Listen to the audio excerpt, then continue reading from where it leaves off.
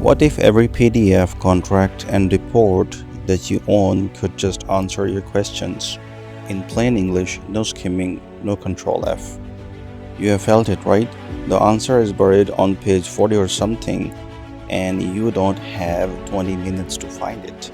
But when an AI finally answers, can you trust a single word of it? That's the whole idea behind what we built. No more guessing whether the answer is real. This is Docsy. Docsy is a document workspace that answers your team's questions and cites the exact source behind every line. Under the hood, Docsy uses Next.js 16, React 19, and TypeScript, Tailwind CSS v4, shadcn UI on top, Prisma Salmon on Neon Postgres, better-auth and the Anthropic SDK, Stripe and Resend.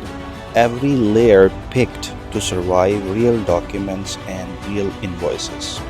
By the end, you will have wired better-auth, Stripe webhooks, per plan limits, and a live deploy that actually builds. I have built this stack for real clients. Let me show you every piece live. Here we have a beautiful landing page for the Docsy, and we have a dark and light mode functionality given by the shadcn. Nice looking hero section where here we have a 3-column section here afterwards.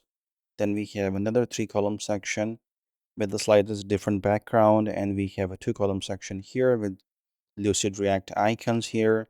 This is some stats, and we another have a 3-column section. Afterwards, here we have the billing section where we have monthly or annual plan, and that changes the price perfectly connected to the Stripe API.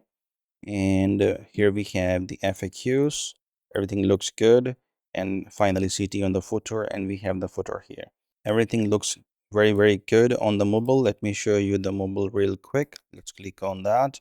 There you go. If I click on this one, that's the mobile menu, and everything is really good stacked. And we also have horizontal scrolling on mobile as well in order to decrease the scroll on the mobile, as that's what modern websites uses. Here we have horizontal scroll as well, and there you go.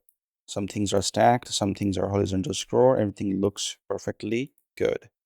All right, then here we have a sign in and sign up models. There you go. You either can go through this one here as well. We have a authentication for the Google and GitHub both. So for now, I'm going to log in. I'm gonna add in my details. There you go. And here we have a password 123, and I'm gonna continue. This is going to log me in. And let me refresh just one time. And there we are. We have good morning. That's my name. And this is what the dashboard looks like. We have a command here. We can start a new chat. We can go to different chats. We can go to different documents. A lot of different navigations and shortcut keys work here. Then here we have this many documents have been indexed, this number of questions that the client can ask a month. So that's that. And here, if I click on this one, we have manage account option, sign out option here as well as I can click here. We have account, billing, and sign out. Let's go to the account. We have a loading for the account. We have this one. We also have the billing portion where we have perfectly connected Stripe build through that, and also the invoices which can be downloaded as well.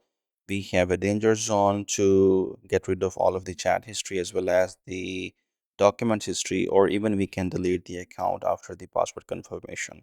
And that is a organization based. The organization can be changed from here. Of course, we have a chats. Let me go to the chats.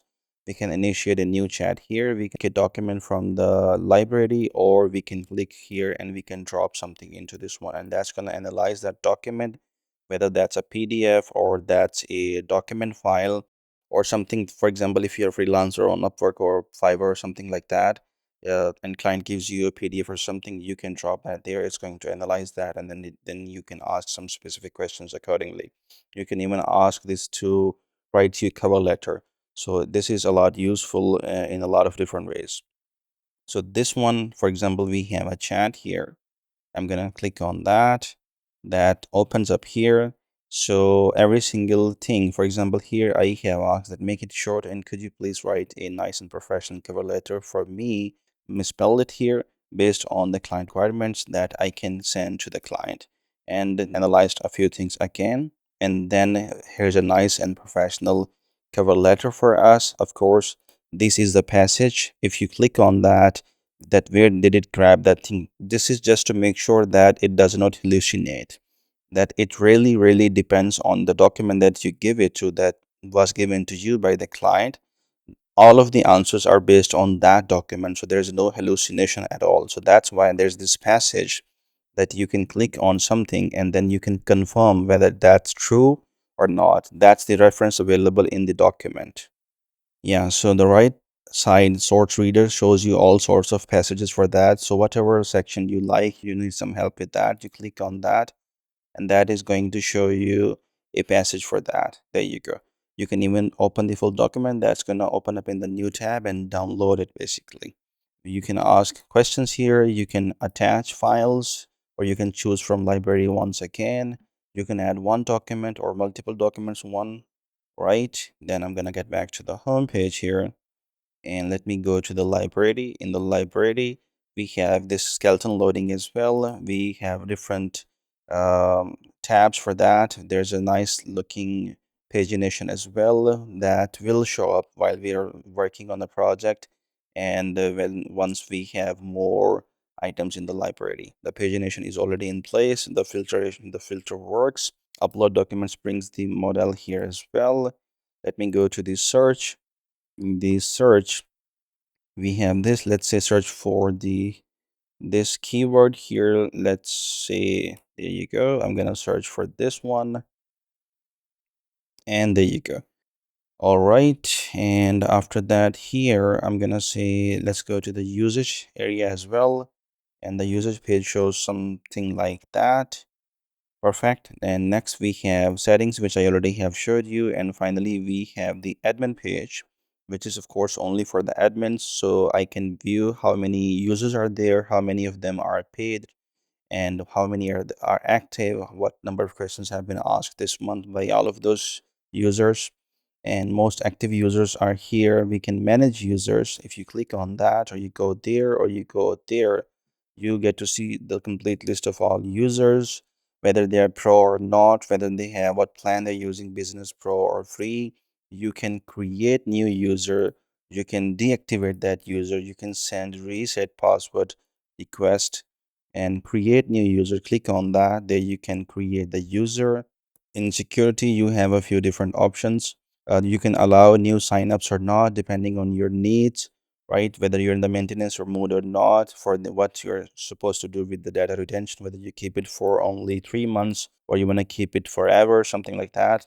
And then in the logs, of course, you will get to see all of the logs that what user was signed in, what user was signed up, and the admin created an account or something like that. All of the logs are going to be there.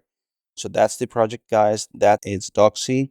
Dashboard is completely responsive as well, and let's get started building it. All right, so now I'm gonna create the project, but before I do so, I would like to show you this. Let's go to the shadcn.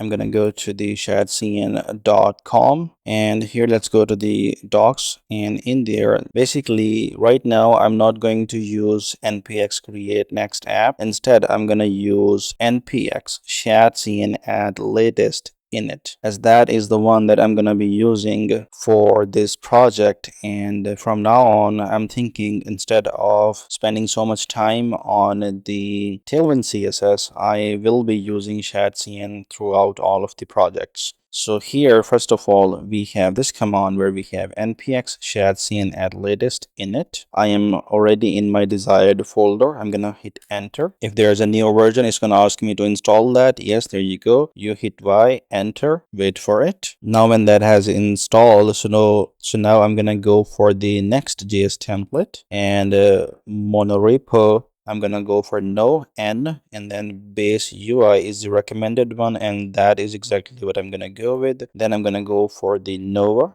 and ask me for the project name, and for this one that is going to be docsy, and I'm gonna hit enter and it's gonna create the project now. All right, so it took about 2 minutes and 20 seconds and it's done now officially. Let me do the ls here. We have the project here docsy. I'm gonna do cd docsy and I'm already in there. Now let's do code dot, and there you go. That's gonna open that project in my Visual Studio Code. There you go. I'm gonna close this chat from here, and the update window here, let's close that as well. And the very first thing that I'm gonna do here now is I'm gonna hit Command J from my terminal, from my keyboard. That's gonna pull my terminal.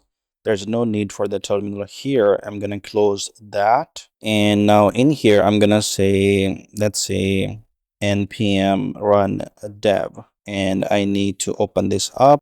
That's gonna open here. In this one I can go to the, I always can click on this one and go to preferences and hide it from here. Or the better option is that I can go to the next.config.ts file here. And now here I'm going to say dev indicators, and I'm going to make sure that it's set to false. That's not going to implement any counter or anything. That's just there that the button component has already been added for us by shadcn. And if you go to the components, you go to the UI folder and you will see that button.tsx file, which is the component brought to us by shadcn. So I'm going to close this one. But if you click D here, there you go. That's going to toggle the dark mode and light mode. So fantastic. I'm going to copy this from here, close this one.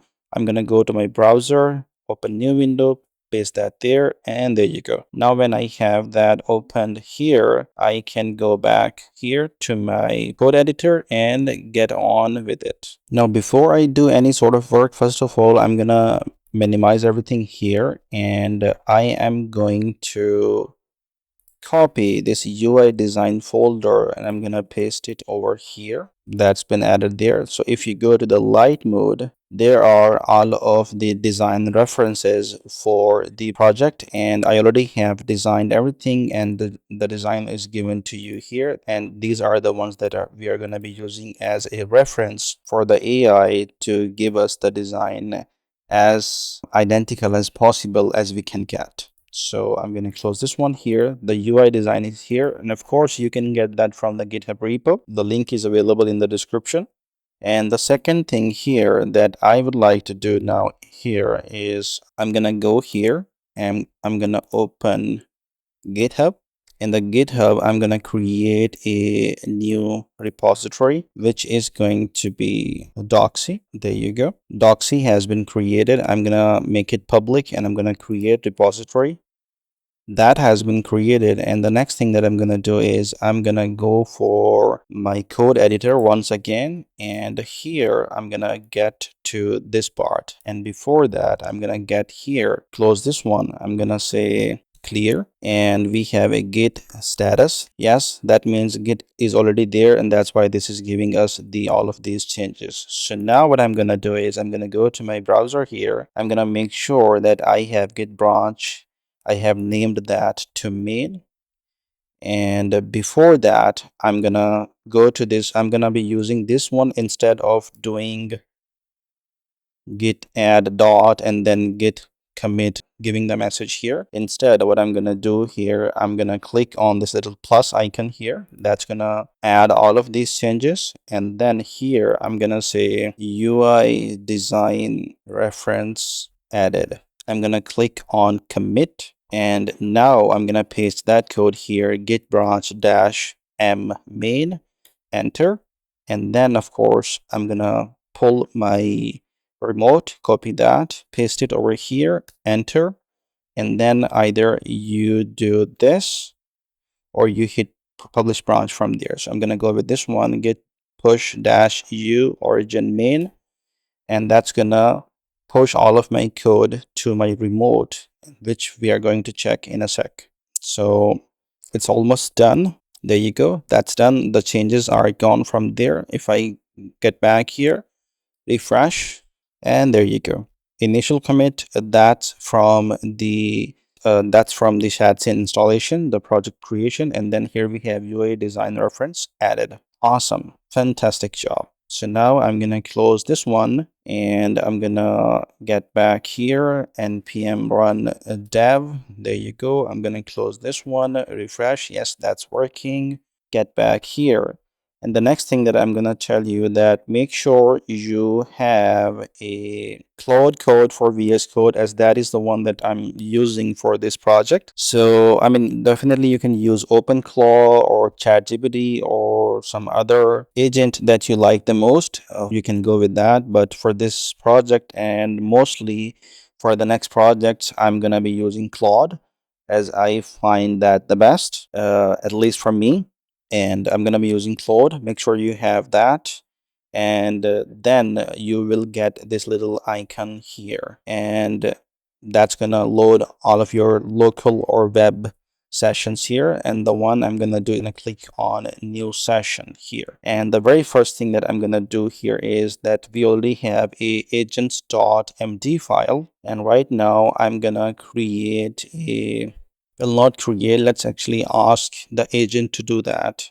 Could you please create a claude.md file and make sure it's symlink to the agents.md file. Let's hit enter. It's gonna do its magic. Let's wait for it. There you go. This has created a claude.md file. And this is it. And let me check one thing here though. So basically, yes, it's not referenced, it's symbolic linked. And if I go to, let's say, where is it? There you go, agents.md file, and say, let's say 1, 2, 3 or anything. If I save that, and now if I go to the claude.md file, there you go. It's replicating exactly everything. Let's get back here. And if I save that, the Claude is representing those changes as well. So the reason why we did it, because the agents, like if you go to the agents.md file, there is some backed data given to all of the agents that they are trained with. But in the world of programming, there are every day new changes coming in, new technologies are being introduced, and new implementations are taking place. And there's always something happening every single day. Like in Next, there could be a new way to do the thing that there was an old way that is deprecated and no longer needed. People are no longer want to use that, something like that. But the agents do not know that, because they do not have always up-to-date data. That's why this agents.md file is there, that this version has breaking changes. APIs, conventions, and file structure may all differ from your training data.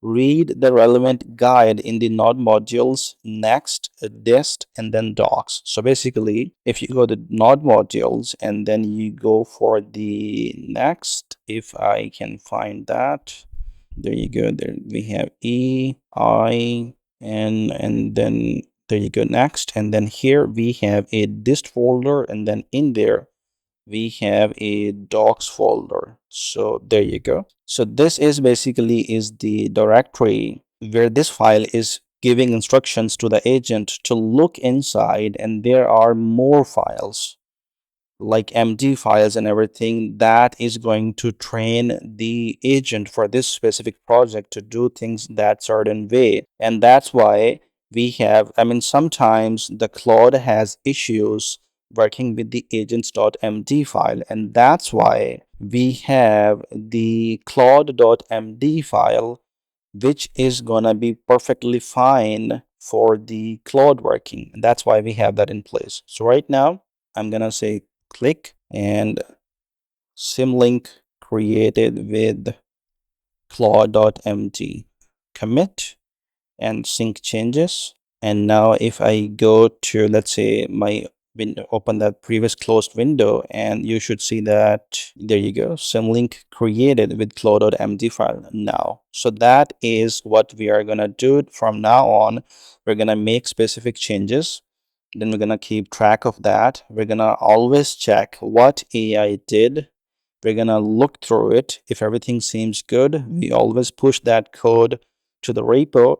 And so basically we make sure that we have one thing done, and that is pushed. If there are issues, we fix that, and then we push that to the repo. All right, so I'm going to close this one, and I'm going to keep opened my tab for the Claude. Let's go to the terminal here, and I'm going to, let's say, close the server here. And the reason is because that's clear, and I want to do a npx shadcn add latest add all. That's going to make sure that all of the components, I'm going to do npx shadcn add latest dash all, and add here npx shadcn add latest add dash all. Let's hit enter, and this is going to add all of the components from the shadcn into our project. So let's wait for that. There you go, all of the components have been added here, and the very first thing that I'm gonna do is I'm gonna add all of these changes, and shadcn all components added, commit, and I'm gonna push. There you go, clear, npm run dev, and close this one. There you go. If we go back here, refresh, and basically we have nothing in place. But if we go here now, I'm going to collapse everything in here, components, UI, and you get to see all of these components now. Awesome. So now what I'm going to do is I'm gonna do the header design now. First of all, so we have a landing, then we have a light, so we have a header.png here. Now I would like to work on the header, but before I get started working on the header, there is one more important thing that I need to make sure that is in place. And for that, I'm gonna go to my browser. I'm gonna open skills.sh, and here let's search for shadcn. There you go, shadcn /UI, and then I'm gonna copy this prompt. I'm gonna get to my terminal, close this one, and clear everything here, add that, and Y, and there you go. It's cloning the repository. Let me pull this up, and I'm gonna go for the Claude code here, and then I'm gonna go for this specific project, and then I'm gonna proceed with installation. Yes, and that has been added to this .agents folder in the skills. So there you go. Now there are a couple of things. First of all, I'm gonna reload skills, and if I go here and shadcn, there you go, I can't find anyone. So if I go here, we have a shadcn that needs to be okay. So I'm gonna open skill.md file, and name is shadcn, okay, because sometimes it does not pick that. So right now I'm gonna reload the window, clear everything, not here but here. Now also reload skills once again. And now what I'm gonna do is I'm gonna collapse everything in here, and I'm gonna get started working on the light and then the header.png. All right, I'm gonna go to my Claude code here. I'm gonna create a new session here, and I'm gonna say, let's create the header for the landing page, and for that, modify layout as well as page.tsx accordingly after you create separate component for the header as per the UI reference in the header for the light version, and header dark for the dark version, and make sure to use shadcn, and let's go. All right, so the agent is done working on this one. So it has added new components site header. So let's click on that, and that's there inside the components. Okay, so button, docsy logo. It also has created a docsy logo as well, where we have this. All right, docsy mark. Okay, so we have 3 height here, then a 3 height here, and then 3 height here. Okay, even if we can go here, we have the skills file, also skill, and this one all from the agent skills file. Then here we have a, there you go. Let's keep going. After this agents, we have this globals.css file that agent has worked on. So this one added, and if you there, brand has been changed. All right, I'm gonna close this one. Then we have layout.tsx file, in which we have first of all a metadata, and then here we have this metadata here, docsy documentation your team actually needs. Okay, and then here we have body class name, and that has been added. The theme provider has been added there as well because of the dark and light theme. Okay, awesome. So I don't like this current font. I'm gonna change that eventually. We have a font menu and this gist. Okay, let's go to the page.tsx file, and there you go. All of this gibberish has been removed, and the one that we have is this one, where we have site header, and then the main, that where the other sections are gonna go, and then site header is this one. I like it. And then after that, we have docs logo, mobile nav also is there. Okay, that's a good thing. Let's actually see that in action in a sec. I suppose that's for the dark and light theme. Then we have search docs button. Okay, yes, that's for the command. Then we have site header here. Awesome. So let's go to our browser here, and there you go. Well, everything looks good. Really good. I'm impressed. And if I click on this one, there you go. It also changes the color as well. Fantastic. And the one thing, okay, the one thing that I don't like for now is if I can zoom in, this should be a little. Let's go to here, and let's open our UI design light and then header. So in the header, if you would notice, this is a little fattier than that one, and I suppose we can change that by going to the docsy mark, I suppose. So docsy logo is here, and this the first one, this is the height. Let's change that to 5, maybe save that. And nope, that is giving us some issues, some spacing issues. X, Y. Okay, this one is okay. We can ask the AI to do that. Okay, that's later. And then next thing is, if I hover over, that changes to the black color, and on the dark mode changes to the white color. But I want to change that to this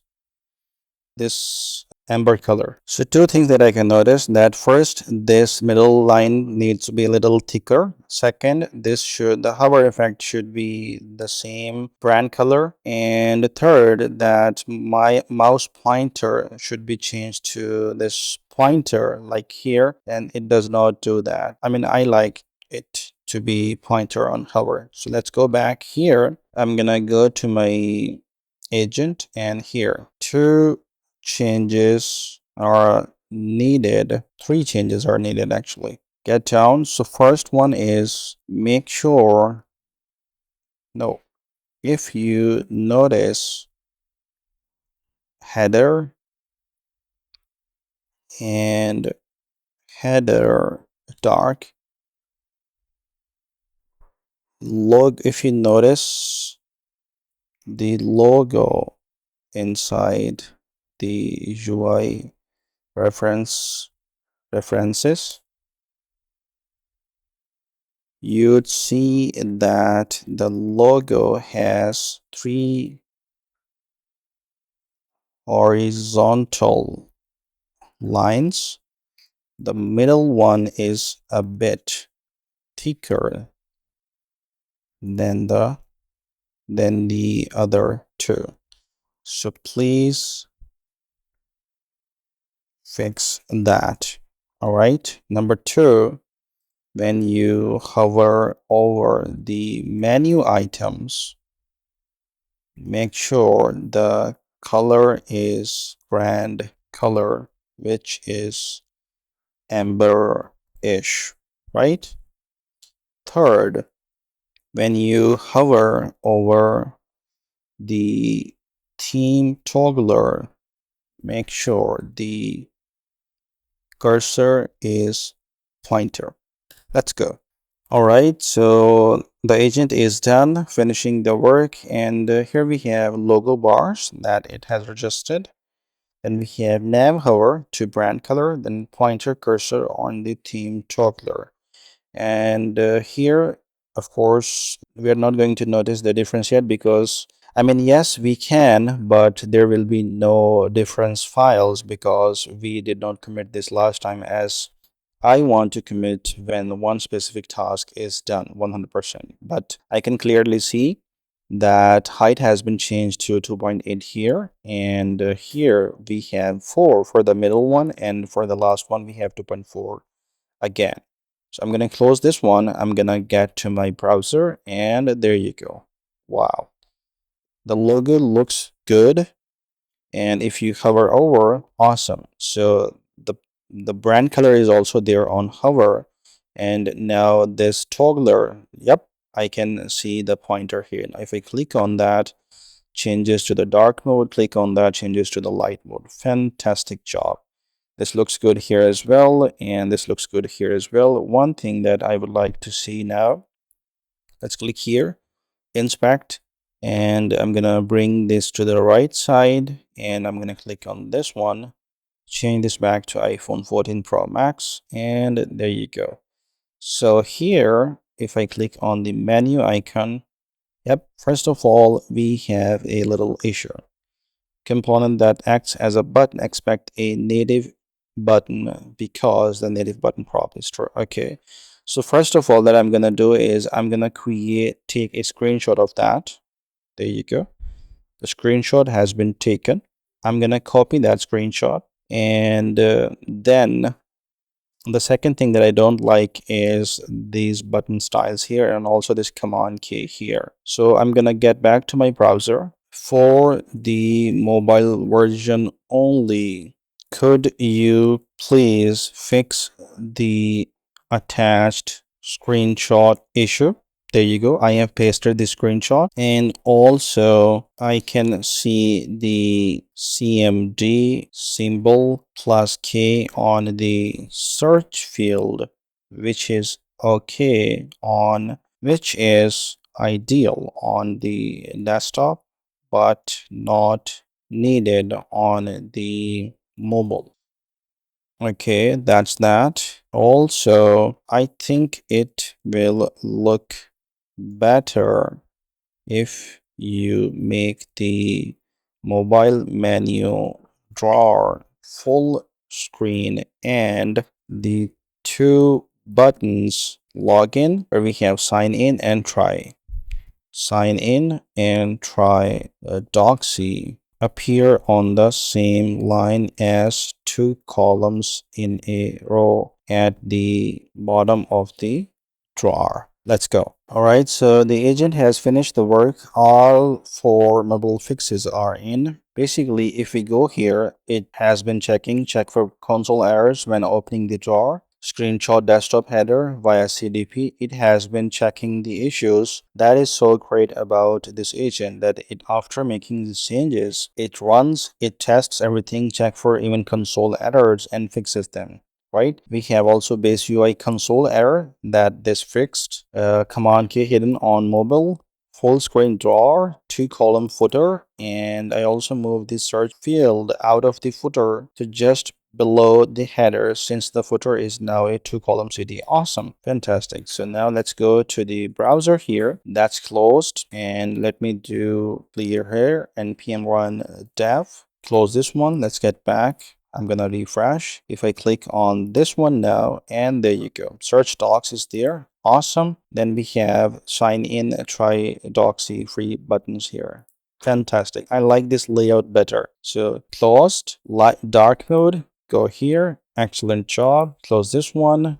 I'm gonna get to my desktop, and we have officially completed our header. Wonderful. And now I'm gonna go to the browser, to the code editor here. I'm gonna get to my source control, add changes. Header is complete. So commit, save changes, outgoing changes. Eventually they have been pushed to the GitHub here, and we're good.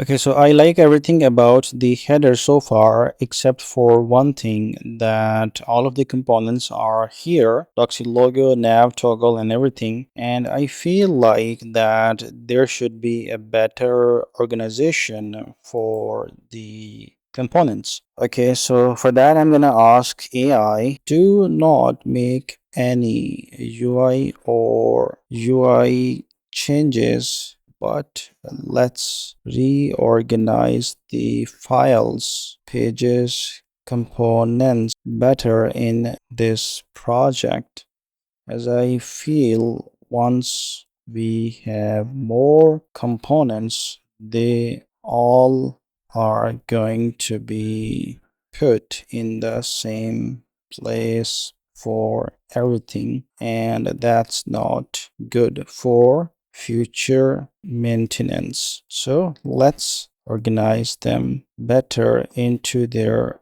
own respective folders. Let's go. All right, so it's done, and I like what it has done. So first of all, in the app we have a marketing folder with the parentheses, so it's not the part of the URL now, but that's for the organization, and the page.tsx is there. That's for the landing page. Then here in the components we have a brand, then we have a layout, which is really good. We also have a search, then we have theme, which is fantastic, and then of course we have the UI here from the shadcn. After that, we also have a lib folder which has these utils and site config.ts file. Excellent. So staged changes, I'm gonna add them all now, and this is gonna be project restructure. There you go. Added that. And now the next thing that I would like to work on is gonna be UI design. Then we have light, and here we have hero. So in the hero,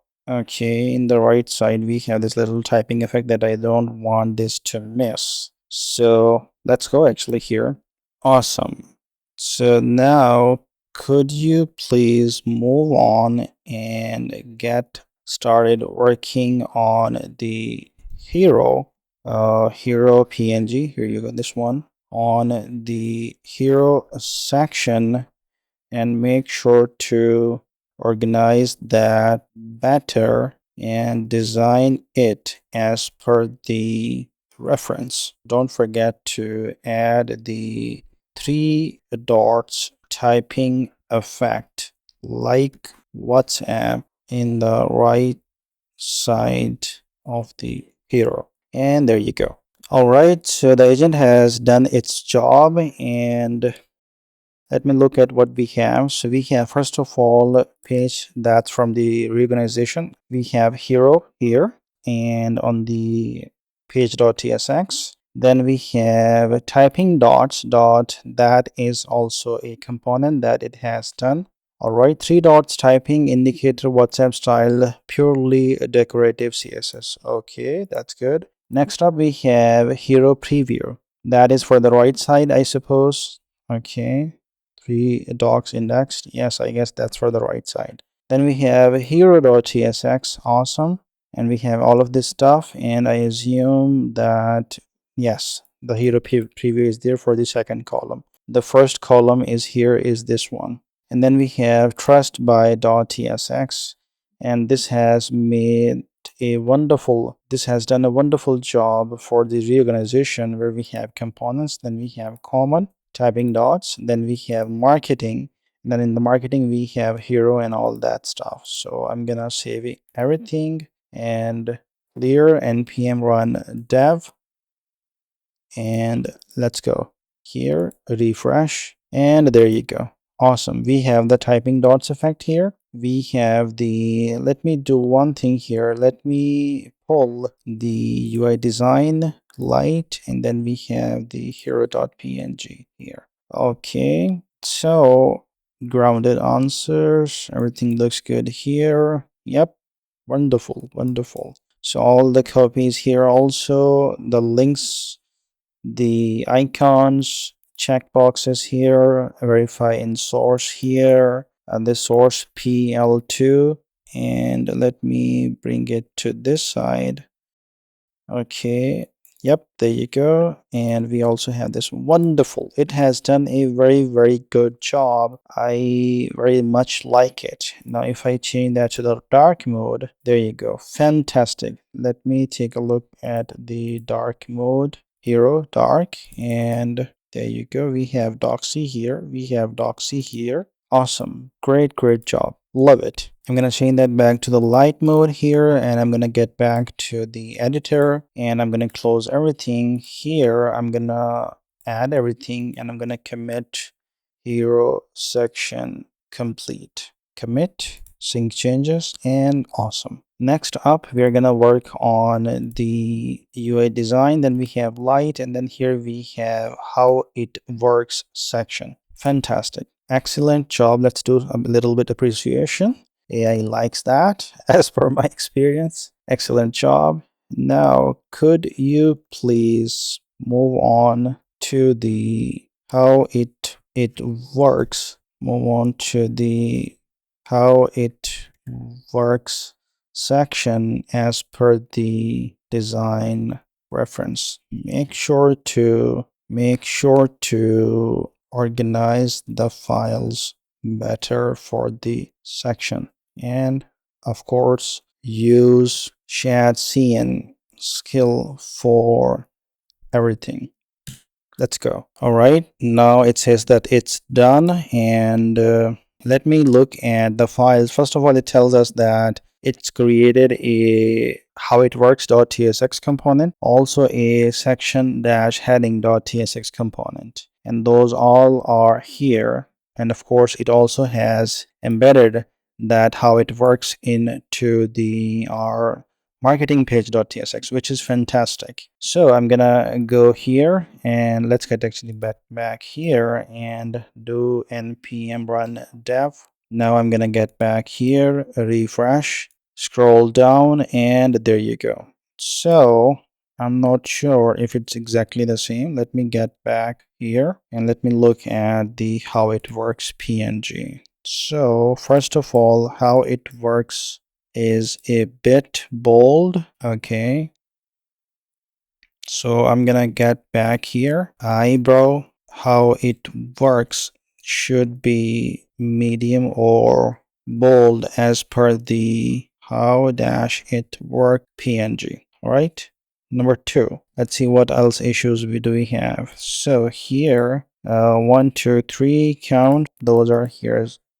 So here, make sure to apply the same medium bold text weight to the numbers 1 2 3 in the cards in the how it works.tsx.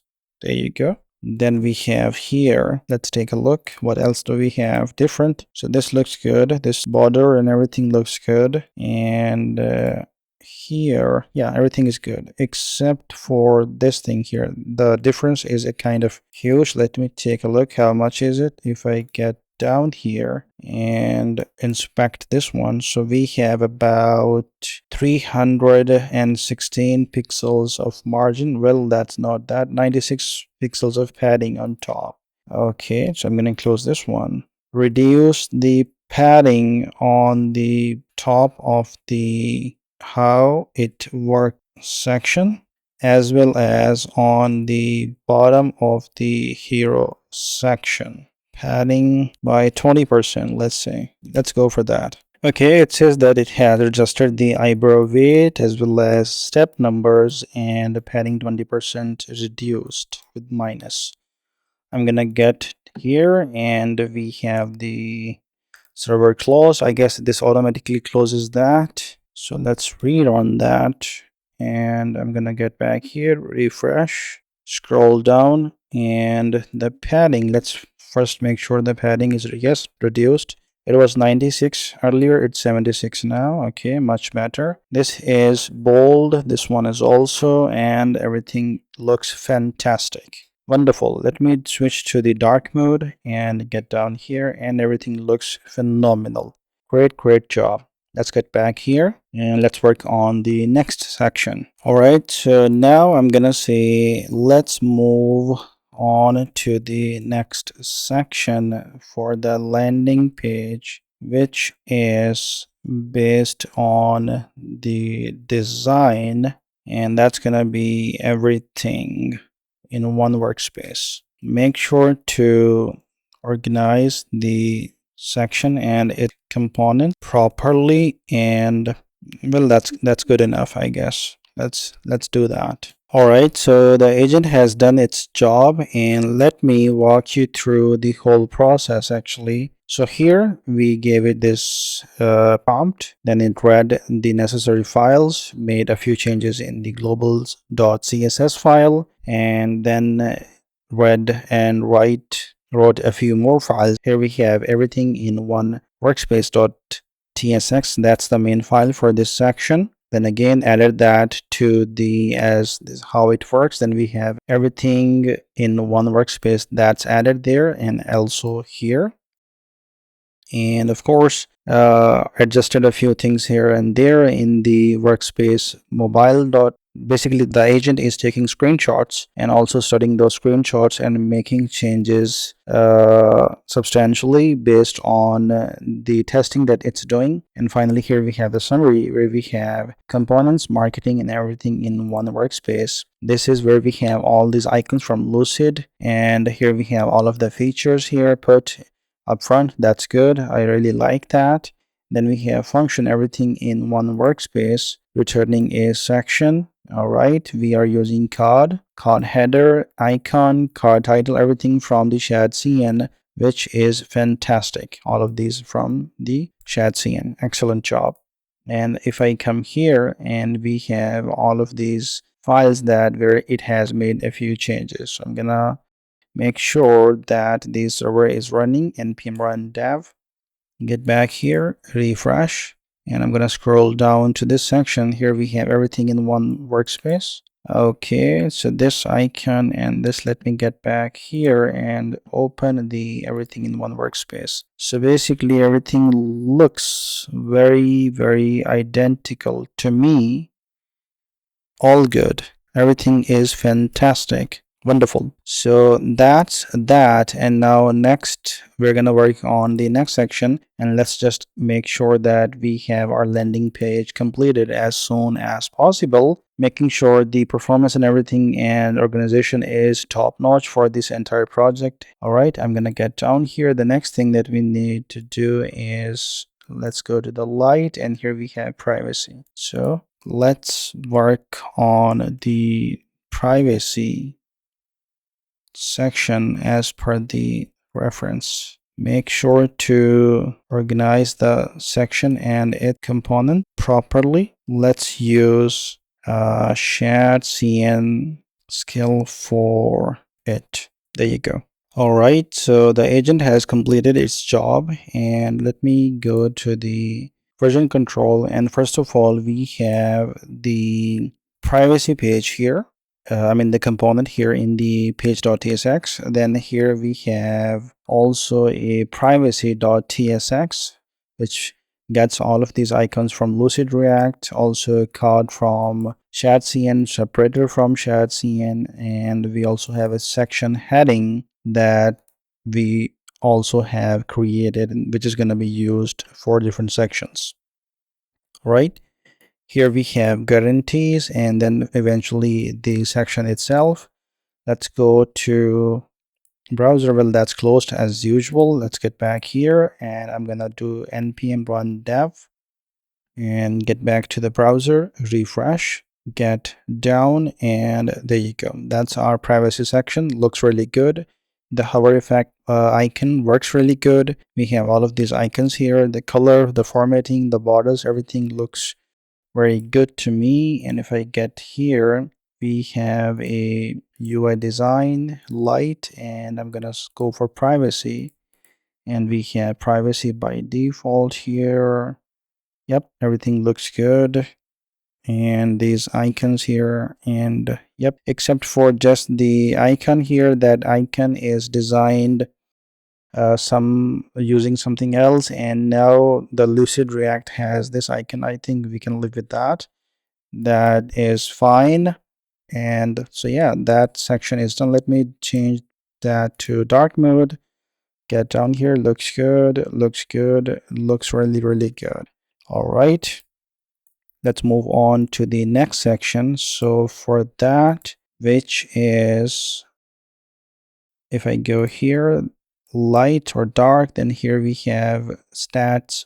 All right, so amazing job. Could you please design the next section as per the what stats? There you go, stats.png, and make sure to use make sure to organize everything properly, and also use shadcn skill.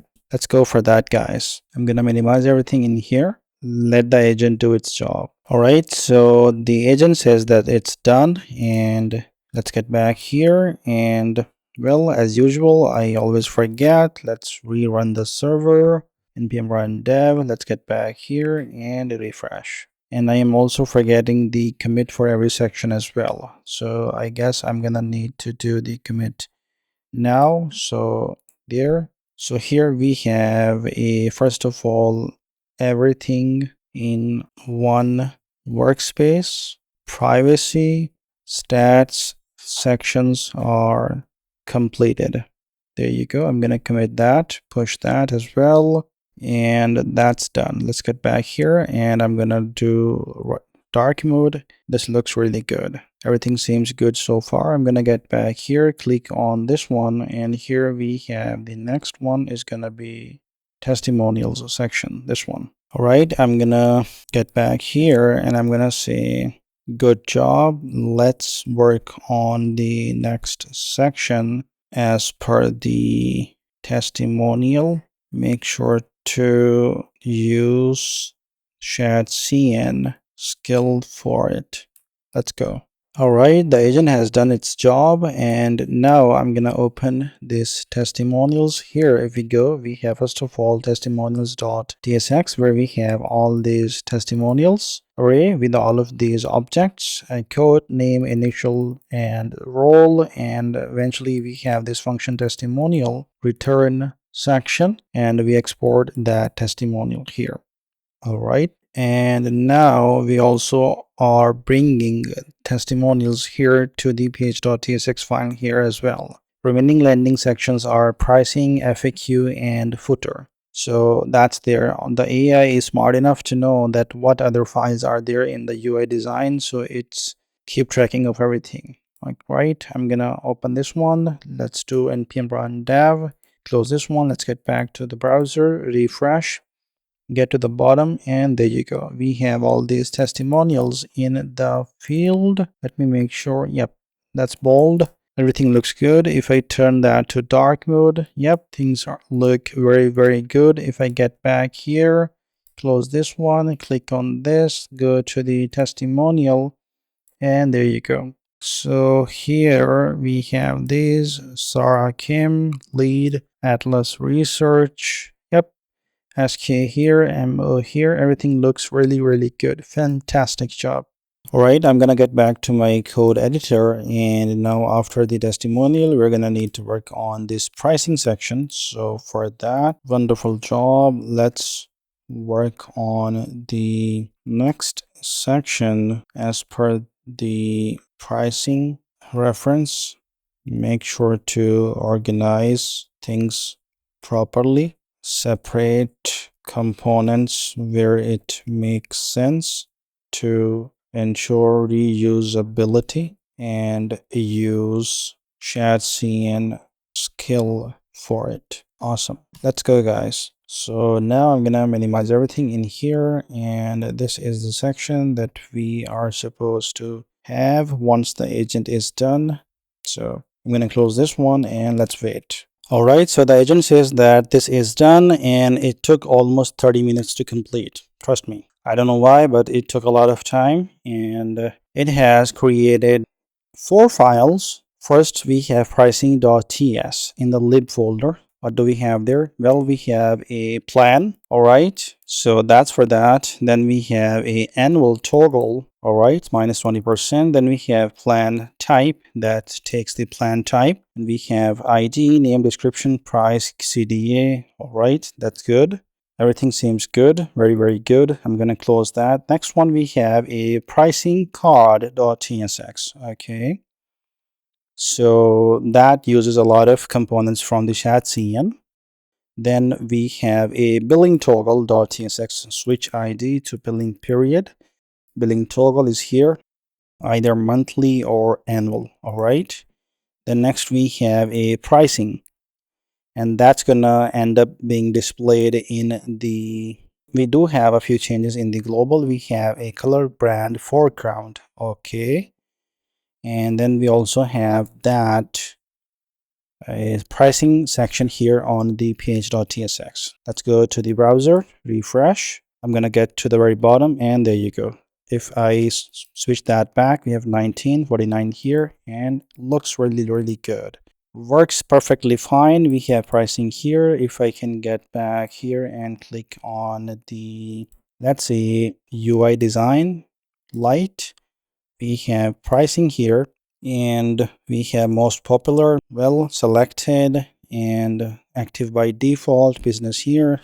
Everything looks good. Pricing here, 2 lines here, monthly, annual, minus 20%. Yep, looks really, really good. One thing that I would like to, well, it works exactly like that. So one thing that I would like to do is, could you please make sure that when you hover over the pricing month year toggler, the cursor should be pointer. Let's go check that. Well, it says that billing toggle now sets cursor pointer. So let's go there and have a look. And I'm gonna get back here once again. npm run dev. Get back here, refresh, get to the very bottom, and there you go. Awesome. Looks really good. That's how I want to see that build annually. All right. So now let's work on the next section, which is perfect work. Could you please work on the next section as per the FAQs? Make sure to organize things better for the part, and let's go. Also use shadcn skill. Let's go. All right, eventually now the FAQ section is done as well. Let me see what files do we have here. So we have, first of all, in the page.tsx, we have the FAQs. Then also here we have the FAQs .tsx with this array with all the objects of those questions and answers. And eventually we do a map through them here, accordion item, that's shadcn component here. And we have a key value, and of course accordion trigger here, and accordion content. Everything looks really, really good. And now I'm gonna open my terminal, open run dev, and here refresh, get to the very bottom, and there you go. If I click on that, I don't like this underline, so I'm gonna get back here. Then you hover over the FAQ question, there should, or maybe I can go to the faqs.tsx accordion trigger, hover, no dash, underline, and I'm gonna get back here, refresh, just precautionary, and there you go, the underline is gone. So I'm gonna get back here and make sure to push all of these changes. So we have a pricing section plus a FAQs section completed commit, and I'm gonna sync changes. I'm gonna close this one and get rid of this one. So next I'm gonna go and check what section there we have a footer CTA. Let's design the footer CTA as per the footer CTA, footer-cta.png, and make sure to organize things better for the section and for the section. That's good enough. Let's go for that. Alright, so the agent says that the footer CTA is done and it has created a footer-cta.tsx file in the marketing folder inside components. There, that's the footer CTA, and also we have a few .surface dash inverted context in the globals.css, as well as we have composes that after the FAQs here. That's the footer CTA. So now the only thing left that is the footer itself. So I'm gonna get to the browser here, and there you go. Stop skimming, start asking, and we have a couple of actions here. So if I go back here, minimize everything and click on the UI design, then here we have light, and I'm gonna get to the where is the footer city, and there you go. Looks really identical to me. Yep, really good. Wonderful job. And let me check the darker version here. And if I go here and the footer CTA dark, awesome. So everything is really good except for one thing. I feel like no, actually it's good. The difference here seems a bit high, but it seems good. I think it's good. Or maybe we can minimize that a little. So if I can select here, we have 48 pixels from, yeah, that's a lot. 96 pixels for the FAQs. So if I get here, click on this one, I'm gonna say footer CTA completed commit, and then I'm gonna click here, minimize everything, go to the components, and I'm gonna click on the marketing, and I'm gonna get to the FAQs. So for the FAQs, here we are here. So now in this one here we have PXPY16, so I'm gonna change that to, actually before that, let me check this one. So for this one, we have also 96. Here we have 96 as well, and here too. Actually, yeah, we can leave that to 96 maybe. What do we have here? It's 96 on the top, 96 on the bottom, and yeah, it's fine. It's fine. Let's leave it like that. Otherwise, we're gonna simply just need to change this to maybe like 12, or even sometimes, let's say, we're gonna say padding top is gonna be 16 and padding bottom is gonna be 12. That's gonna fix our problem, but let's keep it the same for everything as it's working from the top to bottom. So that's good. Yeah. Now let's get back here, and I'm gonna close this one, and here FAQs, what do I have changed? Well, nothing. It was just a formatting thing. So I'm gonna click on here. I'm gonna say discard changes. There you go. Discard file. And one thing that I want to check in the .ignore. So mistakenly, I want to check if I have not put that file here. Well, everything seems good. Let's close that. And now I'm gonna open this one, click on this one, and here let's finally create the footer for the landing page as per the footer, and make sure to use shadcn skill. Let's go for that. The footer is done, and that completes all 11 landing page sections. So first of all, here we have a site footer where we have the footer tag and all of the copy here, of course. We also have a separator, which is we have a separate component coming from the shadcn. And then also here we have a layout. In there we have this site header, then we have main, and then we have site footer. So we did make that change there as well. And in the site config.ts, let me check what we have changed there. So in there we have this export type nav group, where we have title string and items nav item, that. And we also have footer navigation here. Wonderful. Next, in the, let's say I want to check one thing in the app marketing and page.tsx. So the site footer goes here. Well, it doesn't go here, which is a good thing. So I'm gonna get rid of that comment, save that. And in the layout, we have a site header, then we have main children. That children is coming from all of those components. And then here we have site header. Fantastic. So let's run the server, and I'm gonna get back to the browser here, refresh, get to the very bottom, and there you go. We have product, features, and everything here. Built everything wonderfully.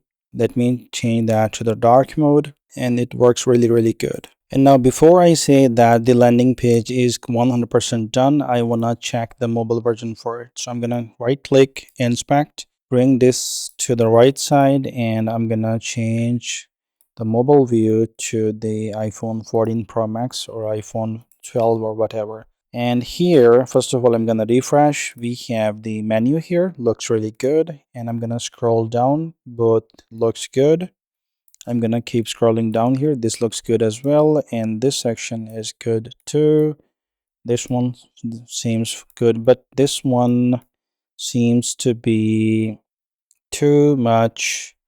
The one issue that I am finding with this page right now is that on the mobile you have to scroll a lot. Okay, let's keep going.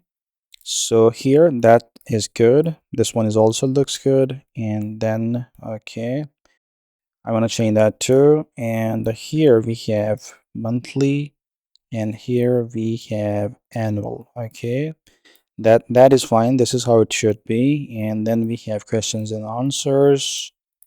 All right, this looks good as well. This looks good as well. So there are two things that I want to do.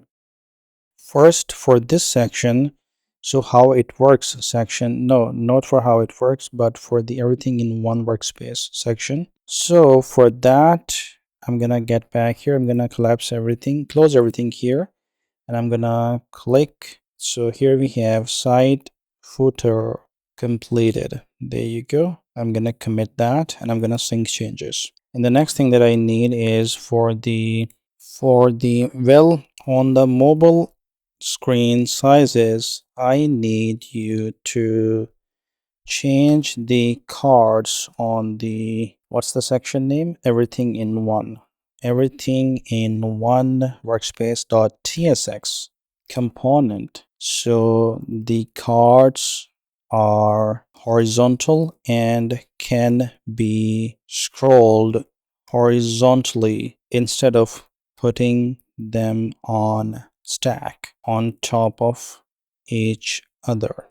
So the horizontal scroll should be applied to the cards, but the scroll bar should be hidden, and mobile users should be able to touch, swipe to the left in order to scroll horizontal. And one more thing is that I'm gonna say that you need to make sure that on mobile you showcase one complete card, and for the second card you show its fourth part, and so it indicates that it can be scrolled. Also apply the same effect to the, what's the section? Testimonials. To the testimonials section cards as well. Make sure to use shadcn skill for it. Let's go. All right, the agent says that it's done, and the changes that it has made basically are here. A few classes, mostly basically classes, and most of them are going to work under the MD, and one for the testimonial here as well. So I'm gonna get to the browser, refresh, and now if I scroll down to this, there you go. Fantastic. It can be scrolled. Awesome. Wonderful job. Let's scroll down further to the testimonials and looks phenomenal. I love it. So with that, guys, our landing page is 100% completed. Well, maybe not 100% because we still have the command pop-up to go, and as well as sign in and sign up modals to go. But apart from that, our landing page is 100% done for both desktop and mobile versions. And the next thing that I'm going to do is work on the search model. And then after the search model, I'm going to work on the authentication for the better-auth. Once we have the better-auth in place, then I'm going to be doing the sign in and sign up. Maybe I will skip the search model, and I will only do this once we have the backend in place and we can wire things up properly instead of just doing the mockup here. All right, so now when we have the landing completed 100%, I would like to work on the sign up and sign in models. If I go to my code editor here, you can see that I have a sign in model.png in the UI design, landing, light, and both in dark mode as well. And also we have a sign up model, and I'm gonna use better-auth for this one. So in order to use better-auth, our AI agent must know what we are talking about, not just the training data. And for that, you're supposed to go to the better-auth.com, then you through that from the beginning. So here you're supposed to go to the website and go to the docs, then you go AI references, resources, and then you click on skills, and then you copy this command, go back to your code editor, and I'm gonna close this server, and I'm gonna clear out everything, and there you go. I'm gonna add these skills. So I'm gonna pull this up a little here, and here we have first of all auth skills, and which has better-auth best practices and also create auth. And then in the other we have better-auth security best practices. Yes, we're gonna need that. Email and password. Yes. Organization best practices. Well, maybe we do not need that. Yes, we do not need that as well. So, but now I'm gonna be installing any, I mean, all of these in case we end up using one, right? So I'm gonna select all of this with the spacebar and then hit enter. I'm gonna select Claude code from here, and I'm gonna click for this specific project only. Yes, and done. It's going to install them, and it's done. Let me clear out everything. So now if we go to the agents, we have all of these better-auth skills here as well. Let me go here and better-auth skills added. There you go. Commit and sync. Let me bring it down here, npm run dev once again. Close this one. Get back here. Make sure the server is running, which is. I'm gonna get back here, and now I'm gonna get to my agent, and I guess I'm gonna use a new one. So I'm gonna go there, new session. Hi, I'd like you to work on the authentication on this project. Make sure to follow the industry standards for the better-auth as per the better-auth skills attached to this project. And once the authentication is done, I need you to create two components, one for the sign up register and one for the sign up register as per the register. It's gonna be sign up model.png and one for the sign in model as per the sign in model.png. and wire both of those components to the app, to the page.tsx. So the buttons trigger modal instead of redirecting to the pages. Let me correct these spellings, redirecting to the pages. And let's go. One more thing, make sure to organize things properly for every thing. Let's go. And I'm gonna let it do its job, and I'm gonna wait for it, and I will get back once this is done, and we'll explain what's happening. Here it's saying that it cannot find the database, and for that it's asking for a few options, and I'm gonna go for the Postgres plus Prisma.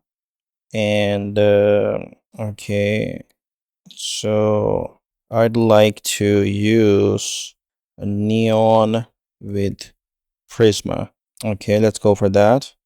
And here we have both designs show continue with Google and wirefully. Okay, env get it, yes, and wirefully required. I will go with this recommended one. And then we have for the email password need verification plus password reset emails. The sign in model has a forgot password link. How should email be sent? Console log adapter now, which is recommended. A small Miller module logs the verification reset links to the terminal. Fully working flow locally and swapping in resend later. Okay, resend. Install the resend SDK and send real emails. Requires a resend API key and a verified sending domain to work at all. So for this one, I'm going to go for the resend, as I would like our application to be production ready. And then here we have beyond email password plus auth. Which extra should I get up now? Security hardening and password reset flow. And then we have two-factor. No, do not need that. This one should be organizations, teams, no need for that. And then we have rate limiting on auth routes, trusted origins, secure cookies in production, session cookies cache, and per the better-auth security skill. Yes, I would like to do that and submit answers. Let's do that, guys. Again, I'm gonna wait for it to complete. And the best thing is that as per the skill, next 16, now it no longer uses the middleware.ts, it uses proxy.ts, and our agent knows that, which is fantastic. It has read all of the necessary files. Now it knows about the project, what's it about. Neon plus Prisma, it is. Let me load the remaining better-auth skills and all that, and I'm gonna meet you guys in a few minutes. All right, it's done, and it took really good amount of time. So if I open this up, and well, it did not close the server this time, but it took about, let me do this. Okay, yeah, it took about half an hour to come up with this complete solution. That was the only prompt that I gave it, and then it did everything on its own. There are a lot of files. There are 38 changes, 36, I guess. And all right, let's go check them one by one. So if I go here, first of all, we have .env.example. This is where I'm supposed to put my database URL and direct URL coming from the Neon. Then we have better-auth secret that's already added in the .env file, I assume. And then because that's not visible there because that's ignored from the git ignore. Then here we have prisma.config.ts file. All right, that's good. All right. And then here we have page.tsx file where the changes, this is the file that it has created. That's going to be for the resetting the password, where we have a reset password title, metadata, and then we have button from shadcn UI, also reset form from the components that it has created. And here eventually this has a div. All right, if it's valid, reset form, otherwise it's just a button to request a new link. We have also a layout.tsx that for the marketing that has been updated. So auth dialog provider has been added, also social providers, enabled social providers with IDs has been added there. That's coming from auth providers. All right. We also have the route. That's for the better auth. And then we have auth dialog provider. That's another component.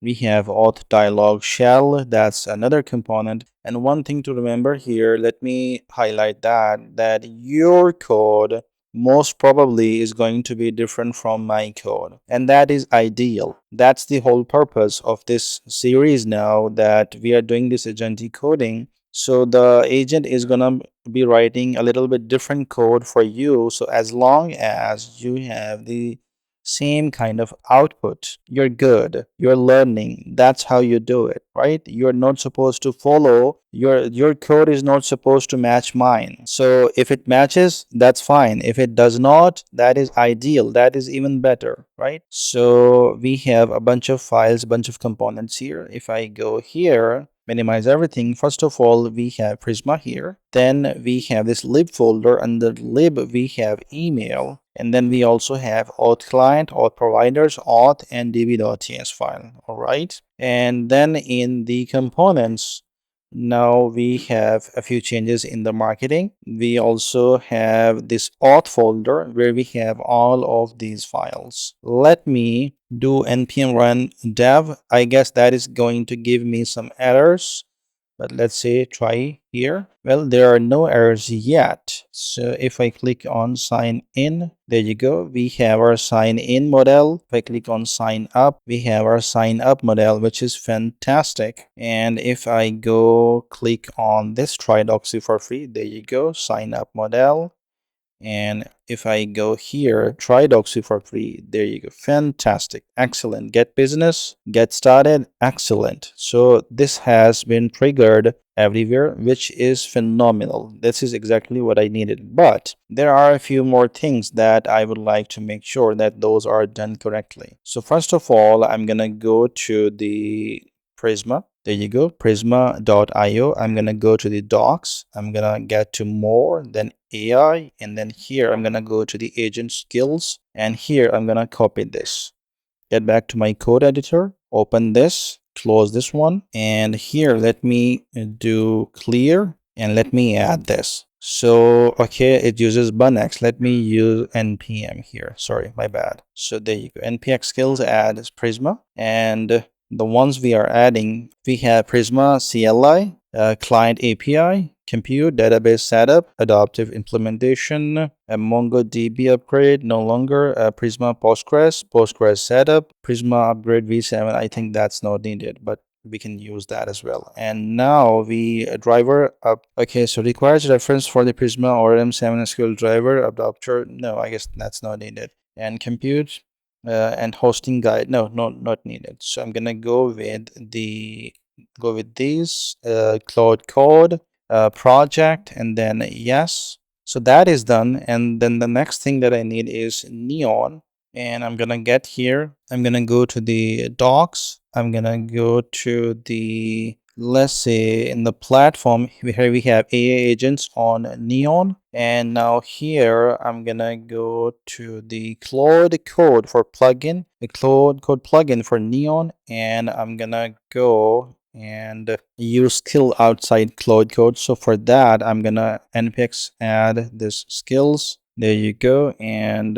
I'm gonna be using this thing only. So there you go. It's going to clone those agent skills. So first of all, claimable Postgres, Neon AI Gateway, Neon functions, object storage, Postgres, and I guess storage is not needed. Branches, Postgres optimizer, Postgres. Yes, let's use that as well. And now I'm gonna hit enter. We have a Claude code here. We have project here, and I'm gonna say yes. Awesome. Let me clear. And now one thing that I'm gonna do here is I'm gonna get back here. I'm gonna say reload skills, right? And now I need you to analyze the entire database and authentication flow and against the neon and prisma. Neon, Prisma, and better-auth skills, and make sure to make any necessary changes as per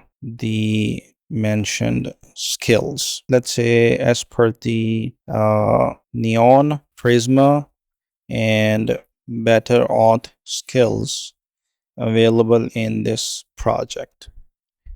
Let's go. It's gonna do its thing again. Earlier, we did not have the Neon database, Neon skill, and also we did not have the Prisma skill. So right now we have both of those, and I just want to make sure that this is done up to the documentation that they have, because these skills are gonna force the agent to use the proper implementation instead of just doing the AI slop. So that's that. All right, so the agent has finished its job and it has made a few fixes regarding Prisma and also migrations, and it also has tested what's already there, and that's correct. So based on that, now we have all of these changes, and I would like to do a few things. So first of all, I'm gonna open up my, let me close this one.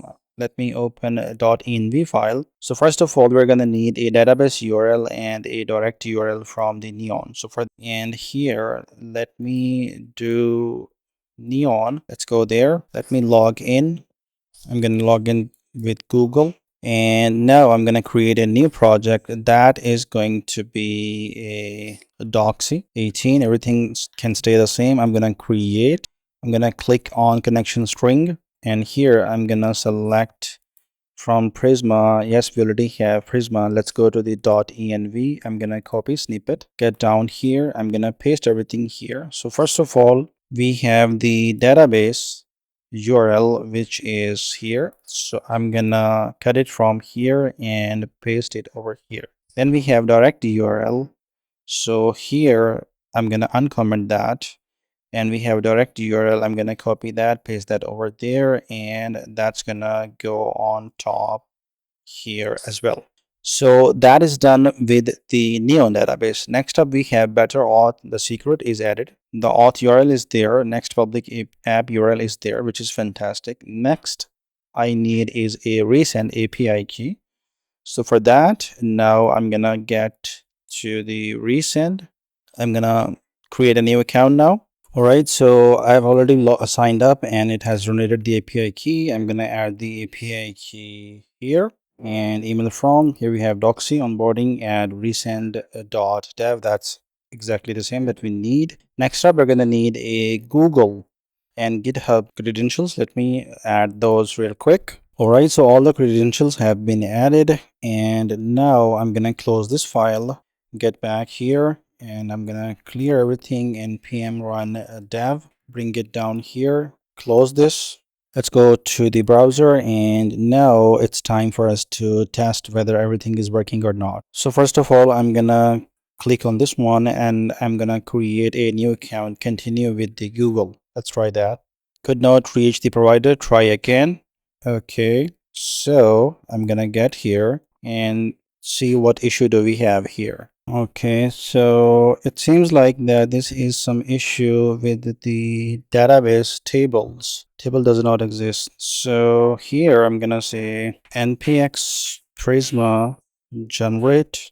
So generated Prisma. And now let me open my package.json file and let me see if we have any scripts. So we have this one, npx generate here, db generate, and we have npx prisma dev. Okay, so I'm gonna say npm run db migrate. All right, so it's migrating to the database online on Neon. If everything is good, the database URL and connection strings are attached 100% correctly. Let's wait for that. And there you go. It took about a minute and it applied the migration, and the migrations have been applied and the database is in sync with your schema. So first thing that I'm going to do, I'm going to go to the Neon console, and I'm gonna go to the, let's say, overview here. Let's go back to the here, and I'm gonna, we have, yes, there you go, Postgres database. I'm gonna go to the Postgres database, and then here we have tables. I'm gonna click on that.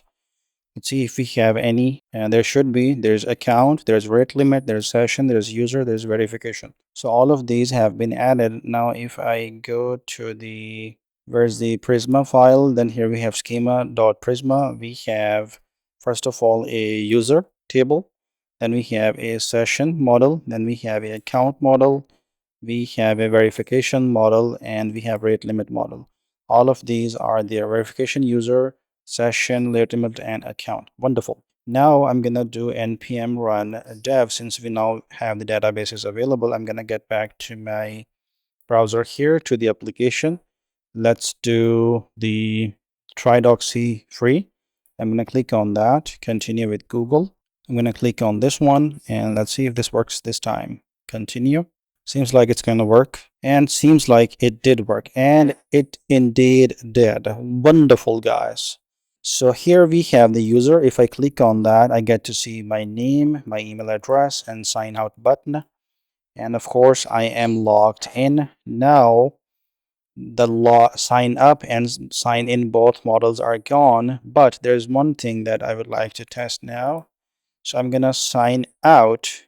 We still haven't tested the email notification yet. So for that, I'm gonna go and I'm gonna say temp mail.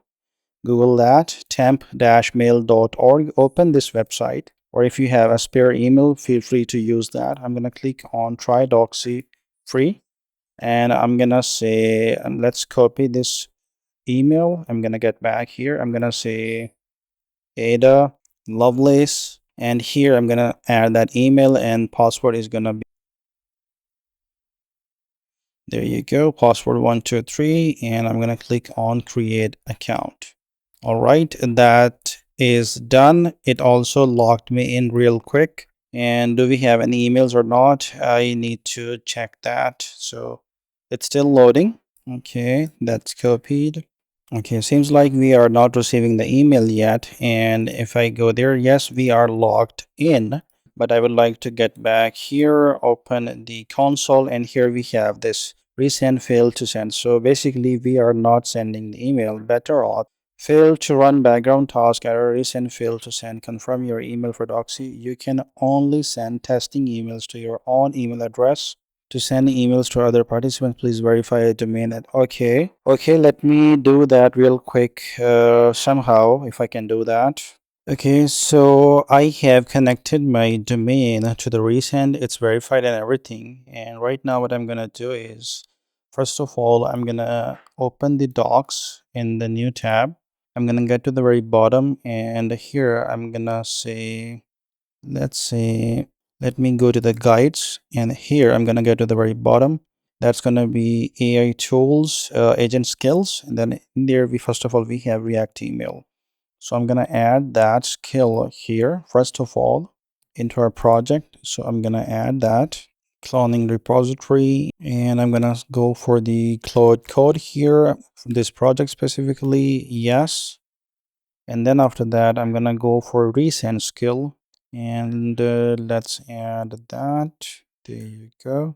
Cloning repository, and that's gonna be agent email inbox, agent email best practices, React email, that's already done. Resend CLI, and use when building any system where email content triggers actions, AI agent inboxes. Let's use that as well. And React email, I suppose we already have done that. So I'm gonna, let's actually use that. Maybe it's gonna overwrite that. So let's go for that. Claude code project, yes. And there you go. I'm gonna go for clear. And now I'm going to open this up, and here I have a custom domain in my recent dashboard, which is alimurtaza.online. I have connected and verified successfully. Please review the email recent work in this project and make sure to use recent skill. Make sure by using So resend work in this project by using resend skill and make sure that the project can send emails to all participants. There you go. Let's go for that now.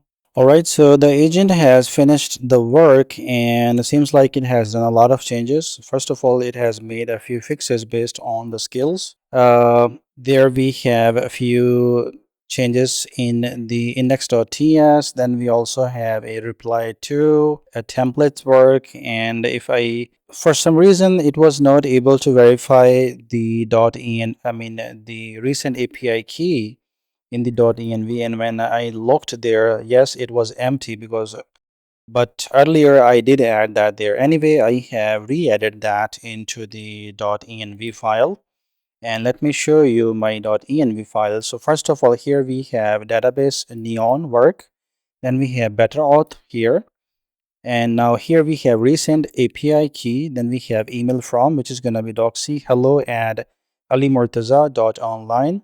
Then we have email reply to support at alimurtaza.online. All right, then we have Google Client ID, client secret, and client ID for the GitHub, and the secret for the GitHub as well.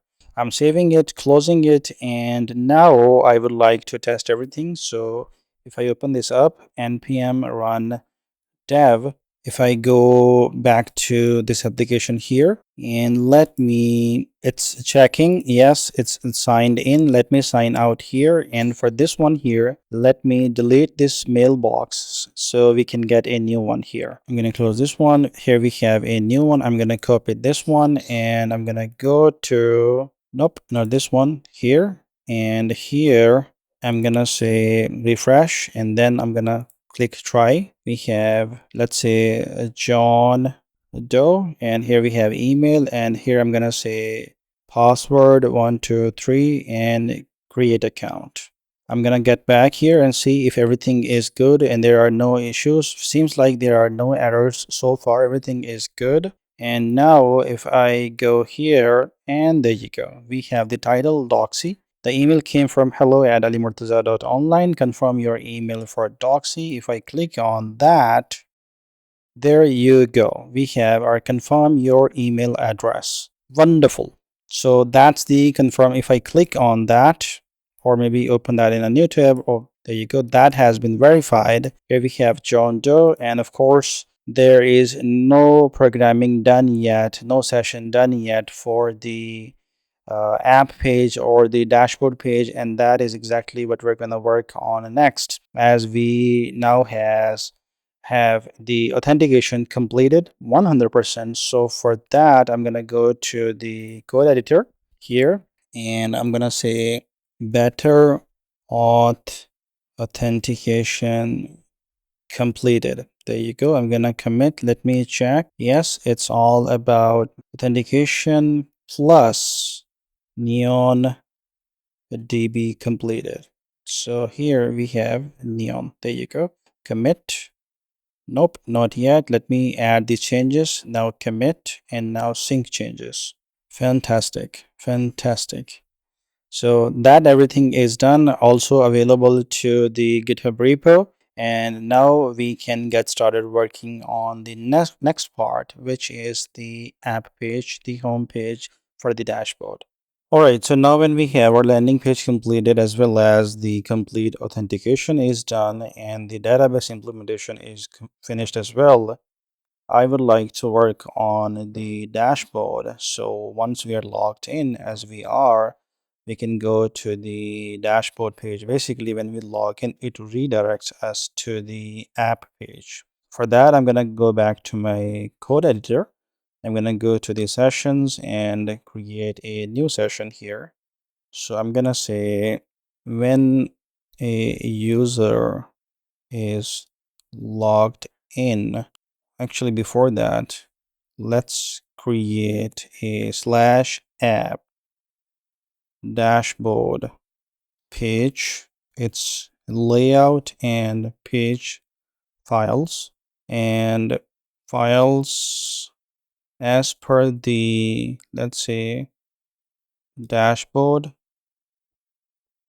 Oh, and before that, let me pull up this one. Let me copy UI design to the YouTube docsy, and here in this folder, I'm gonna copy and replace everything.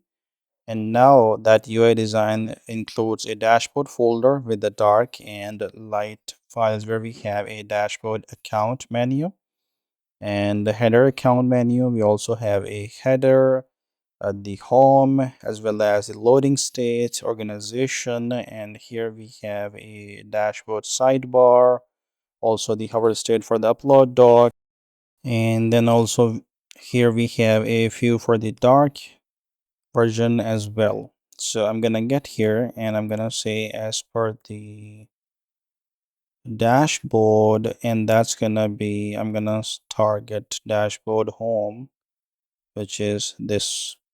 All right, so let's create a slash app dashboard page. Its layout and page files as per the dashboard home png, and when a user is logged in, he should be redirected to the dashboard page automatically. All right, let me take a look. What do we have in the dashboard before I do that? So here we have dashboard. I'm gonna say light and then home. So okay, so this is what it looks like. And actually, before that, I would want to do this now. So let's create a slash app directory layout and make sure to include both the sidebar as per the dashboard sidebar. There you go. And a header as per the dashboard dash header. There you go. PNG. Separate components. Organize them properly and then wire them up into the layout of the slash app path. All right, I'm gonna get rid of this one here, and now I'm gonna get rid of the stuff from here to here. And when a user is logged in, he should be redirected to the dashboard page automatically. All right, let's do that. And but before we do that, I would like to push these to repo. So here we have dashboard page UI references. There you go. Commit and sync changes. That's gone. And now we will know what changes that it has made. And I'm gonna hit enter. So I'm gonna let it do its job and wait here. All right, so the agent has finished the job, and let me take a look at what changes do we have. So first of all, there are changes in the agents.md file. Those are good. In the proxy.ts file, that is the we also have a proxy.ts file. That entire file is created new. Then we have a globals.css file, and there are a few changes, of course. I'm going to close that as well. And then here we have app/marketing, and there we have redirect if signed in. So that's that. All right. And then here we have layout.tsx inside the app/app directory.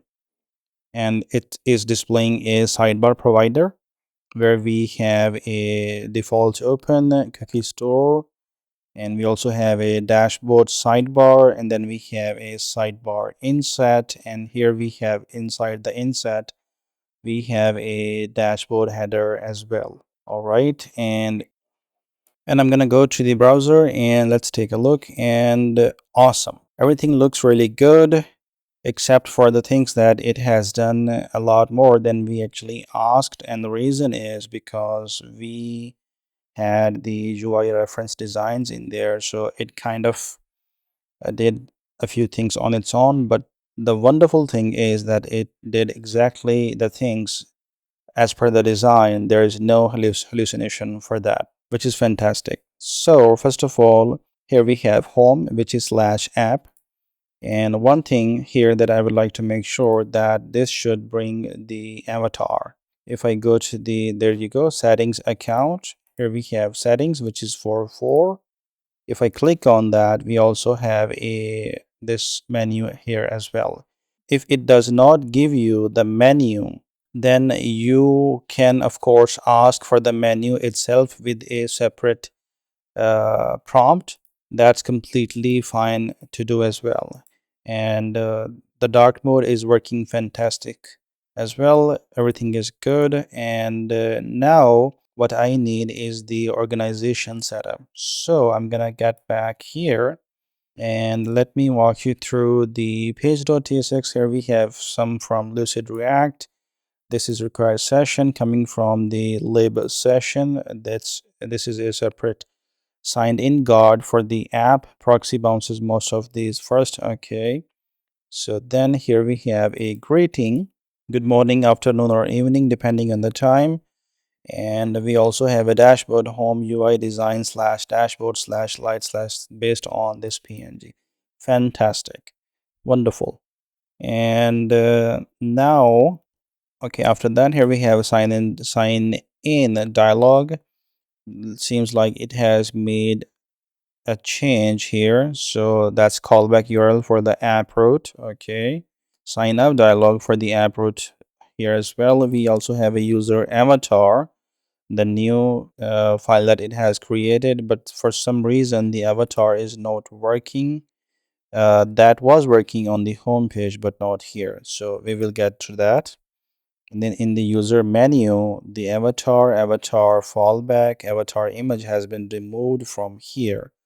All right, the user avatar has been imported, which is coming from this component which was created.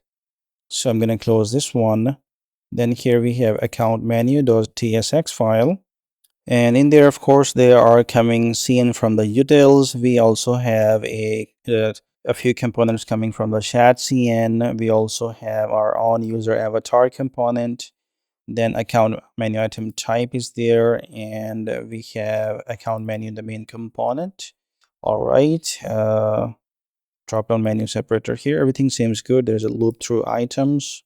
If I go for the dashboard header.tsx file now, so that is also a new file that this has created, where here we have href, account menu items, where here we have app root, and that's settings account, manage account, settings account. I assume that's this one here, settings icon here, account menu items, links above, sign out in the header menu. All right, and then here we have Chrome above the page, UI design based on the dashboard header. Okay, the dashboard header main component is where here we have the header tag itself, a few classes from the Tailwind CSS, sidebar trigger. Okay, so that sidebar trigger. Okay, 1 second. So in the header, there is no sidebar trigger. If I click on that, that's gonna take me back to the app page. Okay, this brings up that. If I click on the, oh, I get it now. So this link, this, well, that's a creative way to do that. So this has created this kind of toggle and this like border, and if I click on that, that toggles off, and if I go back there, click on that, it brings that back. There you go. Well, that's creative. Instead of giving it an icon or something like that, I guess I'm gonna keep it that way. That's good. All right, then here we have h1 heading. Which one is here? Search ask button, which is this one. Doesn't do anything yet. We also have a mod toggle, of course, here, and account menu finally here. All right, so here we have dashboard sidebar itself. It's a big file. Account menu items, of course. Here we have all of these billings and all that stuff. Dashboard sidebar here finally. Here we have sidebar header. If I go there, yep, these are all little components, functions that have been created here in the same file. and those are being used throughout the different places. So that sidebar, if your code does not match this, again, I'm telling you again that if your code does not match this, that's ideal. That's ideal as long as you are getting same vibe, same feeling, same UI, same result as me. You are doing a fantastic job. That's the intention. That's how you're gonna learn it. And if for some reason it's not giving you exactly the same results, then you just fine tune it a little bit. Whatever issues you're having, you describe that back to the AI, to the Claude, and it will fix that for you and keep referencing the UI designs. That way, it's going to keep it consistent, right?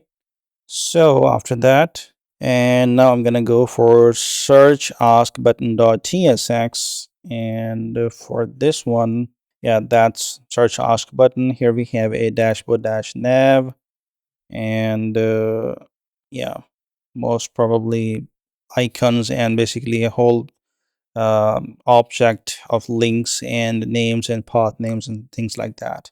Here we have a session.ts file, and it's going to sign in God for the app, and yeah, a session for the current request, cache, dedupes it, so a layout and the page it wraps here one lookup instead of hitting the database twice. Yes, that's for the performance and everything, so it knows that how to do it the better way, which is fantastic, which is exactly what we want. So I'm gonna get rid of all of these files. I'm gonna close them all. Here, everything looks good to me. The new chat button.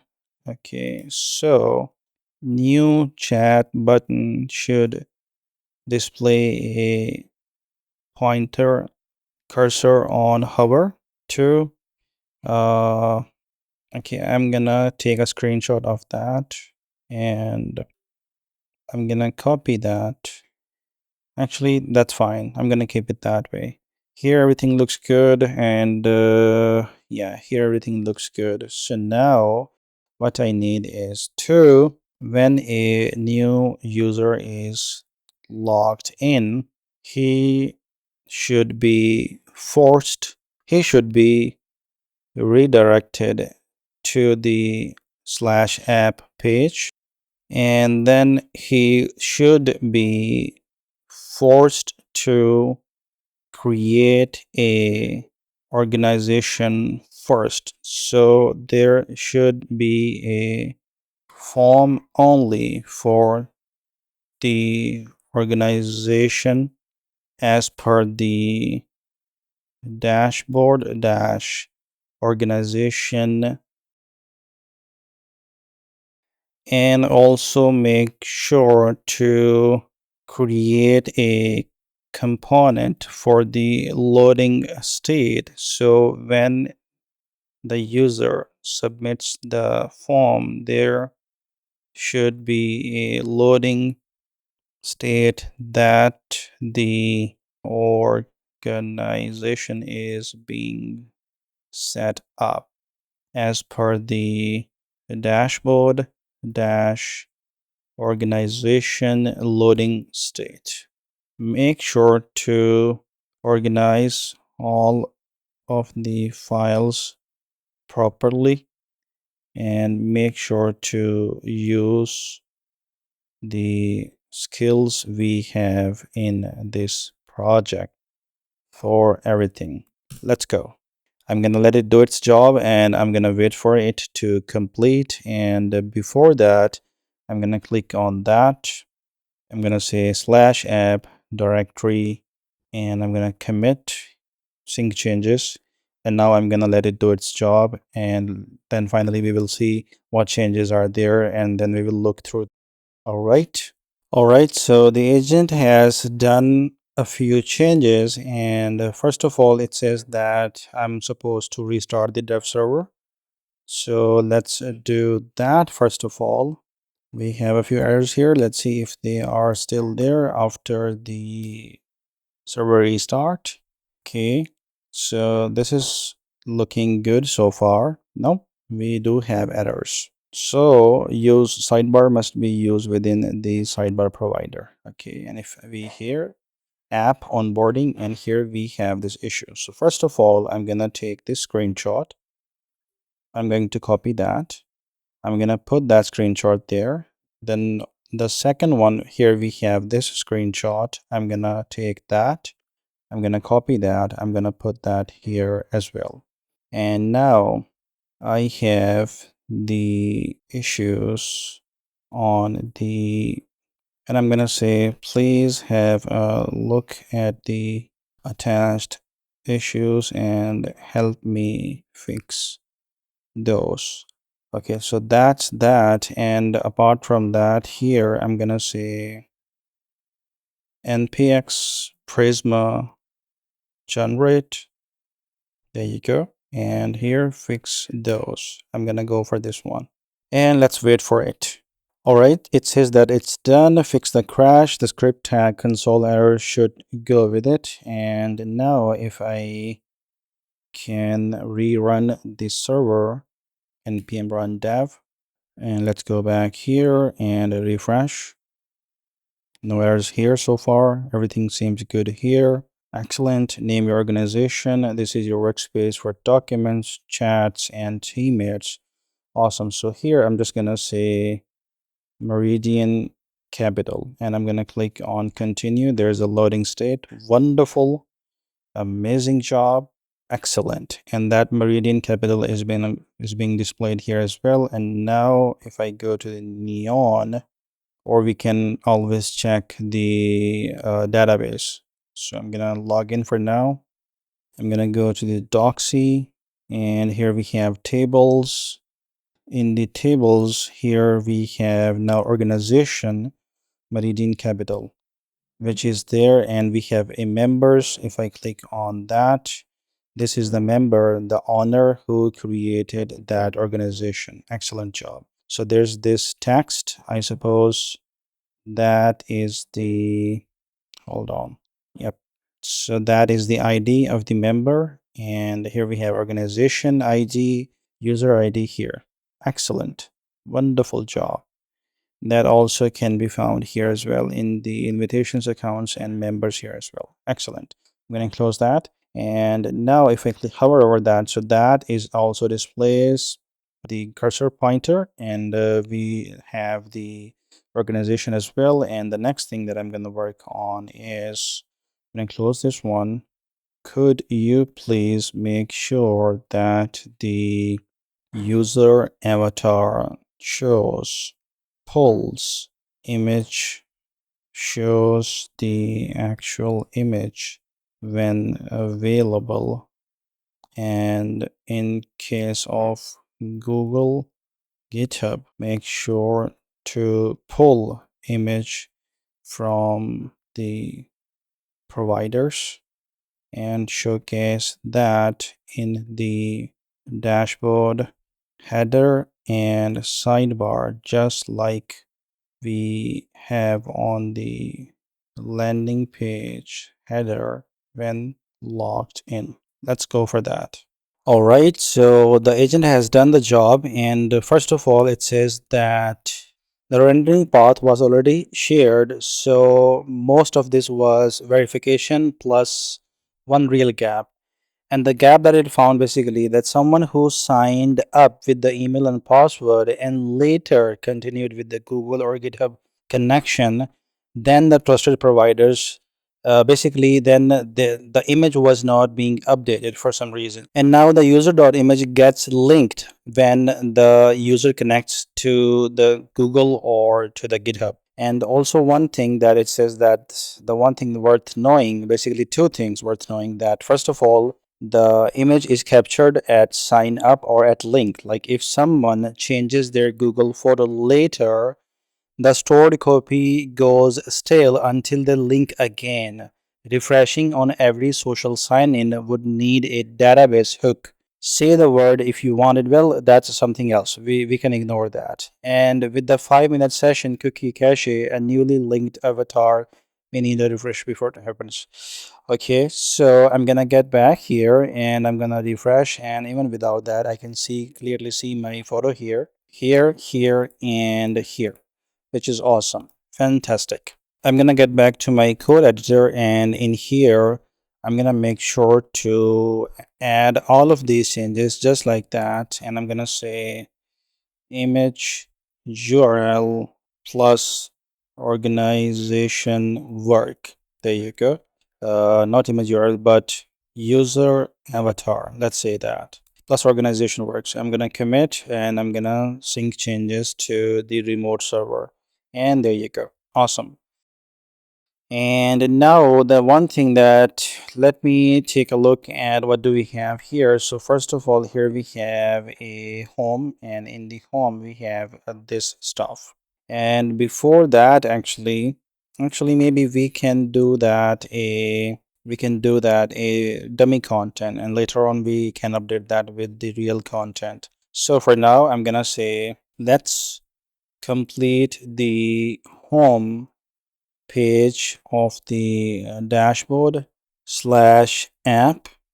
And well, actually let's complete the page.tsx, and that's gonna be from the app workspace. There you go. And make sure to follow, I'm gonna say dashboard dash home. And for now, I think we can use dummy numbers, which you can grab from the UI PNG file.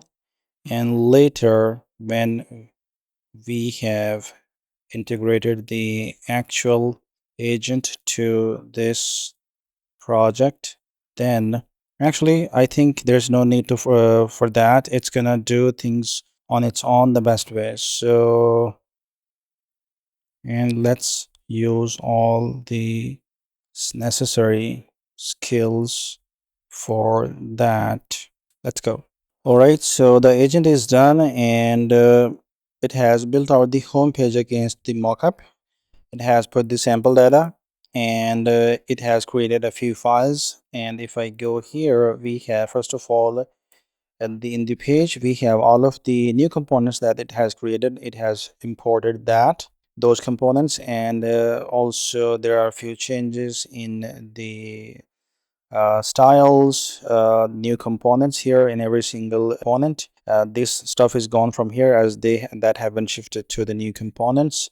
So now if I open this component, there you go, we have all these quick actions.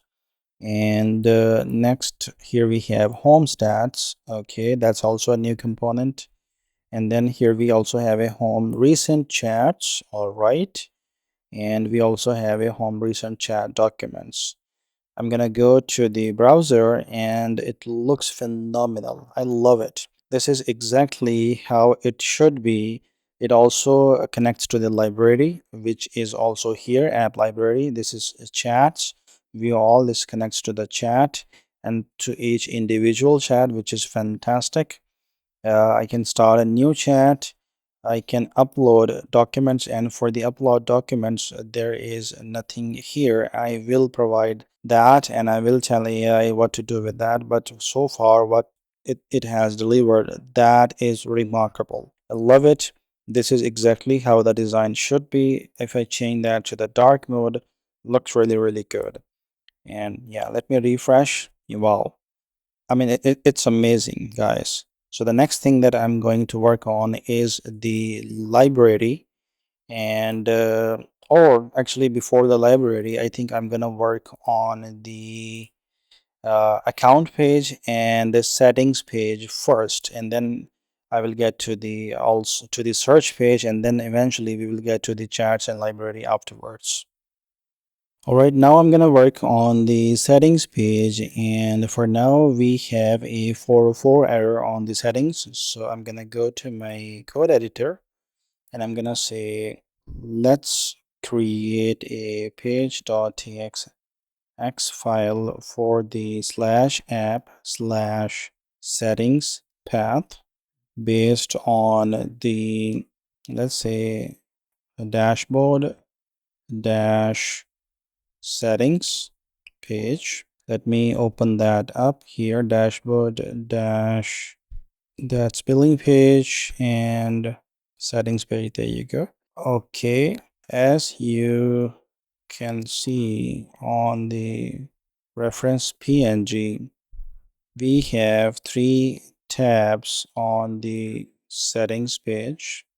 Profile, which can be named as account. Then we have a billing tab, and then we have a danger zone.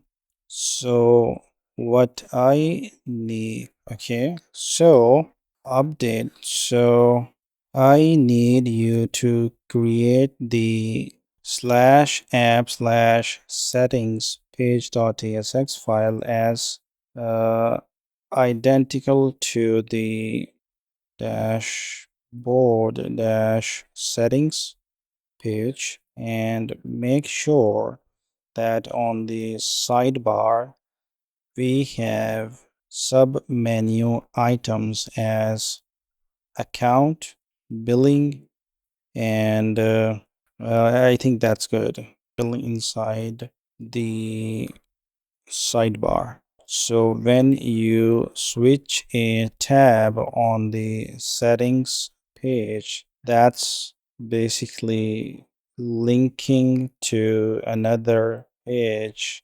Just the UI looks like tabs. All right. Make sure to use shadcn skills for skill for it. Let's go. All right, so the agent has done the job, and right now we have these routes. First of all, we have settings, then we have setting billings inside settings, and then we have danger zone inside settings.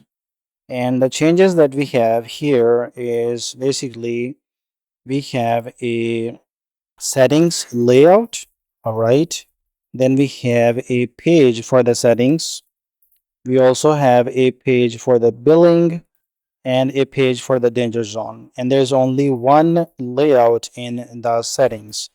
We also have a dashboard header where we have a few changes. All right. And then we have a dashboard sidebar where we also have a billing route and a settings route as well. And then we have a home stats, and this is where that has changed to the billing route. Okay. We also have account settings, that is the new page that it has created a new component, right? And we have a billing settings and the danger zone settings and settings tab, and we have a dashboard dash navigation. And let me check if the server is running. Yes, it is. And I'm gonna get to the browser here, and there you go. Right now we are at the settings page and it looks phenomenal. I love it. So if I change that to 1, let's see if that saves changes. There is nothing yet, no indication that the button was clicked or not, and it is not saving the changes, I assume. Let me click on save changes. So it seems like that these fields needs to be connected to the database, or maybe there is some work which is required for the AI or for us to do in order to make sure that the save changes does work. Let me refresh one more time, and nope, it's not working. So that work is pending. Let's click on the billing tab. There you go, it works, looks really good. Okay, then we have a danger zone where we have clear chat history, clear all documents, delete account, and we will make sure that all of these work when we actually have the chat history library and things like that. And there you go. If I click on the account, and account is actually selected here, I can also go to the billing, and billing is here, and danger zone, that button is not available here. That is available only inside the settings. So everything looks really good. If I go for the dark mode, here we have account, the billing looks good, danger zone looks good, also the route changes, everything is good, fantastic. So now here, let's go to the account, and there you go. And if I from here go to the billing, there you go. So it works phenomenal. So it works really good through all of the options that we have here. And the one thing that we need to make sure that the inline editing works on both on the account on all of these fields.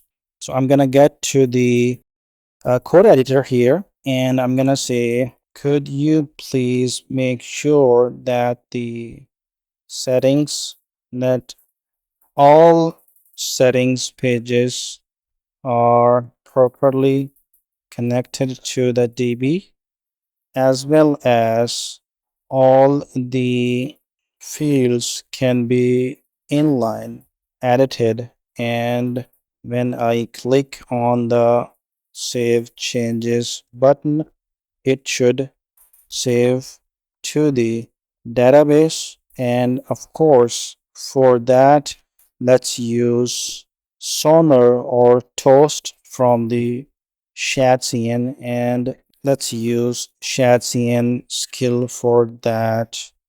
And one more thing that I would like to do here now is also when I click on the save changes button, there should be a loading circle icon, just like the loading circle from the organization form.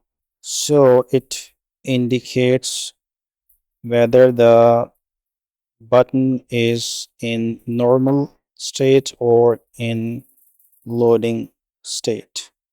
Let's do that. All right, so the agent has completed the tasks, and it has wired up the account to the database. Building a dangerous or can't be, and I'll explain why below. Okay, so there's one thing that it cannot find shadcn skill installed here, and that was kind of weird for me because I did install that. I mean, I guess so, but it couldn't find that, and I just redid that here. Npx skills add, there you go, and dash skill shadcn. You go to the skills.sh, search for shadcn. You come back here, copy that prompt, add that to your terminal, and install that into your project, and you're good to go. So that is there. And now if I go back to the browser here, and I'm gonna refresh once, just precautionary. And now here, let's say Ali Murtaza, I'm gonna space one here, space one here, and dot co dot uk, for example. Let's say save changes, that's loading, that's good, one thing is good. And there should be a sonar or something like that. When the changes settings saved, confirm the changes. Okay, it has sent the email. Saving needs a confirmation link to alimurtaza.com. The change takes effect once you open it. Okay, so if I open up my Gmail, so here we have the email, and now if I click on the confirm change, open that in the new tab, let's see what happens. And there you go. So this email change did not work for some reason, so actually let's keep it that way. I'm gonna change that to 2 here, and that to 2 as well. Save changes, and let's see what happens now. So that has been changed. The email did not work for some reason, and the reason is because, okay, let me do this. So if I go to the temp mail, and I'm gonna I'm gonna delete whatever comes here, I'm gonna get a new one.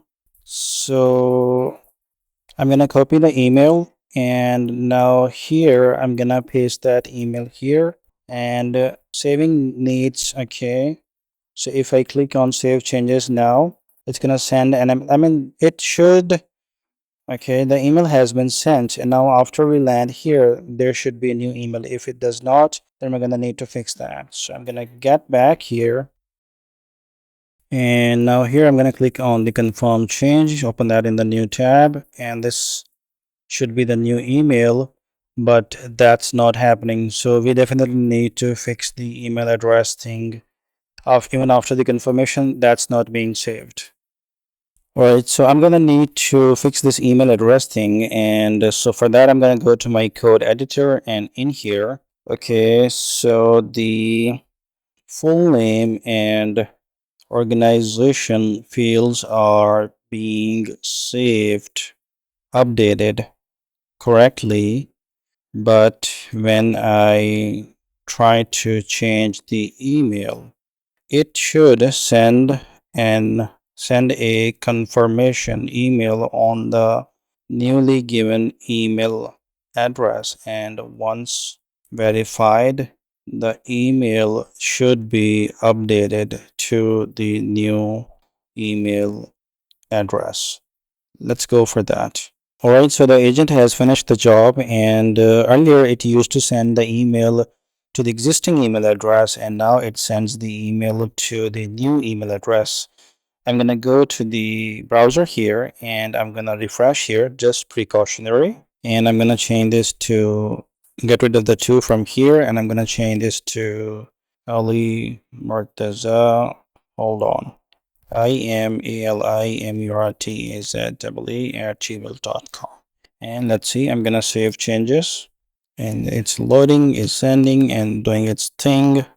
Okay, send to this email to finish the switch, and now I'm gonna open up my new email, and there you go. I've got the email. I mistakenly put double A here, and I just got rid of one and sent the another one, and there you go. I have received it. I'm gonna click on confirm email, and let's see if I can change the email address, and there you go. It did, matter of fact, this time, which is fantastic. Let's try changing the profile as well. So I'm in the user image. If I get rid of that, and profile picture removed, okay, it has been removed, but the upload new button is not active. I cannot click on that. Okay, that needs to be fixed. I'm gonna get back to my code editor here. Awesome. So now the email changes, which is fantastic. Could you please check why the upload new button for the profile pic isn't working? There, it should work. When clicked, it should trigger a dialog with a drop zone, and user is supposed to pick or select or drop a image. To use, drop an image which should be saved and used as a profile pic. So let's try doing that. All right, now it's asking a question, and where should uploaded profile picture be stored? I'm definitely gonna for the neon Postgres, as that's already what I'm using.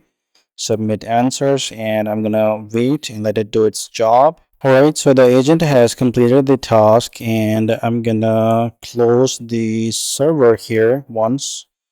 Let me do npm run dev here, and let's see if we have any issues or something like that. So far so good, and I'm gonna close, actually I'm gonna keep it open. Let's go back here, refresh.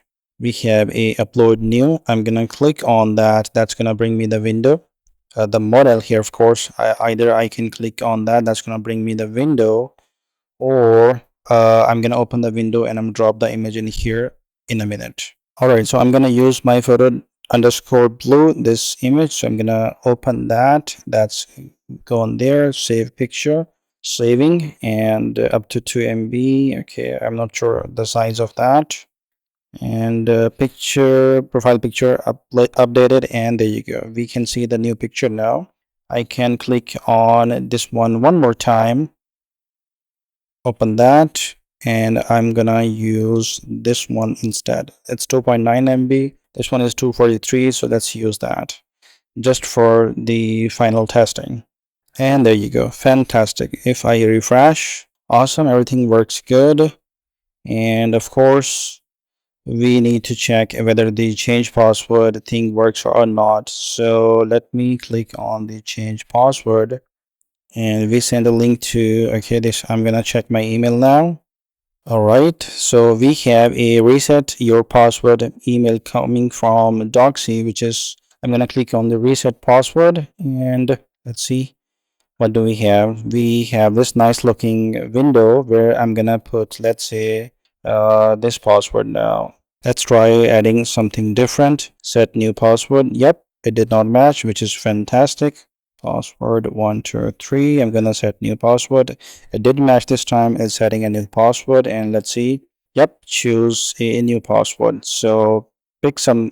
Okay, your password is updated, and every other session has been signed out. Back to docsy.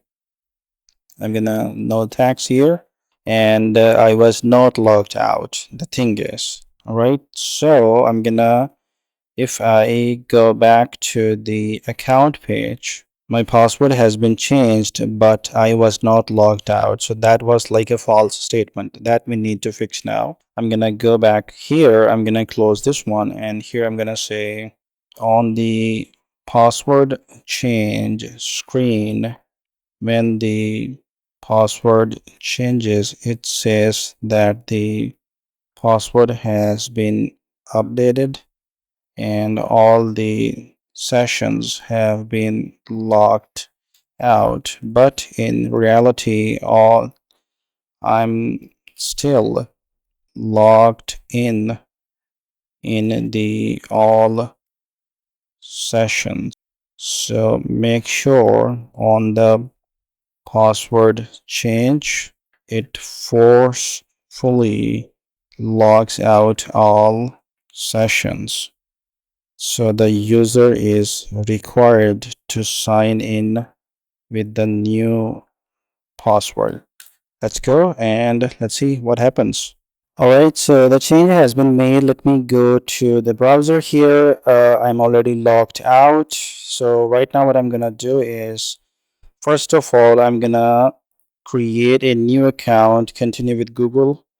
Let's say this one, and I'm gonna be, let's wait for that. It's gonna log me in a sec. There you go, I'm logged in. And now what I'm gonna do is, let's go to the account page. And here I already have, basically I already had this account. It just logged me in. So now I'm gonna change that back to not this one, but change the password. Let's click on that. It's gonna send me an email on the other email, and there we have the reset password. I'm gonna click on that, reset the password, and so this one is gonna be, there you go, 123, and I am logged in here. So if I set new password, it should log me out from all the other sessions as well. And now if I go here, refresh, there you go, I'm logged out already and logged out here already automatically, even without the refresh. Fantastic. So I can go back to the sign in here, click on that, and there you go. This can be used usually. Auth is used just to sign in through Gmail only, but since we have the ability to change the password, we can always use the credentials as well, because we now can change the password and things like that. Awesome. So that's that. And the next thing that we are going to work on now is going to be the search page. So yeah, let's work on that. Alright, so now if I go to my browser and I would like to work on the search page, also basically on the library page first, but we cannot do that unless we have some real data based on the charts. So I think now it would be a better decision to integrate the Anthropic API into our chat system after we create the charts first, of course. And once we have charts and documents attached to the charts, then of course, based on that, we can create a library along with that. And finally, we can work on the search page based on that. And of course, once all of this done, we can work on the usage page that is going to display like the usage of the API and the plan, that like how many questions, auto questions have been asked already.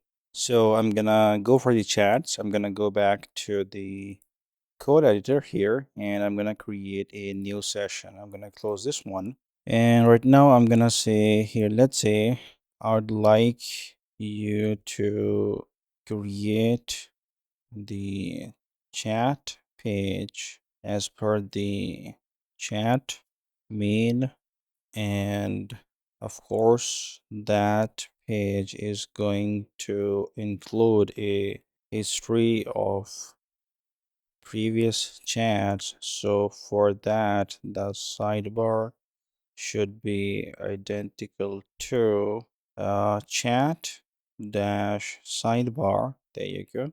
Make sure to use shadcn skill for it. And I guess that's pretty much it. We can go. There's one more thing. I'd like, okay.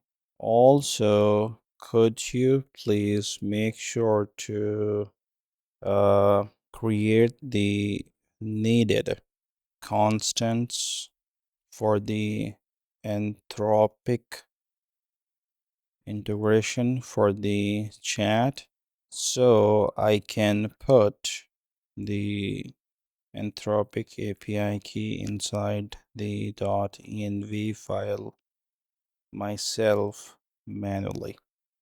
Let's go. All right, so the agent has finished the task, and first of all, it has done the routing, and here we have a app/app, then chat in parentheses just for the organization, then layout.tsx. So we could have a better chat sidebar and chat header, I guess. Yes. Then here we have a chats/page.tsx, the new chat screen. And then we have chat ID and open chat. So for those, first of all, we have env.example. And here, first of all, we have that Anthropic Claude Anthropic API key that's powers chat answers over your documents. Create one at. Okay, we will do that in a sec. Then we have this layout.tsx file inside the app, and then chat. That's for the sidebar. And here we have sidebar provider, where we have chat sidebar and chat bar inset, a sidebar inset. And here we have chat header, and then we have, of course, the children that are displayed in a div. All right, then here we have a page.tsx inside that chat folder, which is available inside the chat.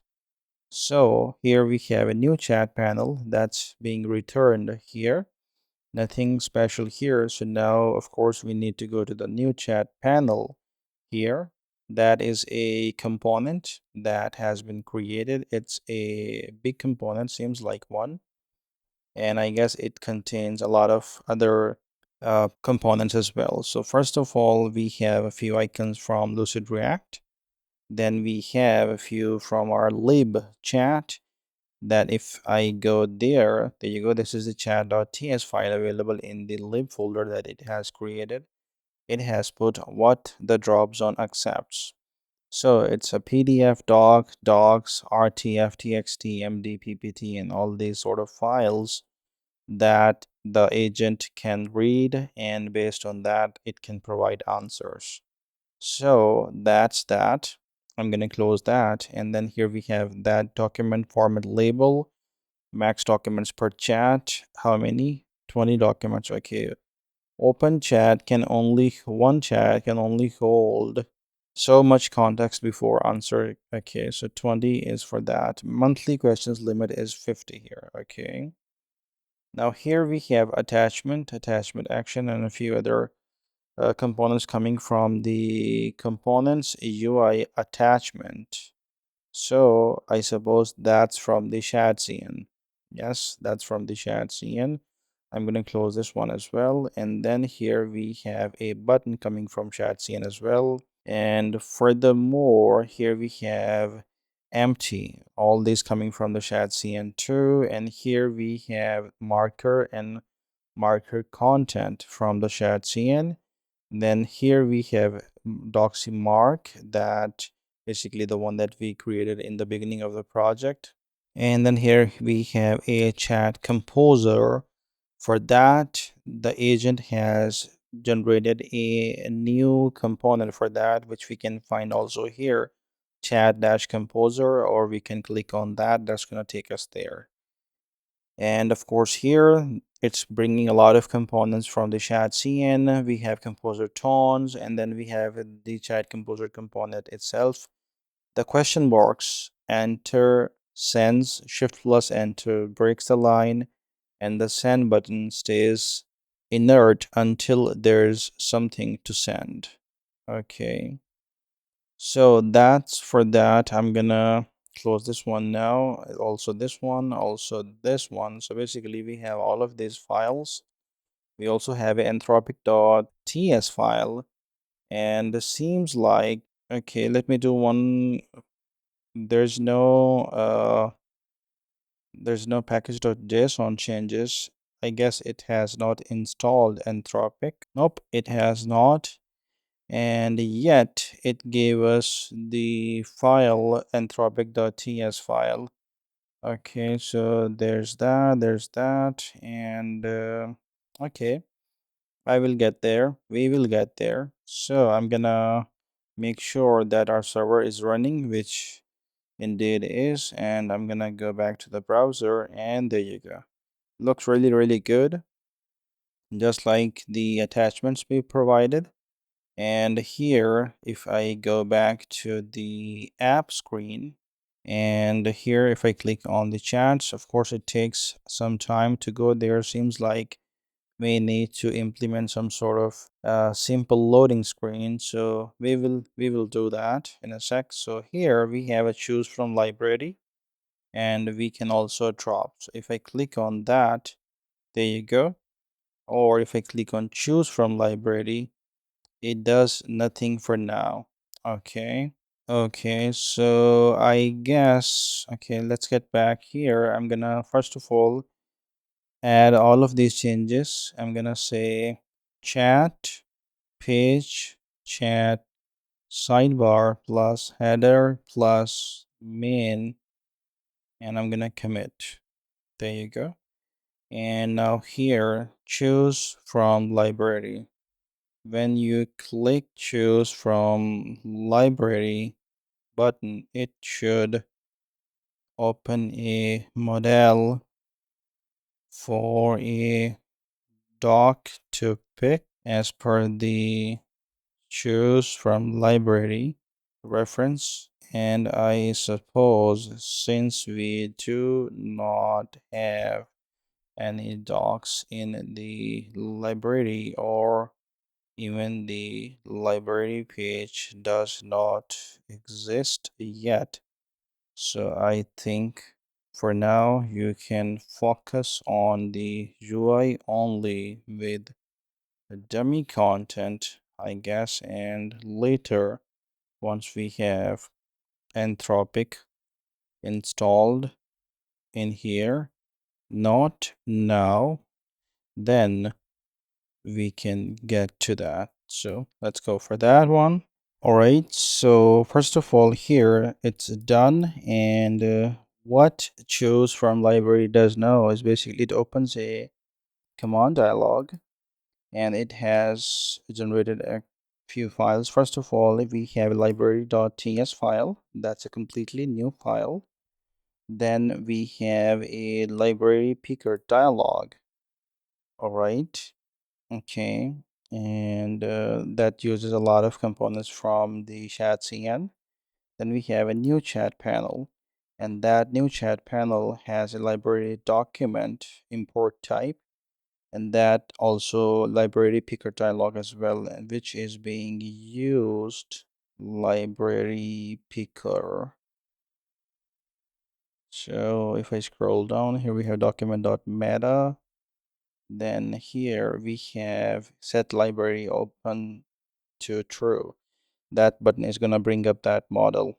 And here finally we have the library picker dialog. Okay, so that goes. And okay, so one deviation to flag your command input is base nova box fill, not the borderless row in the reference. I flattened it from the command wrapper with a few arbitrary selectors commanded in place. Okay, so if I command input, so here we have a command input here.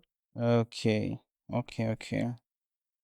And it says that rather than hand editing the component itself, with this shadcn CLI on, if it doesn't land right visually, say so. Okay, we will take a look at that.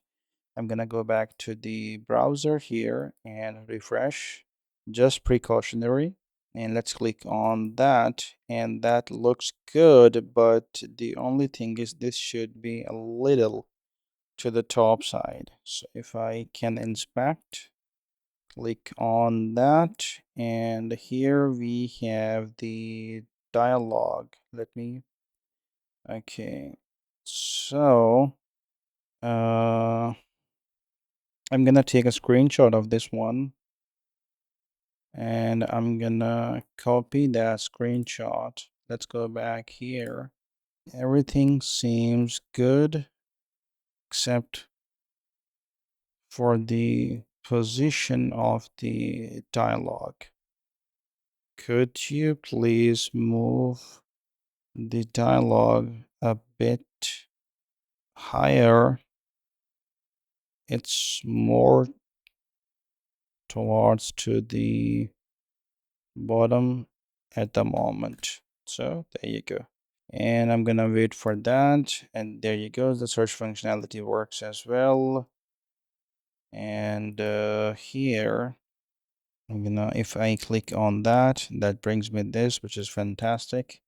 And now I will ask this to, let's actually go to the skills.sh and search for the Anthropic. So in the Anthropic, let me make sure that, okay, let me do one this. Okay, so now here we have Claude API. I think that we can use. We also have plugin structure, plugin settings, data visualization, and no. So okay, hold on a minute.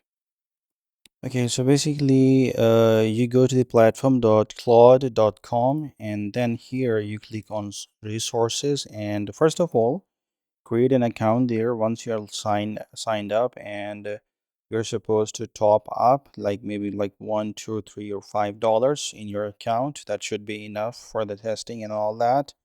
Then you go to the resources, click on Claude API skill. That's gonna take you to this page, and here you're supposed to copy this skill. I have copied that. I'm gonna go to my code editor here, and I'm gonna click on this one, close the server and clear ones, and here I'm gonna add that. So I'm gonna wait for it to complete. I'm gonna go for the Claude code here. I'm gonna go for this specific project, yes, and this is done. And clear npm run dev. I'm gonna close this one. Let's go check here. So basically, we have all of these files coming from the Claude. Okay, and of course a few ones here from our changes as well. So I'm going to click on plus, and then I'm going to say, let's say we have a library pickle model plus Claude API skill. I'm going to commit, and there you go. Now I'm going to say reload skills, and I'm going to say, could you please install Anthropic in this project?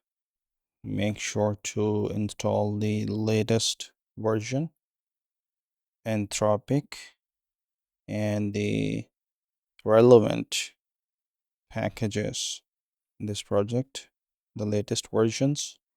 And once it's done, I need you to use Claude API skill from this project and make sure everything regarding Anthropic and Claude is as per the skill.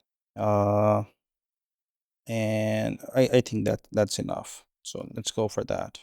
All right, so the agent has completed the task and looks like it has done some good job. Tested everything against the Anthropic skill that we installed just a few minutes ago.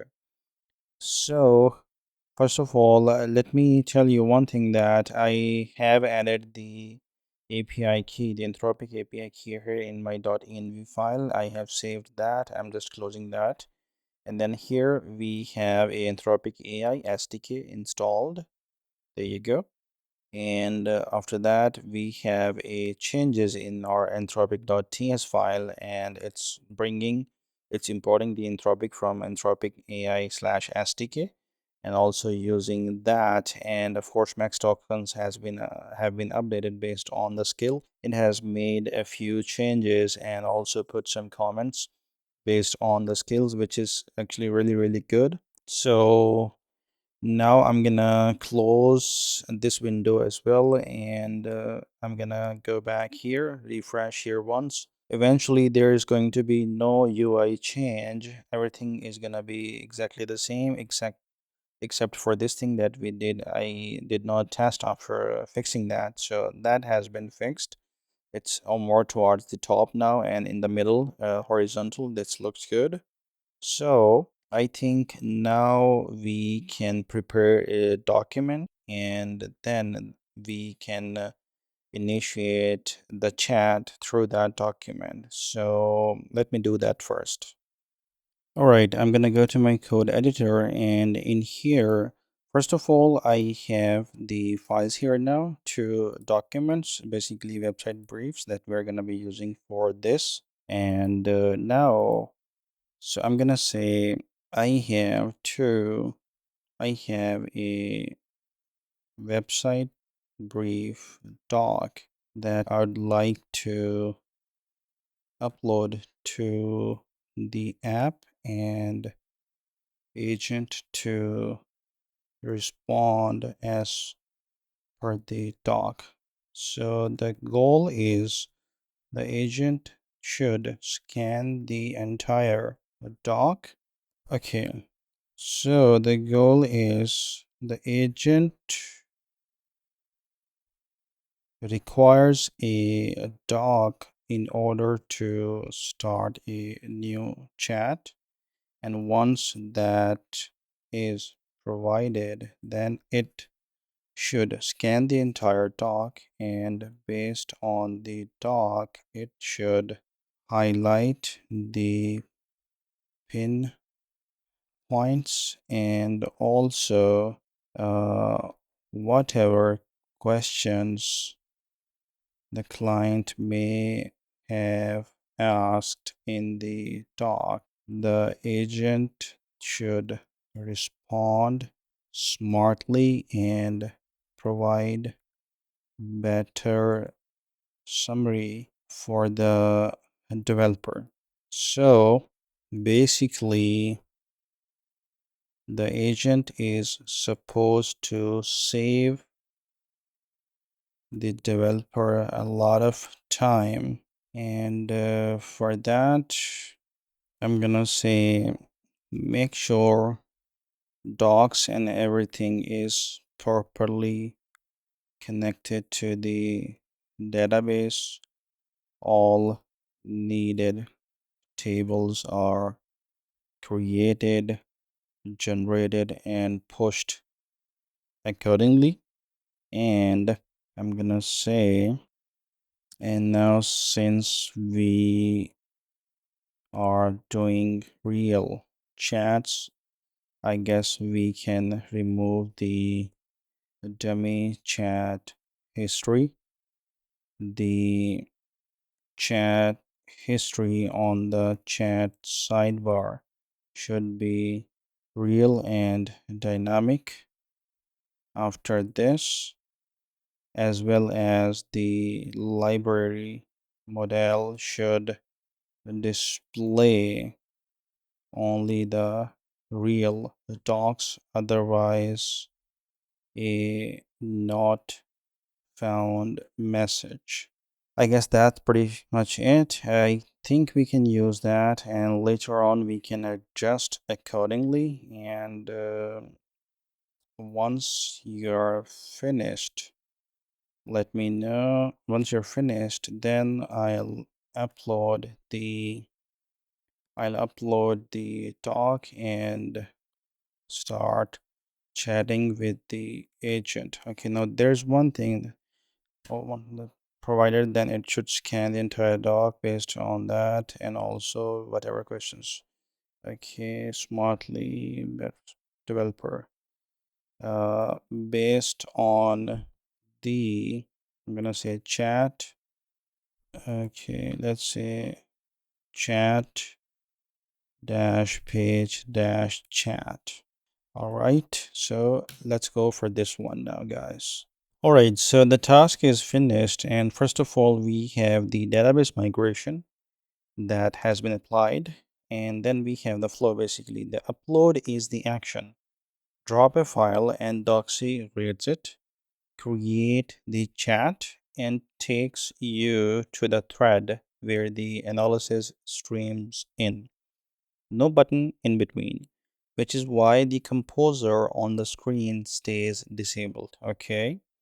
The analysis prompt asks for exactly what you described: summary, pain points, including ones the client only implies, their questions answered, scope, requirements, and gap a developer must resolve before coding. It's stored as a hidden first run, first turn. Claude needs an opening user message, but showing it would put words in your mouth. Okay, so it has verified Claude path against the real API rather than assume. It ran the exact requests, and it did work. Awesome. The dummy data is gone. Okay, so the two things that it is telling us to worth knowing is that, first of all, I added one dependency, which is mammoth, to extract docs. A brief is likely to word as PDF. PDFs go to Claude untouched, so it reads the layout as docx or .txt or .md are extracted to the text first. Anything else is rejected with a clear message. Cap is 15 megabytes. That's good, I guess. Base 64 inflates by a third against the API's 32 megabytes request limit. Okay. PDF page count is best effort. I read it from the raw file rather than adding a PDF parser. Okay. PDFs that compress their page tree will show just the size in the library row. Okay. It's decoration only. It never affects the Claude reads or cites. Upload your brief and it should work. If something breaks, well, yes, I will let you know that. And of course, we have all of these changes. So first of all, we have changes in our Anthropic file. We have a server only action, and I know that's from the previous change that we made. I did not commit that to the repo. That's why it's still there. We have a inside the package. We have that coming from previous session. Then we have mammoth coming new one. Okay. Then we have route.ts file, chat route. We also have a route in the for individual chat. Okay. We also have a route for the documents. All right. And now here we have layout.tsx for that. We also have a page.tsx for the chat page that has been added. We have some new components and things here.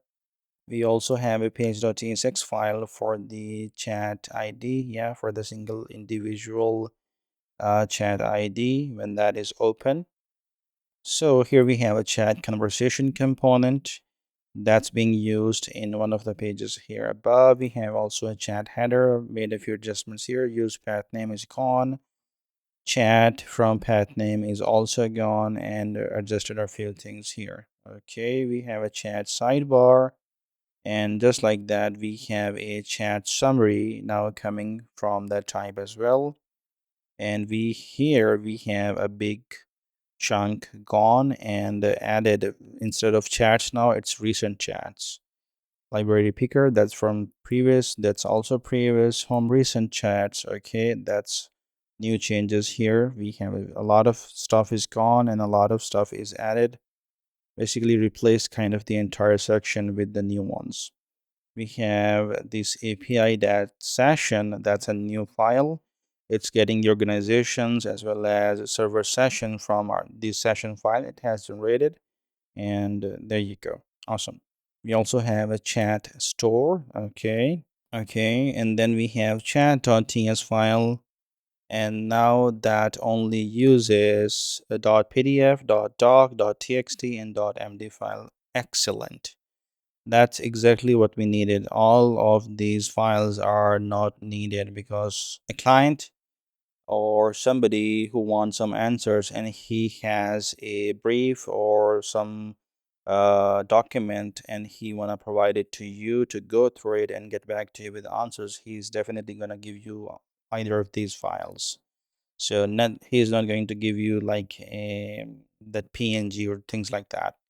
So I mean there could be one more like pptx or even csv or xls, and yes we can use that, but let's go with that for now. So I'm going to close this one as well. We have a documents.ts file. Okay, so reading and packaging uploaded sources, server only. Mammoth is a node library and the raw bytes never belong in a browser bundle. Okay, let me go here and search for Mammoth in case if we have anything like that. And seems like we do not have that. Mammoths. Nope. Okay, and let's go for the library.ts. It has, I think, removed that file. Let me go to the lib folder and here that. Okay, so the library file is gone. Yes, I think it has removed that file, deleted. There you go. And we have the schema Prisma, of course. There it has made some changes as well. I'm gonna get back to the browser here. Let's get back here, and we have issues. Awesome. So that those issues needs to be fixed. And one thing that I would like to make sure that here, yes, that's the database issue. So if I say npx Prisma generate, maybe that's going to fix the issue. Npm run dev. Now let's try that. And come on, seems like it's been fixed. Yes, that was a database generation issue, so that issue has been fixed. And now if I click on this one, choose from library, it has no documents matched that search. Your library is empty, upload a document and it will show up here. Okay, that's good. And here recent chat, nothing yet. Okay, looks really good. Now if I click on that one, before that we cannot initiate the chat. We are forced to give it a PDF, Word, text, or Markdown file. I'm gonna go to the desktop, docsy, and there you go. I'm gonna go for this one. So open that, and that's reading. We have a good circle here. Opening the chat. Okay, looks good. The flow is better. Let's test things out. And there you go. Docsy, reading your document. We have a one document here. And docsy answers only from your documents and cites every claim. Okay. So we have 0 of 50 questions limit here. All documents here. It's still reading. If I get back here, open the terminal, we so far have no errors. And here, I'm gonna wait for it. So it has started writing stuff, but everything is not 100% as it should be, right? So I think it like these markdown syntax needs to be changed. We will get to that in a minute. No problem. All right, the complete answer has been generated and it is pretty long. And first of all, I don't like this border. This border should be removed. Yeah, I don't like this one. So I'm gonna select this thing from here. Actually, I'm gonna select a bigger one. I'm gonna select this border. There you go. I'm gonna copy that, get back to the code editor here. I'm gonna say 1. I don't like the border bottom on the chat. Let's remove that as highlighted on the screenshot. 2. What are we fixing? Okay, so here I'm gonna go to the top, and here we should have, let's say, this.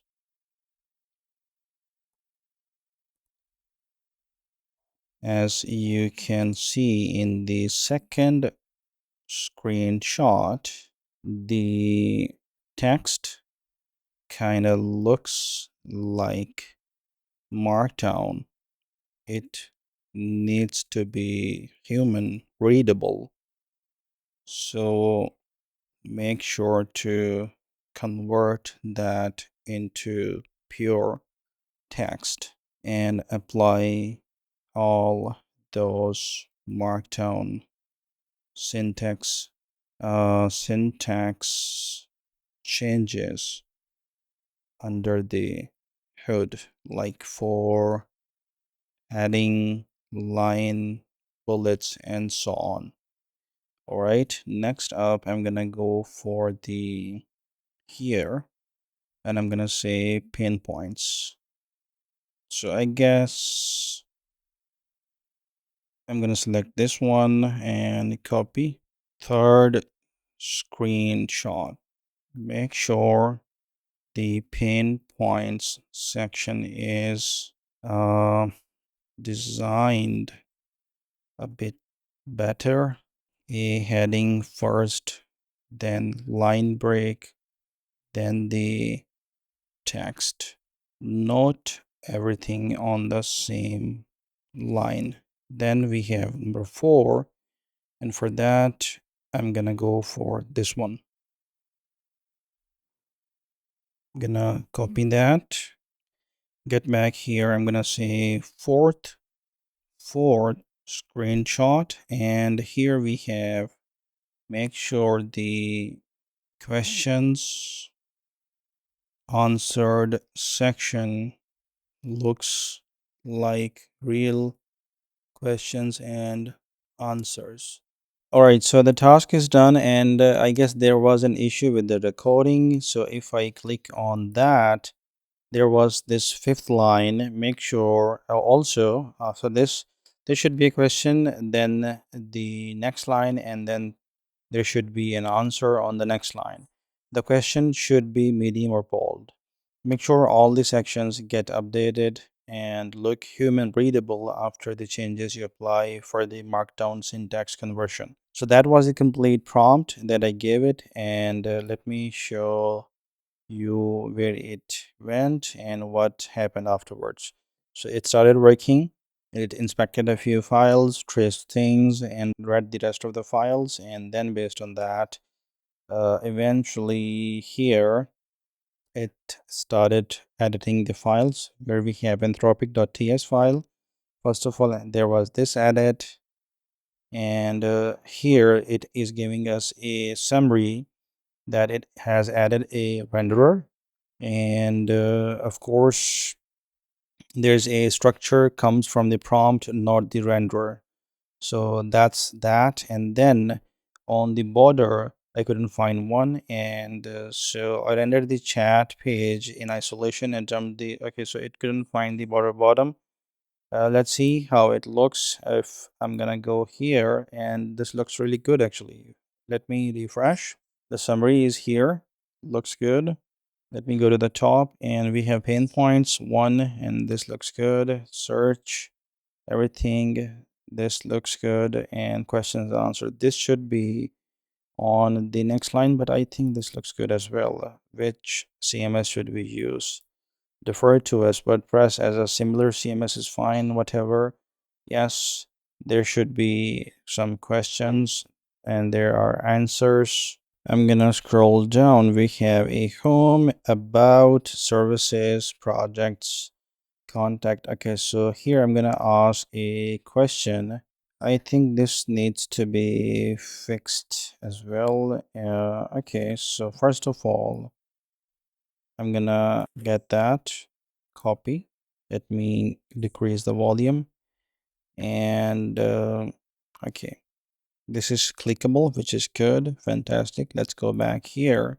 Could you please make sure to remove the double quotes as well? Right, let it do its job. And now here I'm gonna ask this a questions. This border, let me inspect where that border is coming from. Maybe that's on top of this one. I'm gonna bring it, let's actually keep that on the side. So here I'm gonna scroll up. If I scroll up, now there's nothing. Okay, that's interesting. There's nothing here either. There was this. Okay, let me put it to separate. Okay, nope, that's gone.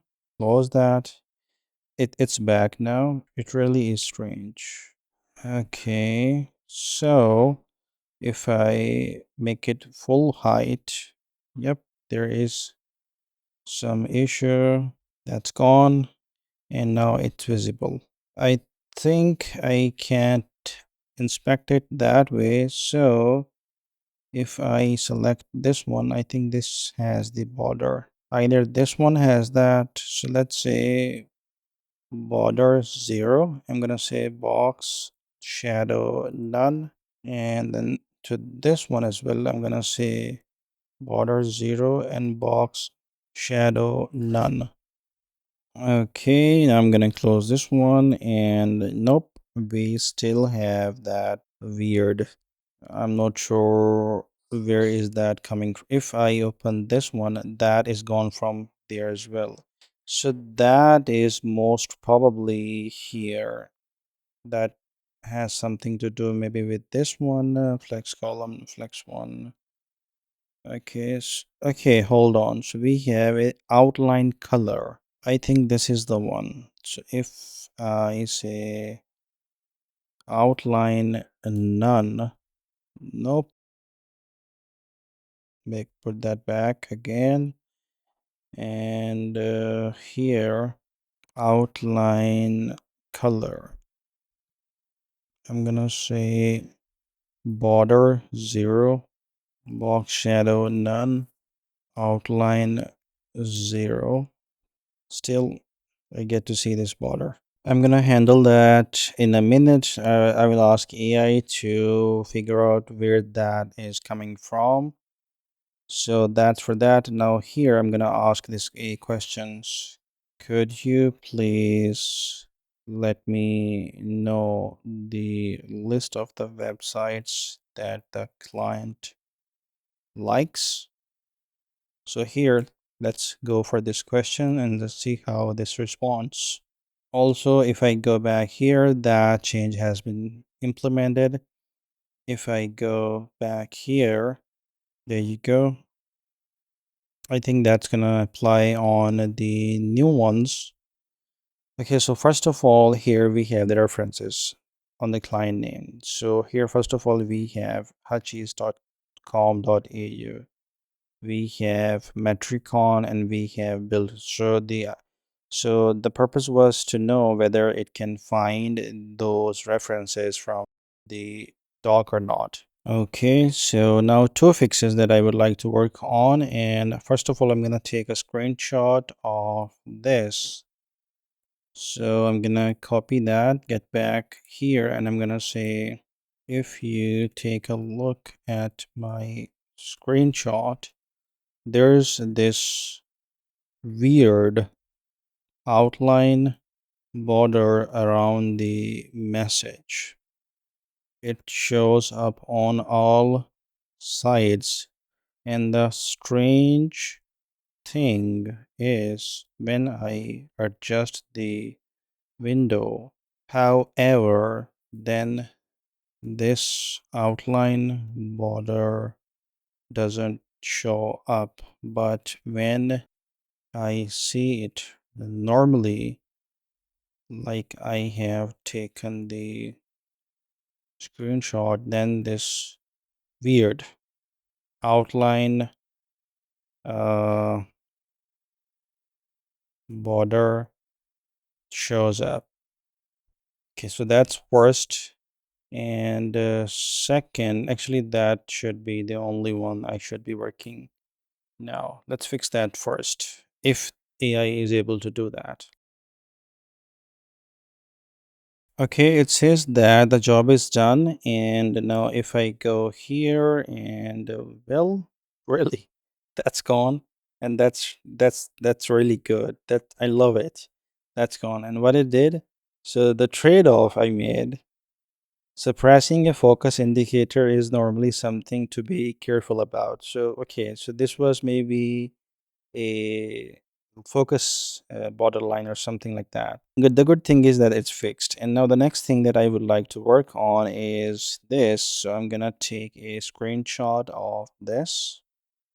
I'm gonna copy that and I'm gonna get back here. I'm gonna say the copy button should really copy the response, and there should be a feedback success toast, and then that's one.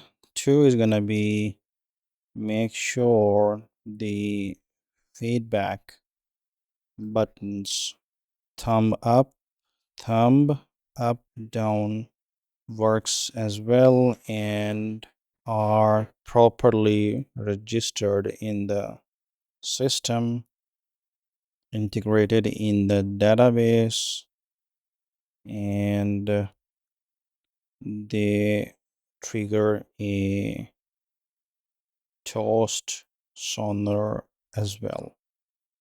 Let's use shadcn skill for it. Let's go. All right, so the agent has done the task, and now I am going to close the server here. And now I'm going to clear everything, and I'm going to say npx generate Prisma, npx Prisma generate, sorry, not the other way around. And now when it's done, I'm going to say npm run dev, and I'm going to go back to the browser here, refresh. Make sure we have no errors in the console. Seems like everything is good. Let's go back here. And now if I copy that, there you go, insert copy to your clipboard. Let's say text edit. I'm going to create a new document. Let's paste that, and wonderful. Everything is being copied, and we can paste that. I'm going to delete that. And one thing, let's add that. So that's selected. Wonderful. I'm gonna refresh. Thanks. Glad that was useful. Awesome. And of course, we can dislike that as well. Thanks. We'll use this improve. Wow, to improve answers. Yeah, it's really good. I love it. Okay, now the next thing that I would like to improve is these links here. So I'm gonna say whenever the agent writes some links, make sure they are clickable and they auto open in the new tab when clicked. That should be like a rule or something, so it never writes a website URL or a link without making it clickable. Let's go for that. All right, so the agent has completed the task, and of course, these things are not clickable yet because it clearly has stated that it did not auto linkify schema less domains like this. It needs to hold HTTPS or www or something like that. It needs to be complete link in order to do that, and I'm completely fine with that. So here I'm gonna add everything to the repo. So for that, we have let's say, Anthropic agent, plus we have markdown to human readable syntax.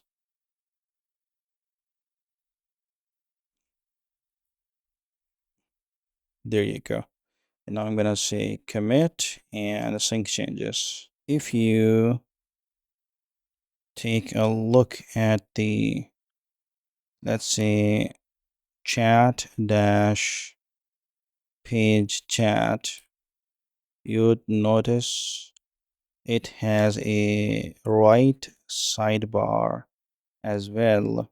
Can you make sure that we have that in the UI as well as programmed properly, so it states the highlighted areas and reference from the doc in the right side, just like the reference UI file. I'm gonna provide that here once more, chat dash page dash chat.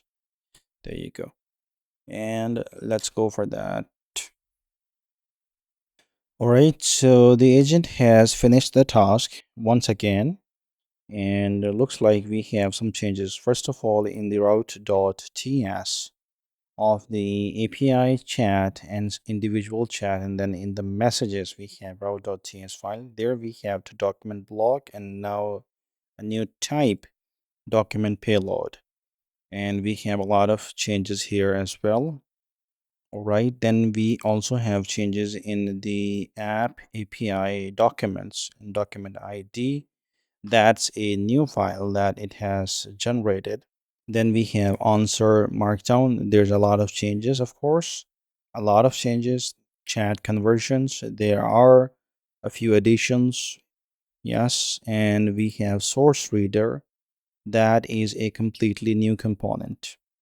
We have a skeleton and all that, passage and all that. And here we have chat store. Of course, there are new changes.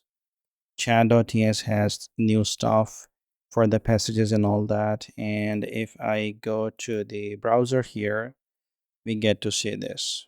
Here we have the source reader. And of course, these are like little clicks. And here, so now it clearly stated here that existing chat won't show passages. So how about I go there, create a new chat, click on that, and here I'm gonna drop this one, Hastings Call Law website. I'm gonna open that. Let's wait for it. It's reading, opening the chat. It's gonna create a new chat. There you go. It's reading the document. Let's wait for it. And let's see how do we see a citation here. And let's wait for it. As you guys can see, the AI is writing the answer, a complete brief basically. And if I go to the top, here we have this website, which is clickable. If I click on that, it opens up in the new tab. Of course, it is a dummy URL and everything is dummy here. Awesome. As you guys can see, we have a complete passage and citation system on to the right, and we can even open the full document. If I click on that, let's see if that works. Okay, so it is going to download the document. Awesome. That is really good option as well. Okay, so now if I click on this feature, let's say, okay, it does not do anything yet. It should highlight that part here. So for that, I guess I'm gonna say, let's say I'm gonna take a screenshot and I'm gonna use a pointer here. So something like that. Let's go back to the code editor. When I click on the I, Yeah, something like that.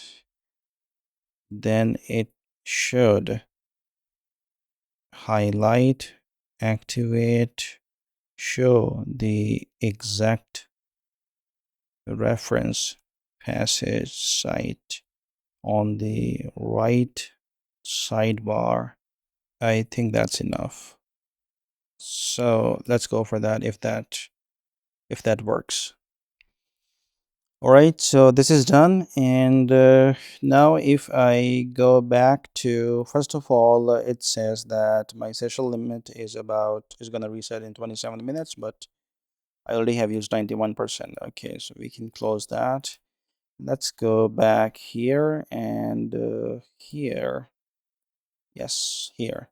And I am going to refresh once, just precautionary.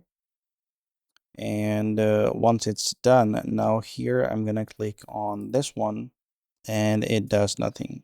This one, it does nothing. Okay, one thing, copy is unaffected. Older markers still work. A bear from the answer written before the change opens the document at its first passage instead of breaking. A misleading test code earlier. The first check reported data source undefined. Okay, so which is precisely right. Okay, so now what I'm gonna do is I'm going to ask this one more thing. Please provide the ability on the sidebar, on the chat sidebar, to delete a chat when you hover over the chat title from the chat history on the chat sidebar. There should be a delete icon on the right side that only show up on hover. There should also be a confirm dialog, and once confirmed, it should delete the chat plus the document regarding that chat. Let's do that. And now here, basically, what I want to do is I want to delete these chats and then I want to reuse these ones again so we can have a new answer from the AI, and then I'm gonna test these ones based on that, because right now kind of does nothing. So yeah, yes, I cannot do anything with this one. We cannot hide that. Let's say if I am here and if I click on this one, yes, there's basically no way to know that. So let's do that on the new chat once we have the ability to delete the existing ones. Let's wait for that. All right, so the agent has completed the task and there are a few interesting things that I'm seeing. First of all, one decision that it made deliberately. So you asked to delete the document regarding that chat. I did not delete documents unconditionally. The library is workspace wide, and picker lets one brief feed several charts. So a blind delete would silently break every other chat clicking it, citing it. Yes, it's a better decision. Yeah, instead, the chat goes and its documents only go if no other chat still references them. The toast tells you which happened.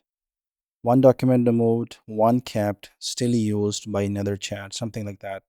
I mean, AI smart, guys. I love it. So now if I go back here and now I'm going to delete this chat. There you go, delete chat. I'm gonna click on delete chat. That's gone. And let's wait for it. It's working on that. It's gone, deleted, and that has been removed. And we are back to this one.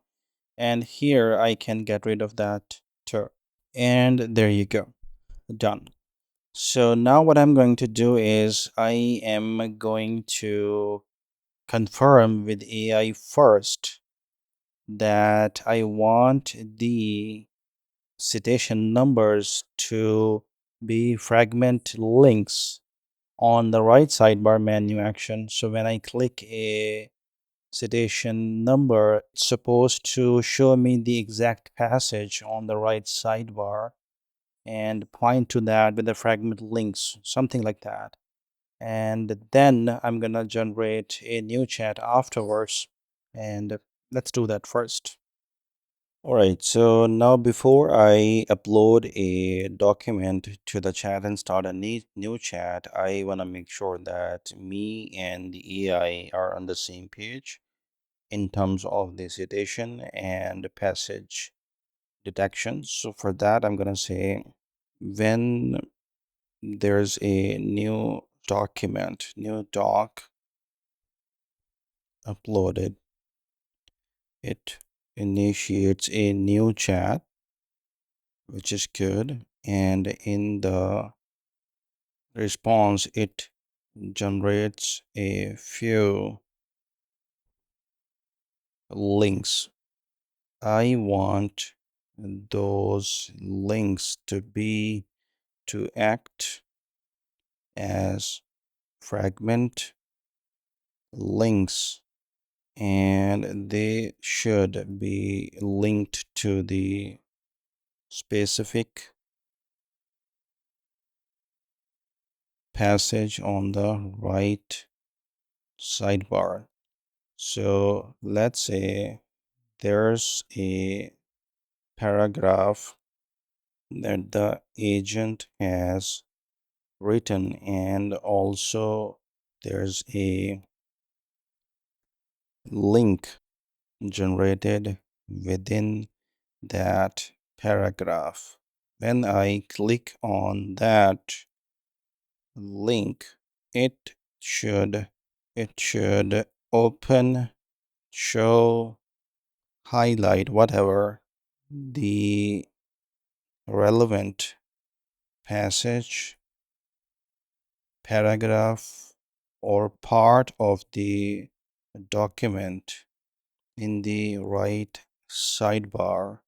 So the developer get more confidence that the response is not made up but backed by real data. So that, I guess, hold on. Yeah, sorry. So let's do that. I'm gonna wait for it to complete and let's see if it understands what I mean.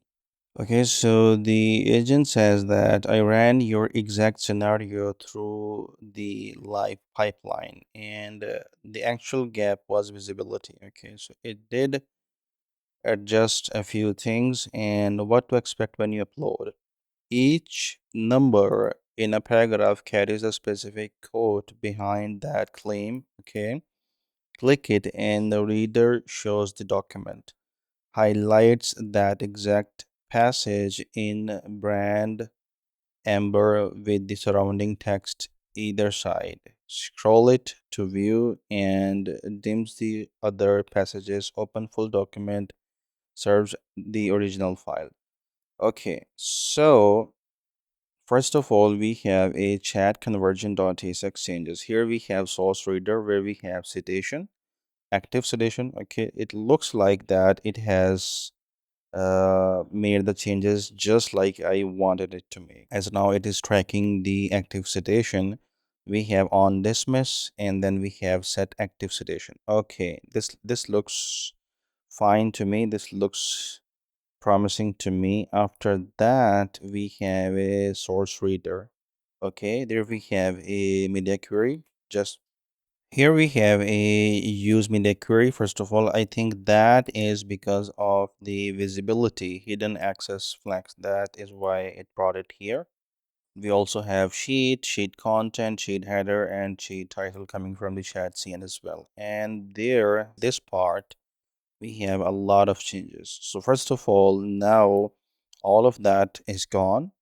And now it says that everything inside the reader shared by the Docker column, docked column, and the sheet. And if we go here, select as edition in an answer to read the passage it came from. It looks promising to me. It looks exactly how it should have been in the beginning, and I haven't tested it out yet. So there's the media query for that, a new file. Tracks a CSS media query from React. Okay. And then we have answer.ts file. Okay. So that's also a new file. So I am going to make sure that we are running. Yes, we are. And now I'm going to go to the browser here, refresh, just precautionary, close this tab. I'm going to click on new chat. We are already here. Let's click on this one, select this, and I'm going to open. And let's see how everything is gonna go. Okay, so select test edition in an answer to read the passage it came from. Okay, it looks good. Let it generate the answer, and then based on that we can see if we are like targeting this specific passage or not. Okay, it's reading the document. There you go. Here we have the summary. All right.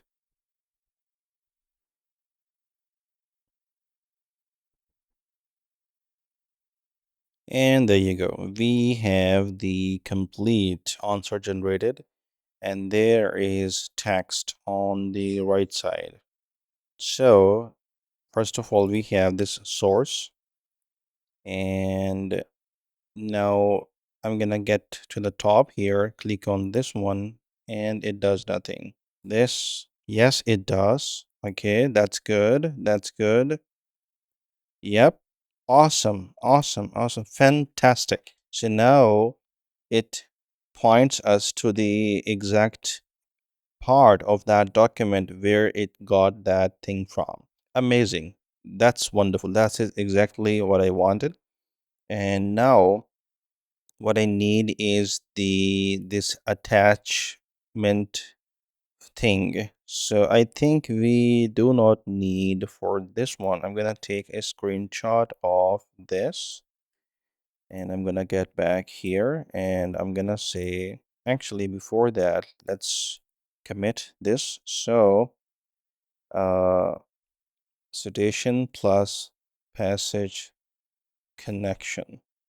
There you go. Commit, and there you go. Now here I'm gonna say we have a uh, attach icon button on the text field.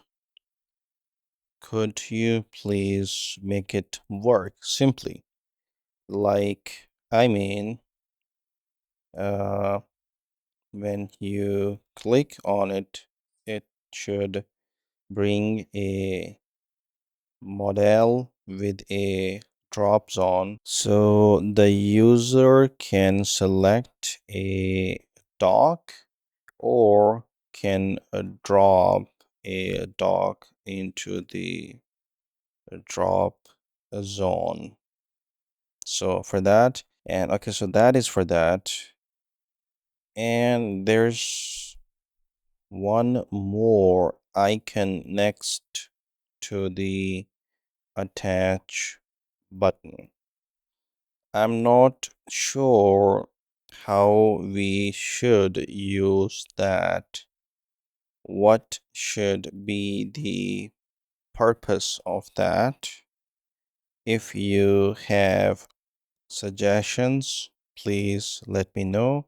If you think that's redundant, then we'll get rid of that. So there you go. Let's test it out.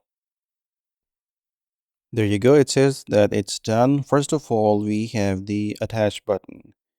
And it says that clicking it opens a dialog with the same drop zone as the new chat screen. Click a browser or drag a file in. Okay, and all of the things passed.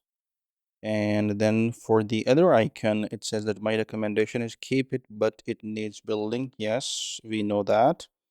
And that chip is a scope selector. Answer from all three documents versus just the contract. It's generally useful once a chat has several documents.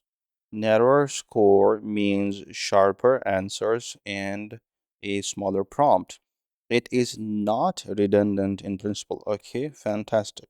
But it was a breakdown and all that. So yes, okay, that's we can handle that part. One thing I skipped, the dialog offers upload now, not choose from library. Yes, I did not think of that, but yes, we do need that. You ask for a drop zone, the library picker already exists as a component, so adding a second path into this dialog is small if you want it. Yes, I think we're gonna end up doing that, but before that, let's test it out. So here I'm gonna click on this one. Here we have a drop zone. If I click, there you go, we can select, and that is wonderful. So this one here, all one document is here. So let's say that first of all, let's do the choose from library into the attach model as well.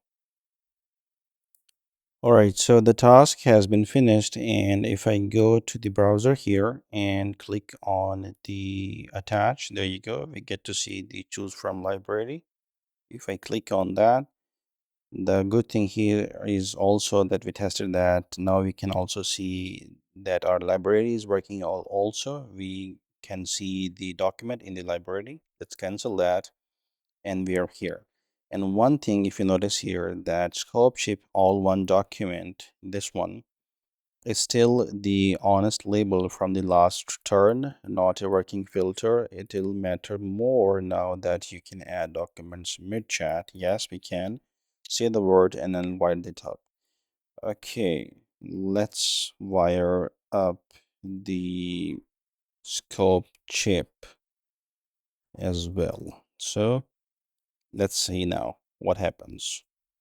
All right, it says that it's done, and what it does basically with multiple documents, it's a drop down with a checkbox per document plus a select all documents, and we have all three documents, two of three documents, and things like that. Okay, two correctness details, citation numbering, surviving filtering.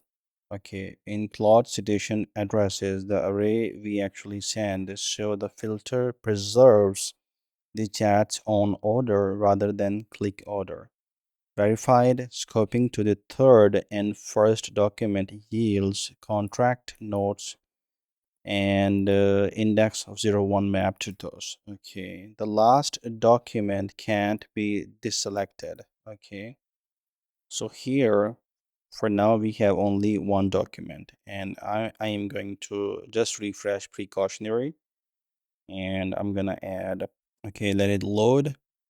And now I'm gonna attach, and here I'm gonna add this one as well, and it's adding attaching to this chat, one document attached. Okay, now here we have all two documents. If I click on that, we have the error. Okay, so seems like we have some issue. Let me refresh. Let's click on that, and we have the error. Okay, so I'm gonna get back here, and I'm gonna say when I click on the, what was it? All two documents here. So when I click on the all two documents, instead of showing the drop down, it throws an error and the app crashes. So I'm gonna click on that, and I'm gonna say this page couldn't load, and it says this page couldn't load. analyze properly and fix the issue and test it out. Let's go, guys. All right, it's done. And first of all, it says about the crash that menu group context was missing basically. So it added drop down menu label answer above the group instead of inside it. Okay. And a second bug that log also caught that type error cannot read property of undefined reading includes at library picker dialog attach documents dialog. Okay. So why my earlier testing missed it and what I changed? Well, yes, it's good to read, but I guess let's go here and test it out. So if I click on that, there you go. I can click on that. That's gonna go away. Also, I cannot unselect it, or I need to at least make sure that one is selected, or I can select all documents, which is fantastic. Excellent. So that is done, and I think we are done with the chat functionality overall. If I go back to the home, so now home, first of all, I would like to implement some sort of, we have recent chats and we have recent documents. So first of all, I'm gonna update the home page now.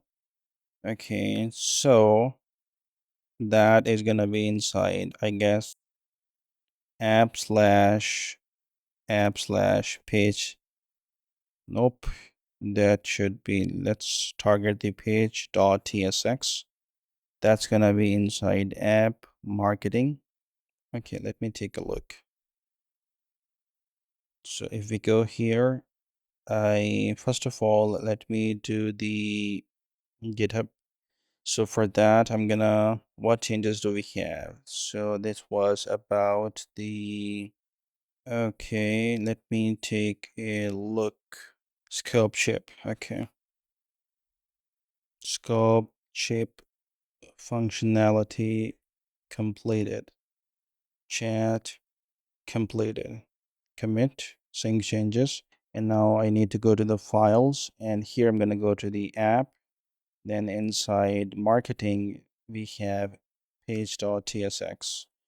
That's the landing page. Okay, so I'm gonna go to the app again, and here we have a, where is workspace? Then here we have, nope, that's not the one, onboarding, and here we have page.tsx and create organization form. If I click on that, onboarding, we also have a layout here, and after the outside the onboarding, we have a layout.tsx here and one inside the app here. So if we go to the chat, that's gonna go under chats, and here we have a layout.tsx file here as well.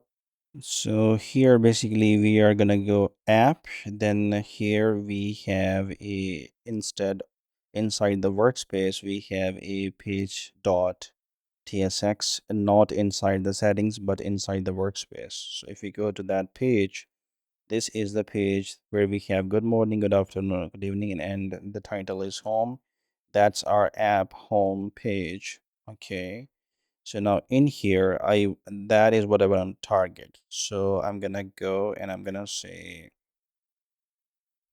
page.tsx.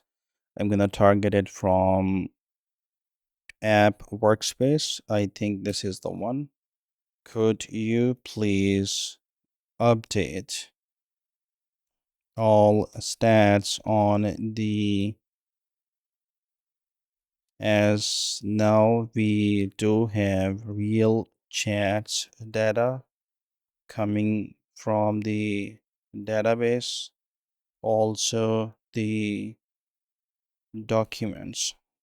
So please update app home page. Let's go check that, and I'm gonna let it do its job, and I expect that this documents indexed should be updated questions this month should be updated, and then we should have a recent chats and recent documents and all that. And when I click on start a new chat, it should do something or upload documents. And I'm gonna work on that after we are done with this prompt. So let's wait for that, guys. All right, it has completed the task, and it has verified these things against the database. We have a empty workspace, either indexed questions, recent documents, index counts only ready, pending counts, questions excluding the hidden seed, and we have recent documents, meta format size and all that, and status carried through. One thing that is still fake, that is the current plan, because we have not connected the Stripe yet. So we will be doing that later. So for now, I want to make sure that we do have this zero. First of all, 2 documents indexed. Yes, that's true. 1 recent chat. Yes, that's true. 2 here. Yes, that is true as well. One small fix that I want to make here is that there's this, if you take a look at the screenshot, you'd notice that the card description shows, and that's not ideal. It should, the markdown syntax should be converted to human readable text. Please do so, and let's test it out. That's gonna work on that. And on the other hand, we're gonna work on this one. So I'm gonna go to this individual chat. Let's see if that takes us to the chat page. I will also implement a loading state here. There you go. It has taken us to the page, and now here I'm gonna say, what's the deadline? I'm gonna ask this question, and accordingly, it's gonna let me know about the deadline based on the documents. There you go. There's no fixed calendar date on the brief, only a relative one, live within 10 to 12 weeks of kickoff, ideally. Okay. So we do have asked one question, but the problem here is it did not update the 050 questions here. So I'm gonna ask about this to the AI. So I'm gonna capture this and select this from here. And then now I'm gonna go to the home page and see if we have questions updated or not. All right, so we are here on the home page, and yes, we do see 1 out of 50 questions. And seems like this is kind of fixed as well. If we go here, and it is still working on that, but still we see that those hashtags are gone. And now again, if I click on that and open this chat again, let's see that.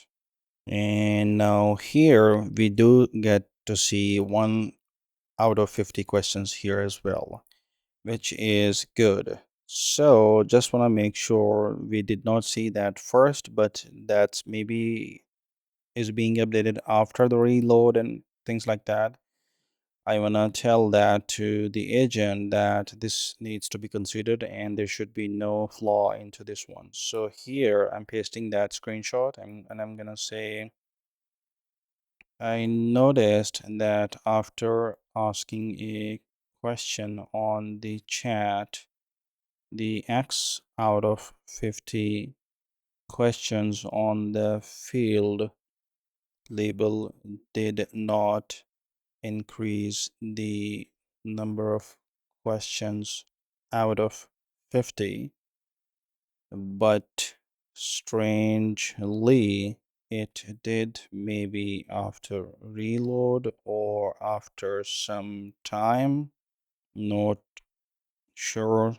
Can you please make sure the X out of 50 label for the questions gets updated live every time there's a new question asked.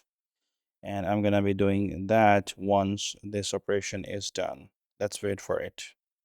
The session was interrupted for some reason, and here I just simply ask continue and complete the task it's doing. And here we have the other prompt ready, and let's wait for it to complete. Then we test it out, and then we work on this one. All right, now the fix has been made, and it says that it's done and everything passed. And I guess we already tested that on the home page, so there's no need to test that out. And so for now, I'm gonna go for this one, and I'm gonna go for this one.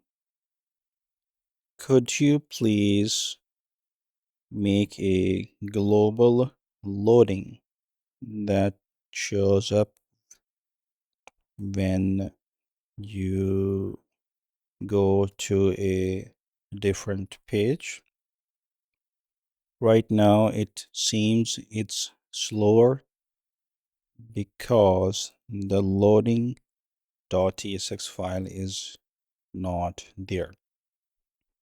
The loading should be simple circle in the middle of the screen. Let's go. I'm gonna let it do its job, and I'm gonna hang in there and let's wait for it. All right, so it has done both of these changes. The first is the question counter. There were two bugs, right? The liveliness once you spotted, and there was a semantic one behind it as well. And it has fixed both of those, which is good. The other thing is the loading state. It has created three instead of one. So one is the global. The second goes inside the workspace, and the third goes inside the chat. That is just to make sure so the Chrome doesn't flicker. So now if I go to the browser here, and if just simply I'm just going to refresh, just precautionary, you can see there's a loading, and that is wonderful. And then next thing is I'm gonna need to make sure that this changes. So for that, I'm gonna ask a silly question: how many pages they want for their website? And there you go. I just asked the question, and there you go. 2 out of 50, which is perfect. I just asked the question, hit the return key, and there you go. The number already has been increased. Excellent. I'm gonna let it load, read the document, and based on that answer, and then I will go back to the home page. We will see the loading screen once again, and there you go. Home, about services, project, portfolio, contact. Awesome.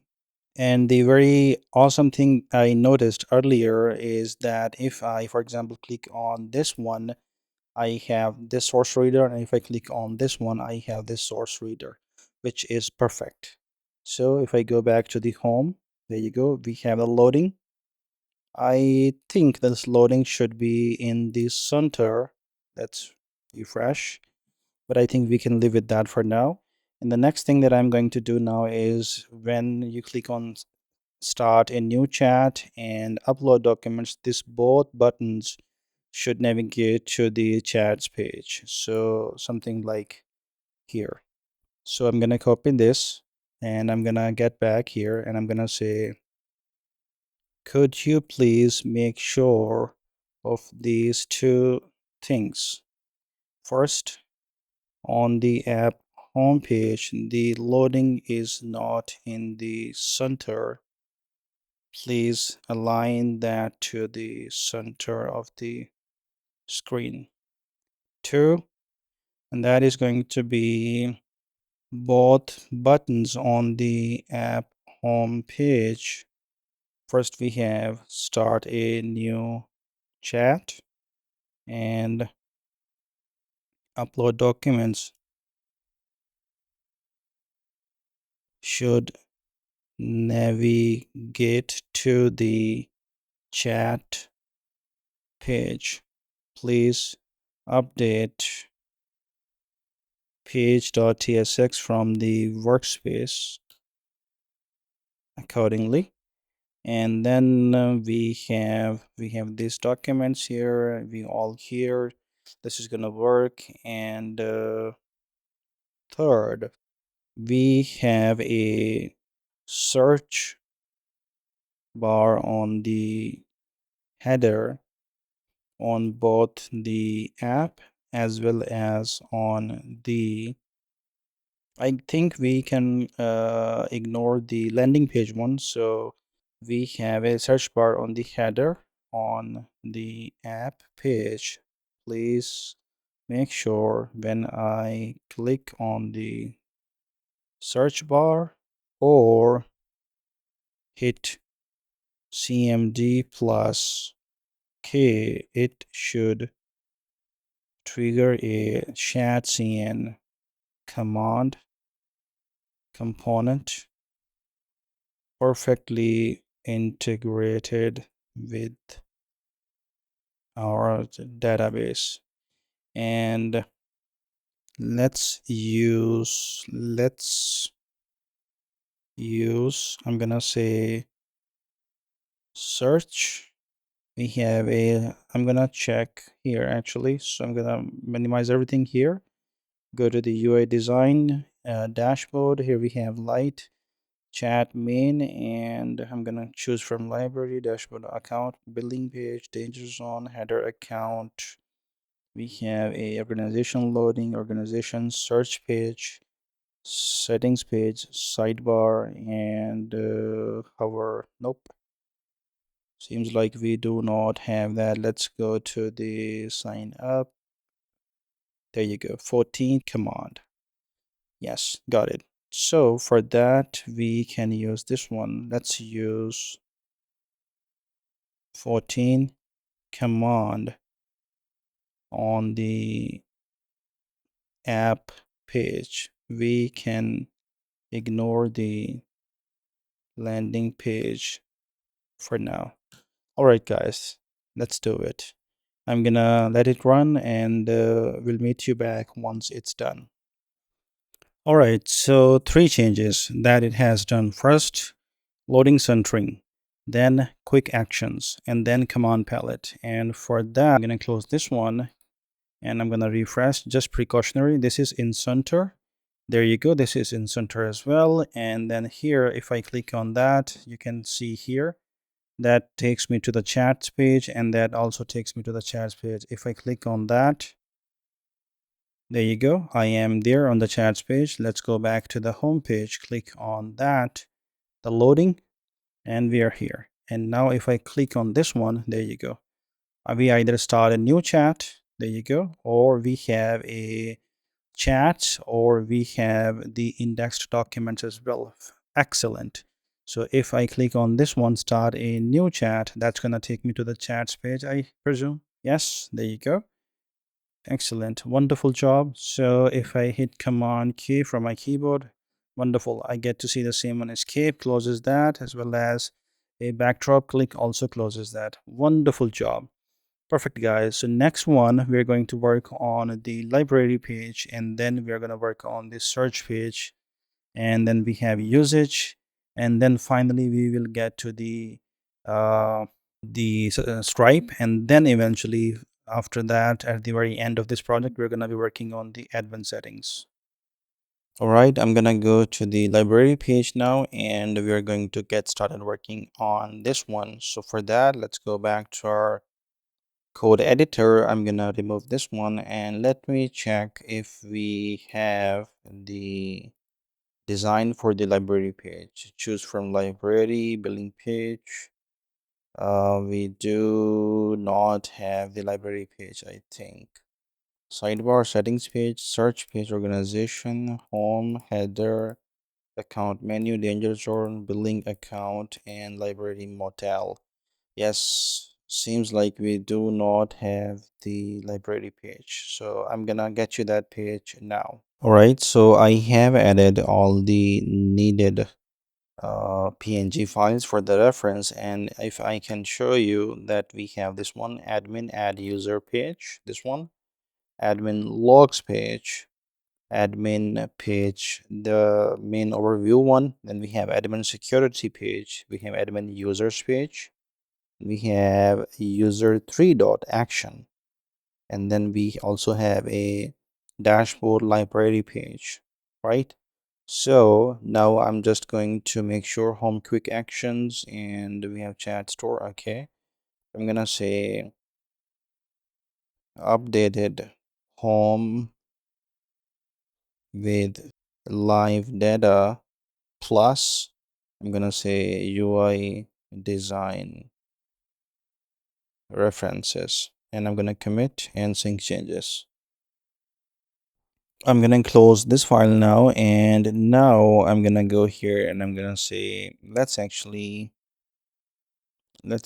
create a new session for this one. I'm gonna close this one. I'm gonna say please create a library page by following the design, and I'm gonna say library. That's gonna be dashboard library page. There you go. Make sure that you use shadcn skill for it, and of course the data should be fetched from the database. No dummy data, only real one. Let's go for this one. All right, so finally the library page is done. It took a while, and but it's done. First of all, let me take a look at the changes that we have. So first of all, we have a library.ts file. This is where we have a library route, library page size, library query max, and a few bunch of other types and constants. We also have the tab strip in the order it's rendered. Status null is the all tab. It doesn't narrow the query at all. Library status filters, that's like all indexed, indexing, and filled. All right, we also have the library href where we have all and then query, and then based on the page, that's library status filled. It uses that, and the page numbers to render, basically that's for the pagination and all that. And of course we have the short age, 2 hours ago, 5 days ago, something like that. After the library.ts, we also have a dashboard dash nav.ts. We have a few addition into that file. That file already existed, but we have more changes to that. So which live workspace number sits on the right of a nav item? So chats, documents. We also have a right aligned count now, and that's pretty much it for this file. I'm gonna go to the chat dash store. So here we have dashboard nav counts now, and that is being used, just being imported here, and then that's being used there. So we have get library page. All right, and furthermore we have a library upload dash button. So that is a new component, and we're gonna make sure that this button redirects to the chats page, and we will get to that in a sec later. Eventually, there you go. This is the button, and we have on click current, and this is what it does. And library dash table, there you go.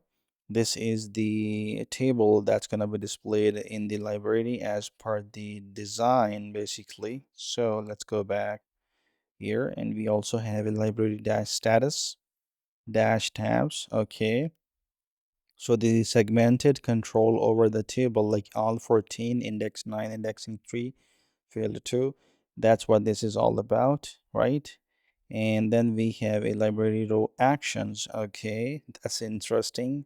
It really has divided the files into their own appropriate folder structure and file names, which is really good and a future maintenance proof.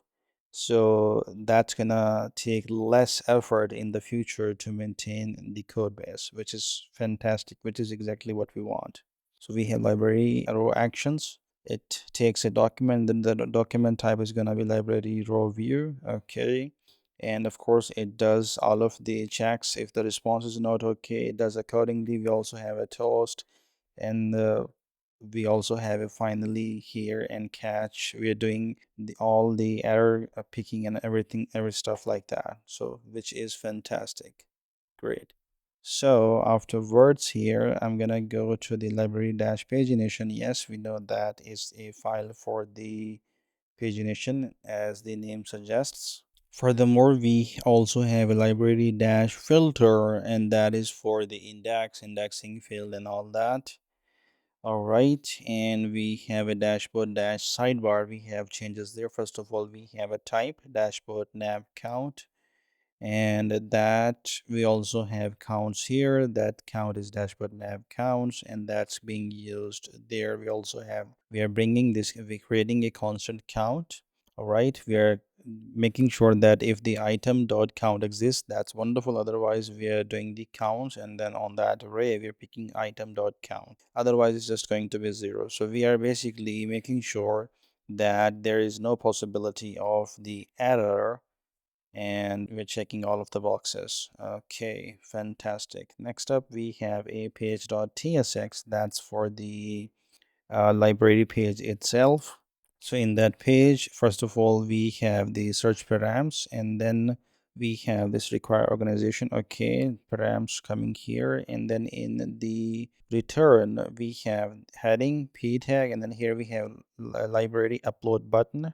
I want to make sure about one thing about that, but that's later. When the library total is equal to 0, then we display the empty state. Otherwise, we simply go for the library status tabs, and where we have library filters and library table as well. We also have a layout.tsx changes for that same file where we get nav counts now. And we also have a route.ts file change for the delete document and all that. And now I'm gonna get back to the browser, refresh, and see if nope, the server is stopped. Let me close this one, and let me run this server npm run a dev. And now I'm gonna get back here. Let's refresh and loading. The good thing is there's no 404, and wonderful. Right now we are in the all tab. We have one chat and we have only 2 in the library, so the numbers are really correct. If we go to the indexed, there's a slight delay. I don't want to delay. I don't want to be blindfolded while I click on that and be waiting for that. So there should be kind of maybe a loading state for that one. So let's say if we click on that index, I just clicked, and it waits a few seconds before it moves there. So there should be a loading for that, and same goes for everything. So that is one change. And second change is if I click on the upload. Okay, so I can upload the documents here.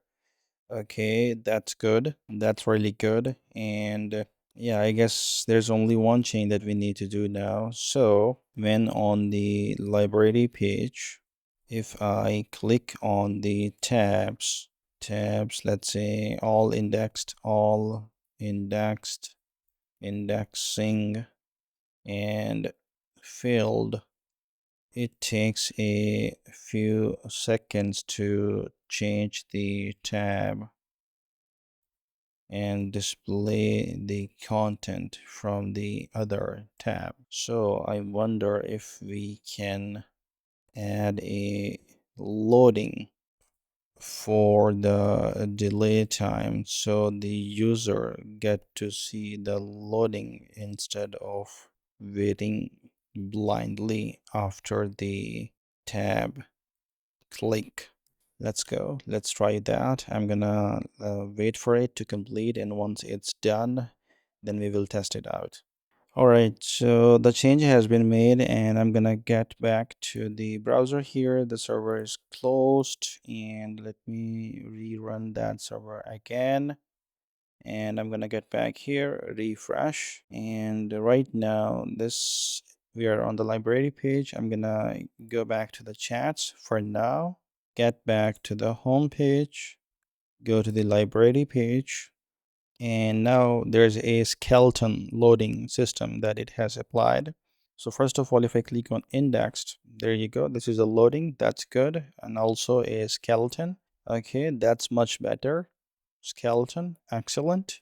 And there's skeleton. And now if I search for the castings, and let's see if we can, yes, we can filter. The filtering works perfectly fine. Let's clear everything. And there you go. Excellent. So the next thing that we need right now is the search page, and I'm gonna get to that now. So here I'm gonna say let's work on the search page as per the search. I'm gonna say dashboard search page. Make sure to use shadcn skill for it, and that's fine. And I'm gonna wait for it to complete, and in the meantime I'm gonna push all of these changes to the repo. That's gonna be a, what's that, library page, commit and sync changes. There you go. And that's gonna be coming here, the origin home. There you go.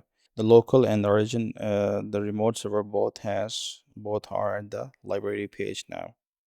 Excellent. Let's wait for it, guys. All right, so it is done, and the engine is there, and the things that it says, that two places the design asks for data that doesn't exist. First of all, PDFs can't be searched at all, like extract document stores text null for PDF by design. Claude reads them natively in chat. So, well, the short answer is that PDFs can't be searched here. And actually, let's make sure that our server is running, npm run dev, and let's go back here. I'm gonna refresh, and now there you go. So in the search page, let me take a look at the search page that we have. So we have UI design, we have a dashboard light, and I'm gonna go for the search page. There you go. Okay, so yes, this is exactly like the search page. And now here we have all documents. We have two scope, and those are our documents. And now actually I'm gonna get back to the search page here, and I'm gonna search for bit more. Let's search, and let's see if we find anything, and we do. So we have this construction document here, here, basically total 3 passages and that it could find based on our search. Excellent. And ask docsy instead of scanning results. And if we go here, let's see what it does. That's going to take us to the chat, and excellent. Yeah, so the query is with more here. Okay, and it actually did nothing. So I mean, yes, we are on the chat, but that would have been here before this question mark. The thing that we have query with more, that means that we have the ability to trigger a search just by going to this link. I think we can do that. So for that, an interesting thing that I'd like to implement now, that when you actually that when I'm gonna go back here, and I'm gonna take this screenshot, and I'm gonna open this up, and I'm gonna highlight this one. Done. Copy and paste it over here. So when it says ask docsy, so that when it says ask docsy instead of scanning results on the search page, and when I click on that card, it takes me to the, let's go, there you go. page, and the string is the chat URL, and after the question mark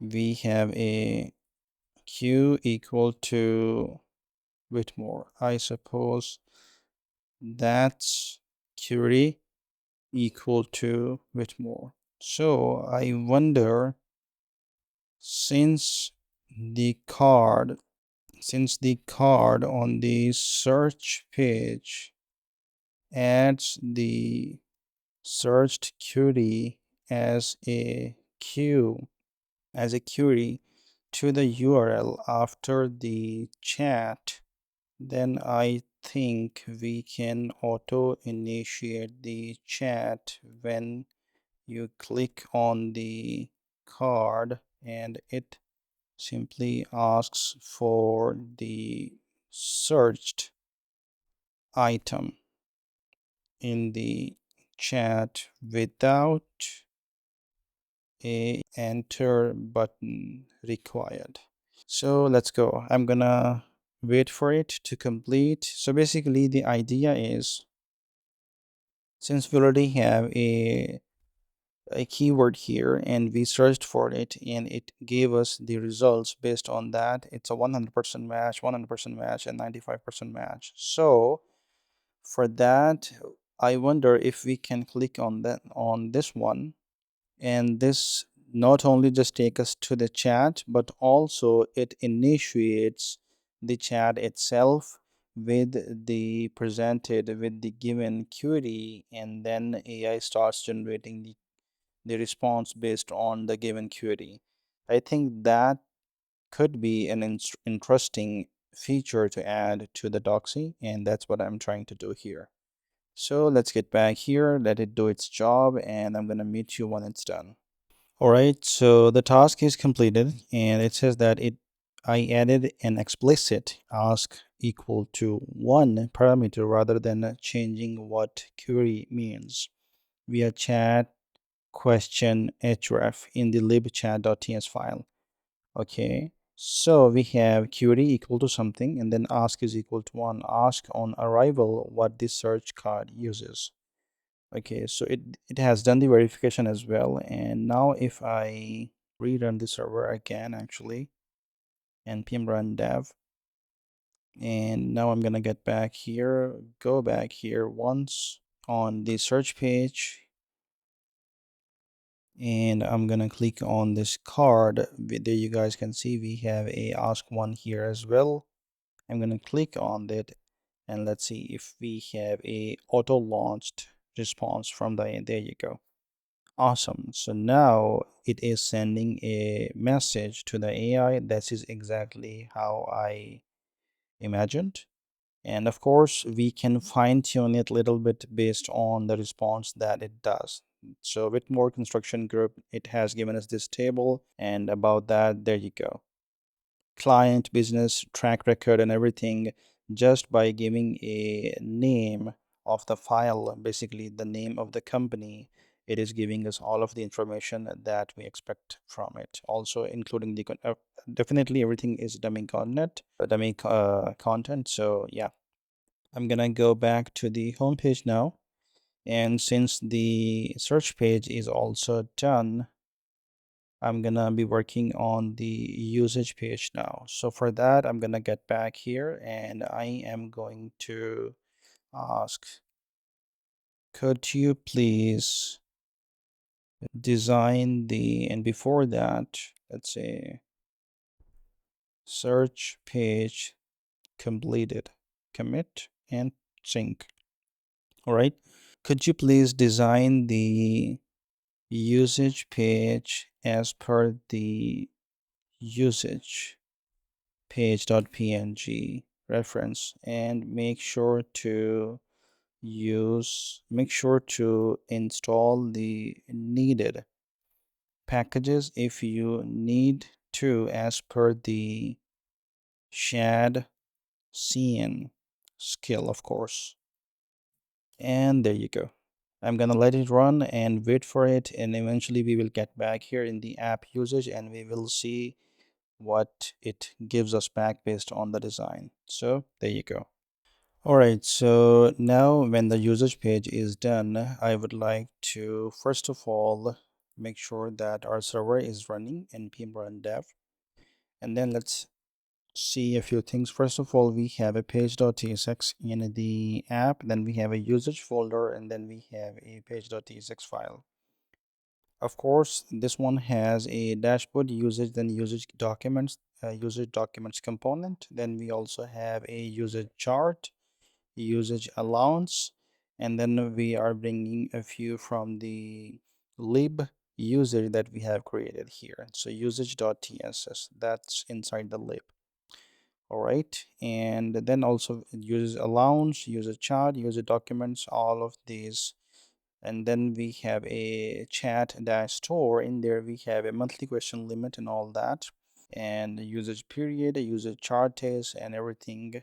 And then here at this spot, here we have local, year, month, date, the day a question reads as the person who asked it. Okay, so that's for that. I'm gonna go back to the browser here, refresh once, and let's take a look how the usage page looks like. Okay, so we have 3 out of 50 questions. Yes, that's true. Upgrade for more. Okay, that goes to the billing page. Let me take a look at the usage page itself. So UI design, dashboard, light, and where is the usage library? There you go. So okay, upgrade for more. We have this billing cycle. Okay, resets in 16 days. Then we have, okay, this one looks good. Citation verified. Yes, we have average answer time 19 seconds. Okay. And then here we have questions per day. So this, we have 2 questions, and today we have only 1 question. And we have most questioned documents is this one. So if I click on this one, that's gonna take me to the chat page. And of course, the other one takes to the chat page as well. So the usage page looks exactly how I imagined, and this is exactly how it should be. And now before I move on to anything else, I would like to make sure that on the settings page, we have a danger zone tab, and now in that tab I want to make sure that clear chat history, clear our documents, and delete account does really work. So for that, I'm gonna close this one, and before that, actually, let's push everything. So I'm gonna say usage page completed, commit, and there you go, and all that, commit now, and then we have sync changes.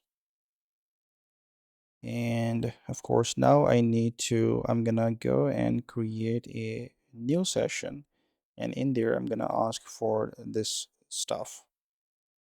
All right, so now here on the settings page, I have a danger zone tab that contains clear chat history, clear chat history. We also have a clear all documents and delete account.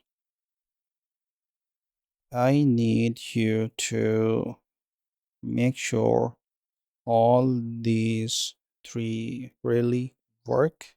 When a user click on that, it triggers a confirm dialog, and if confirmed, then it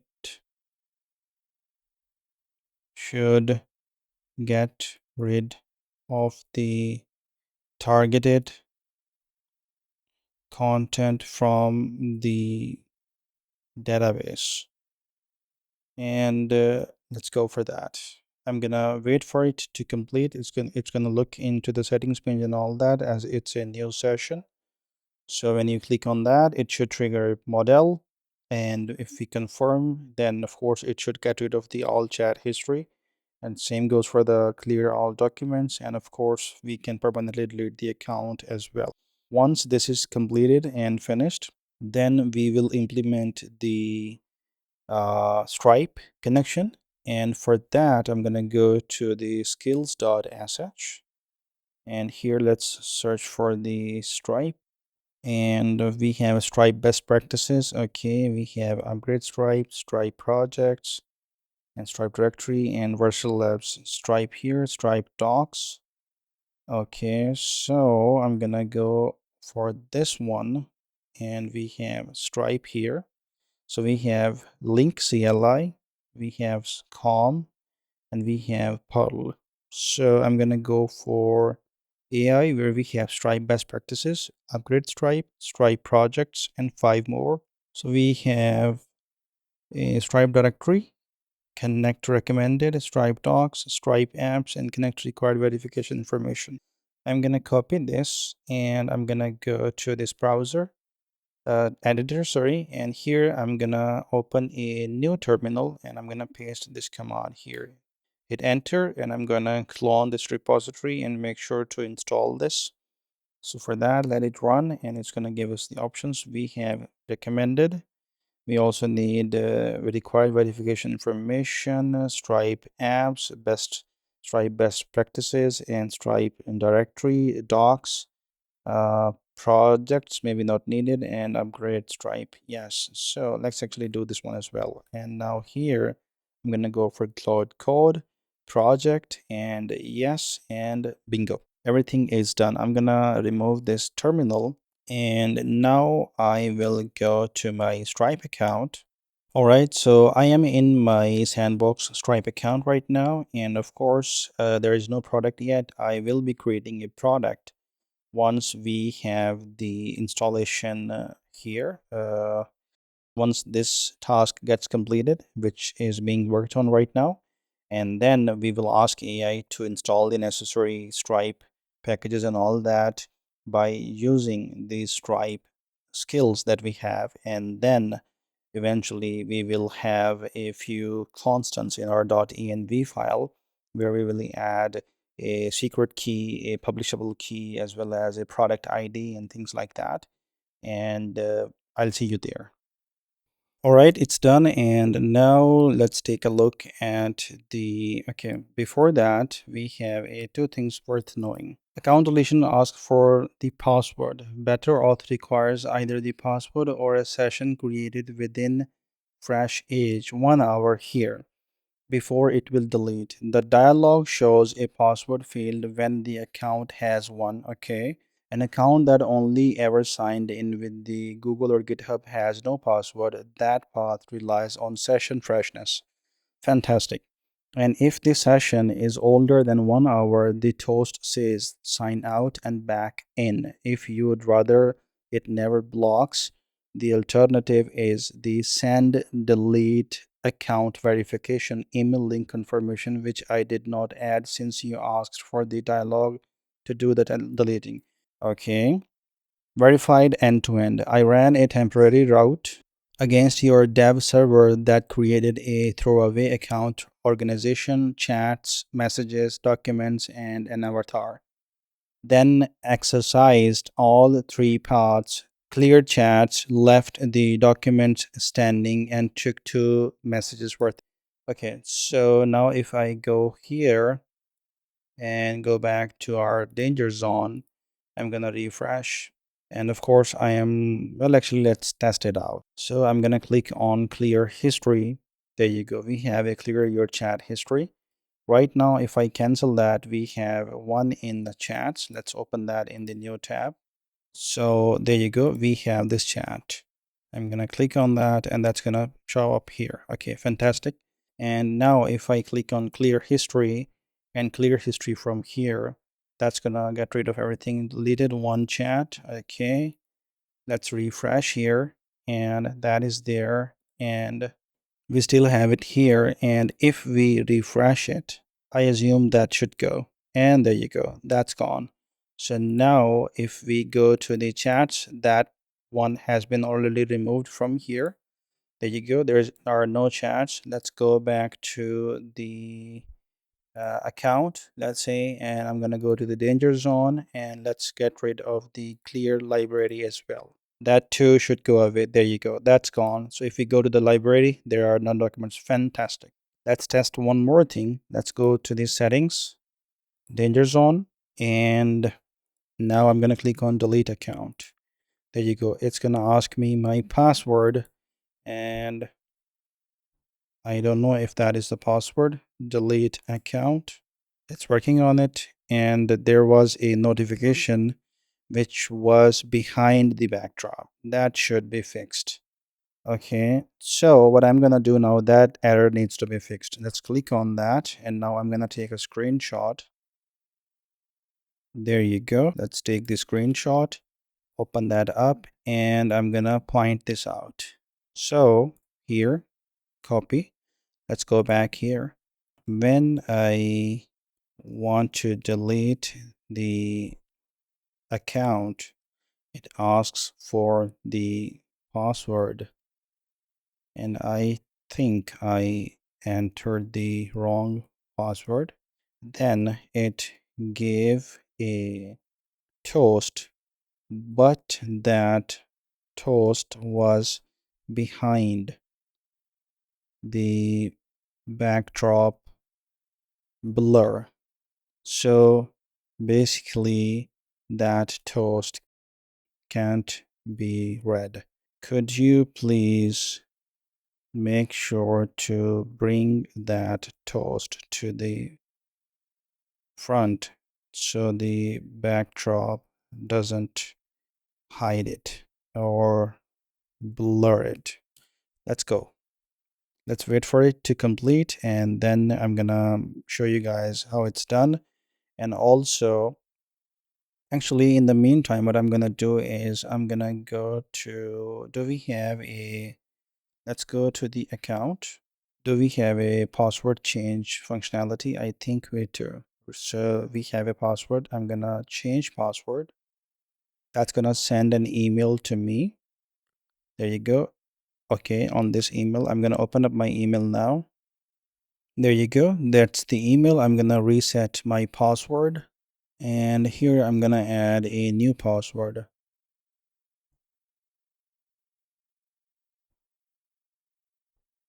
There you go, set new password, and let's see if everything works out. So that's new password. Back to sign in. I'm gonna use my credentials this time. Let's see if it identifies that. We also have a one issue, maybe because it is working on that one, that's why. But we're gonna ignore the issue for now, and password and continue. Let's just log in, and we are logged in. So no thanks here, 0 out of questions here, and there is this thing, yes. So I just realized that we need to fix this thing as well. So on the home page, basically what happened is that when we deleted the chat and we deleted the documents from the library, so now let's say if this is a real SaaS product. Right now we have this bug that user can ask all 50 questions, and then he can get rid of all of the chat history and the library, and that's gonna reset his questions, and then he can ask further questions more, and that's not what we want.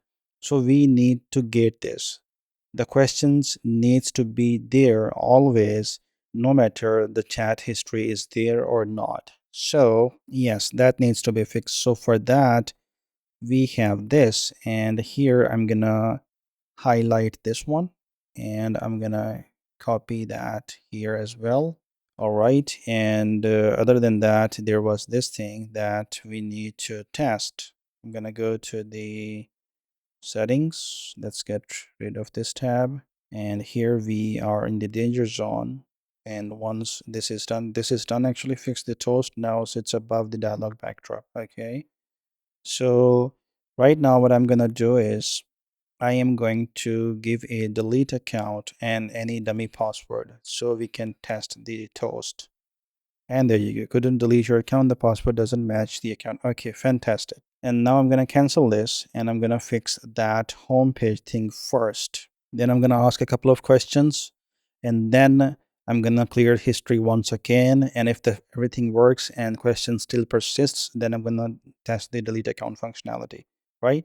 So I'm gonna get back here and I'm gonna say, right now we have this bug on the, let's say, page.tsx from the workspace. There you go. That when I deleted the chat history, also the library documents, it also reset. It also did reset the number of questions that I asked earlier.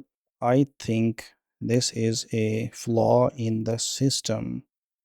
So basically, now users can ask all 50 questions and then they can get rid of their chat history and reset the questions per month.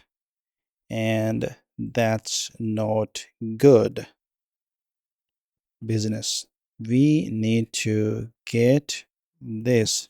So no matter if the chat history is deleted or not, we need to make sure that our system app always remembers how many questions he has asked and never allow more questions than his uh, chosen plan. So I think that's enough. Let's do this, guys. And I'm gonna let it work on this one, and then we're gonna test it out again, and we go from there. All right. All right, so this is done, and here it says that you were right on both counts, and there was a second half to the whole. The limit wasn't enforced anywhere. Okay. The fix alleged that nothing cascades into message rows can't be the billing record. Okay, so what changed here? We have a chat dash store in there. We have a count question this month. Okay, then we have also this the gate a question over the limit gets 402 with the reason and never caches Claude, reaches Claude. And then here we have and the shared refusal message as well. And now if I want to do one thing, okay, so we do have a one error here. Let me do npx prisma generate and let me do npm run a dev. And let's see if we have any errors here. So far seems good. And okay, it seems good. Let's go here, refresh. There you go. Everything looks good. And it seems like that it is working the way it's supposed to. So now basically what I need to do is I'm going to go to the chats or just click on the new chat button here. And here I'm going to drop the file. Let's say this one, Whitmore or Whitemore, whatever this is pronounced. And this is opening the chat and this is reading the document. And I'm going to let it read the document and answer.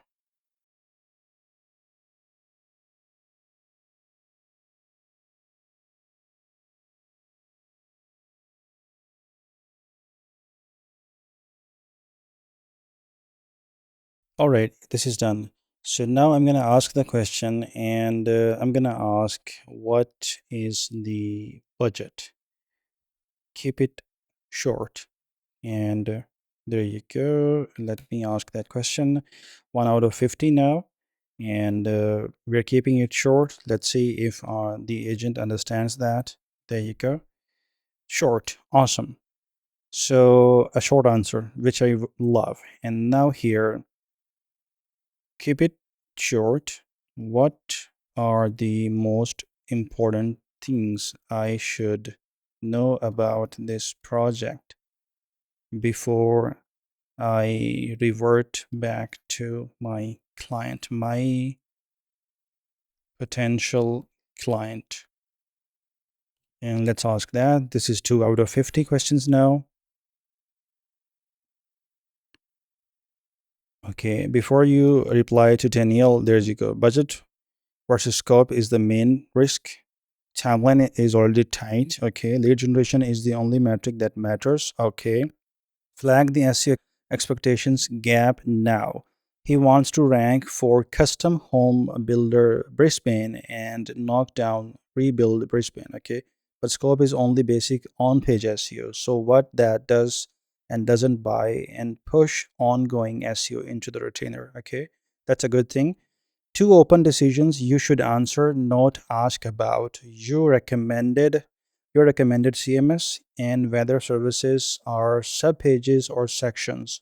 The later directly affects an SEO. Okay. The good thing is send it right. Email first and then phone call to discuss to this email. Excellent. Everything seems perfect. Everything is exactly how it should be for this kind of question. And okay. Is there anything I can say to my client to win? Is there anything that interests interests him the most? Let's ask that. And let's see if this gives us any answer to that. We also have a 3 out of 50 questions. So we are spending really real money on all of these answers. Okay, the angels most likely to win and lead with the money and not the design. Okay, he told you the current site is costing us leads. Okay, where is that? Where is that? Yeah. Open by naming that 30 to 40 projects a year against a build worth 8 to 14K means single one job likely pays for the site. Frame the code as recovery of lost inquiries, not as design fees. Design fee. Okay. Show him you read section 3. Okay. Answer the CMS question with a demo, not a paragraph. Okay. That's a good thing. I've been doing freelancing for like 12 years, and this is really good part. Okay, bring the trades examples. Yes, that's a good one. Be the one who's honest about SEO. Yes, perfect. Always be honest. Give him a fixed price and a date. Yes, yes. Instead of again, sometimes clients more want to read about, listen to. Sometimes clients want to know about the exact date instead of the range. I mean, anybody can give a range with a 3-4 weeks in difference, but you are considered a pro really if you can give the exact date. And here we have make the trade-offs is to make. Okay, he asks you to itemize your code and to flag the cost of the blog and PDF. Lead magnets will decide. Present a core price plus clearly separated options that reads as respect for his budget rather than a padded number. Yeah, yeah, for sure. Everything is good. So now I'm gonna get back to the home page, and now we have 3 questions here. And the one thing that I'm gonna do, I'm gonna go to the settings. Let's go to the danger zone, and I'm gonna clear history. There you go. Chats are gone. I'm gonna clear library. There you go. The library is gone. Let's get back to the home page again. We should have 3 out of it. Yes, we do. Exceptional. Wonderful. Love it. Whatever we have been doing, we are doing really great. And we are just making sure that our SaaS idea is really, really secure and profitable in every way. And now we need to work on the Stripe integration, and then after that we will do the admin settings. All right, so the next thing that we're going to work on right now is the Stripe integration, so we can have the ability to for the customers to pay and sign up for the docsy application. So I'm going to click on this Pro Manage, and we are here on the billing page. Change plan does nothing, upgrade to business does nothing. And right now I'm going to go back to my code editor, and I'm going to create a new session here.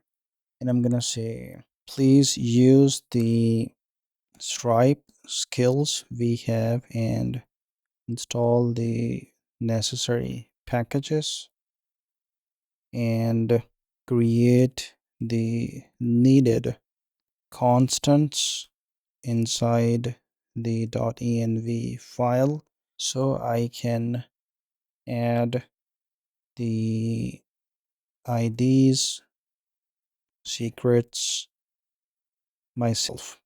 Make sure to integrate Stripe sandbox to our billing page properly and test it out that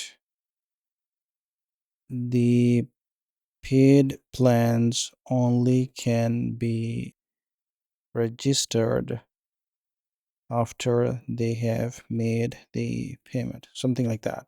And it is not going to be maybe tested out, but we have that in the prompt, and we will do that manually. So for now, I'm gonna go for this one, and maybe do we have a billing settings dot tsx? Okay, so I think this is the one. So if I go here and billing dash settings, so we have pro plan, and here we have plan dot name.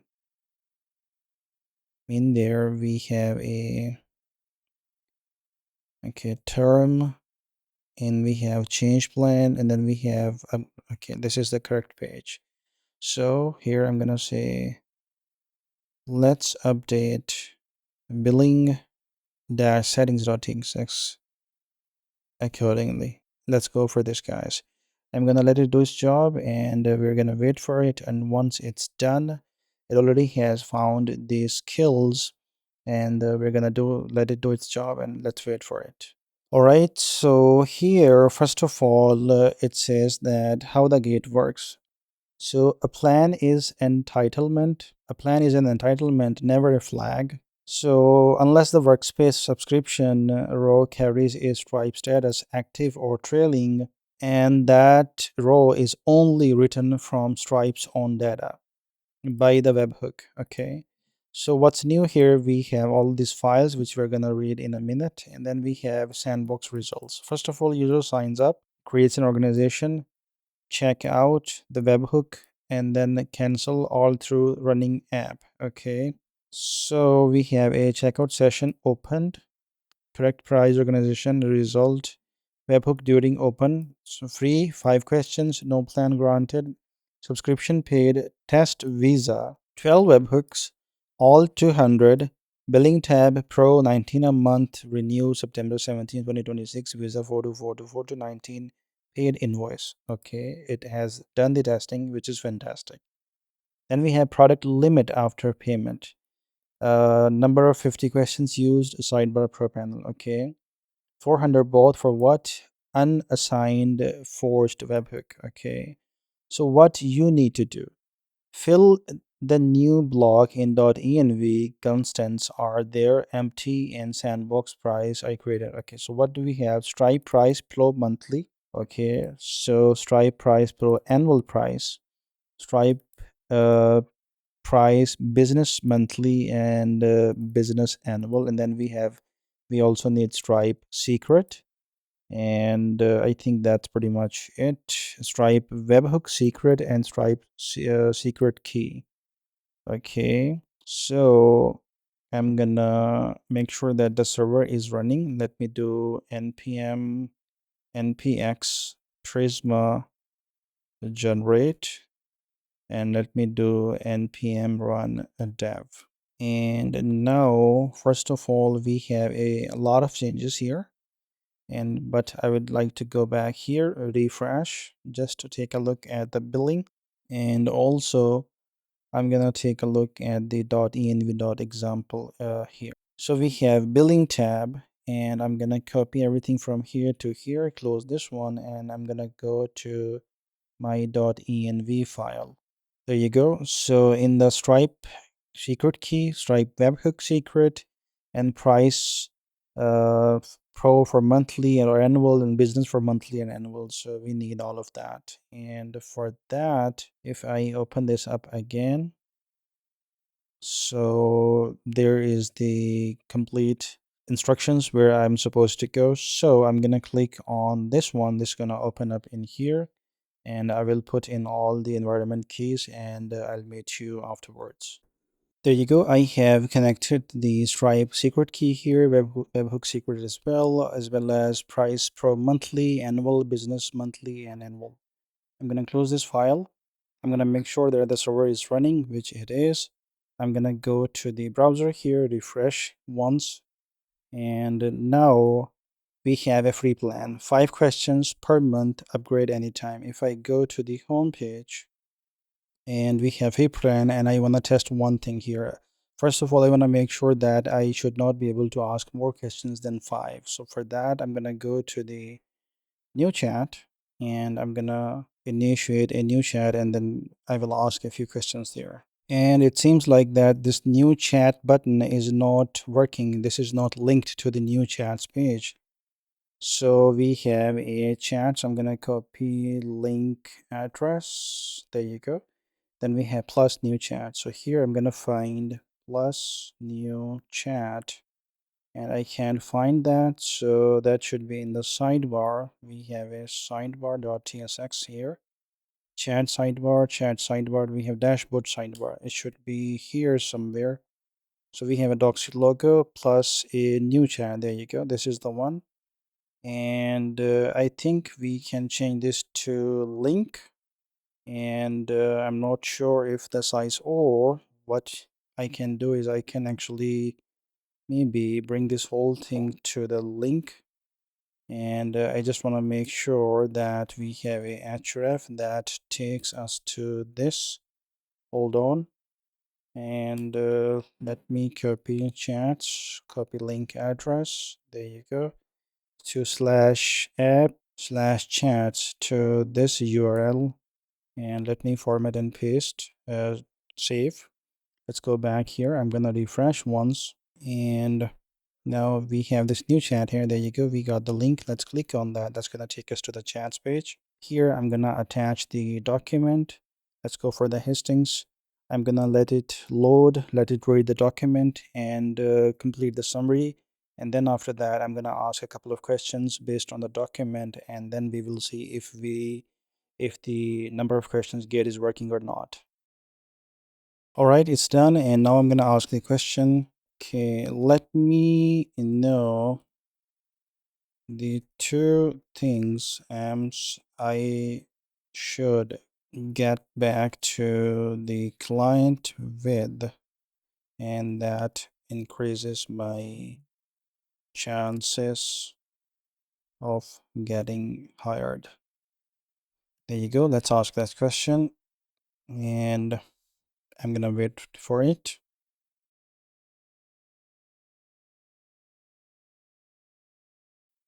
Okay, now I'm gonna ask here that make it short, and could you please write a nice and professional cover letter for me based on the client requirements that I should send, that I can send to the client. Let's go. And we are 5 out of 5 questions, and it is also turned red, and we're going to ask one more question afterwards. Let's see what happens then.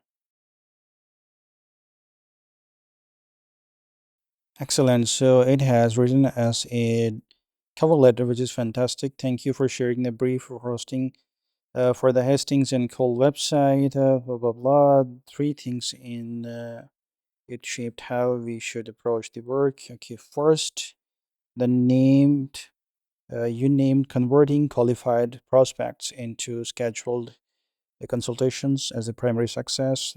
Second, we have you were explicit that your offline manager must be able to add attorneys. And third, one risk the does not yet address. Your goals include ranking for terms such as government contracts attorney, Washington, D.C. Okay, so it kind of looks good. Of course, we can use a even better model. I'm using a cheaper one on this one from Claude. We can use even better model that's gonna write you even more professional cover letters if that is what you're gonna use this for only. All right, and we are this, and here I'm gonna ask, there you go. I also have this text here. You have used all your questions on your plan this month. Your allowance resets on the first or upgrade for more. Okay, and I cannot add anything here, and I can of course always go for the D with the dark mode or light mode as well. So I'm gonna get back to the home page now, and after that, there you go. This has turned red. I'm gonna go to the upgrade, and I'm gonna click on the get pro. Let's see if this works or we have any sort of errors, and we are to the Stripe. Excellent. Seems like everything is working. It's let's do the USD, and USD is $19 a month. This is Docsy Pro, and this is a per month. And here we have the card subscription that we are gonna go with. I'm gonna get back here, and I'm gonna try. This is canceled. Billing history, we also have that. I'm gonna go for the annual. Let's go for the Get Pro. Okay, so that's per year, and we have a USD here, $180 a year. Fantastic. Let's test the other two as well, and then finally we will buy one. And I'm gonna go for the Get Business, and there you go. This is $49 a month. And now let's do the final one finally. And here we have Get Business, and I'm gonna say USD. That's for $60 a year. Excellent. Let's go back. And the one thing more that I'm gonna test now, that is the billing history. If I click on that, that's gonna take me to the Stripe page once again. And here I think I can see the canceled. I believe so. No, there's no invoice history or anything like that. Excellent. So let's go back, and now I'm gonna click on the, let's go for the annual. I'm gonna get pro, and here let's go for the USD, and here we have a 424242, always 42, right? And then after that, here I'm gonna say, let's say 12, and then I'm gonna say 30, and here 123. My name is Ali Murtaza. I'm from Pakistan, and here I am just using this code, and no need to save that. It's just testing. I'm gonna subscribe, and let's see if anything, what happens after the testing. Powered by Stripe, terms privacy, everything looks good here. Okay, so checkout is success. Session ID is there, and test is there, and now the pro plan is already activated. $15 a month, billed annually, renews August 17, 2027. Excellent. So we have the payment method here, and we have the invoices here. So if I click on the download button now, let's see what happens. So this has given me a PDF. So if I open that up PDF here, got it, Fullstack SaaS sandbox. I mean, it's really good, guys. It's wonderful. This is exactly how it should be. Of course, there are templates in the Stripe to manage to customize the templates and all that, and of course, you guys can do that. So our Stripe is working, our danger zone is working, our account is working. We tested everything, every single thing, and now the one final thing that I think that is left, that is the admin settings, and that is exactly what we're going to work on now. All right, so first of all, I'm gonna get back to my code editor here, and I am gonna go to the GitHub, to the Git section here, and I'm gonna say, I'm gonna add everything, and I have a Stripe integration, commit, and sync changes. That's all. And I'm going to close this one. And now I'm going to say, let's design the admin pages. And for now, only design the admin overview page as per the, let's say, admin. We have user page. This is the admin page, and we'll get to the admin sub pages later. Make sure to create the necessary tables in the database, generate, and make sure to use the proper skills for everything like Prisma, Neon, or shadcn. All are available here. Let's go for this one, and I'm gonna let it work, and I'm gonna meet you guys after it's done.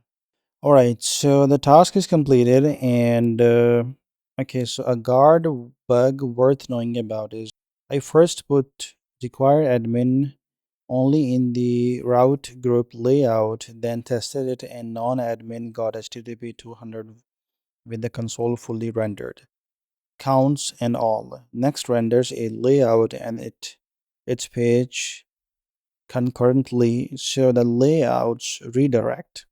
Doesn't stop the page from querying and streaming, guarding each subtree. Okay, that's bad. Group layout, console layout, and the page fixed it.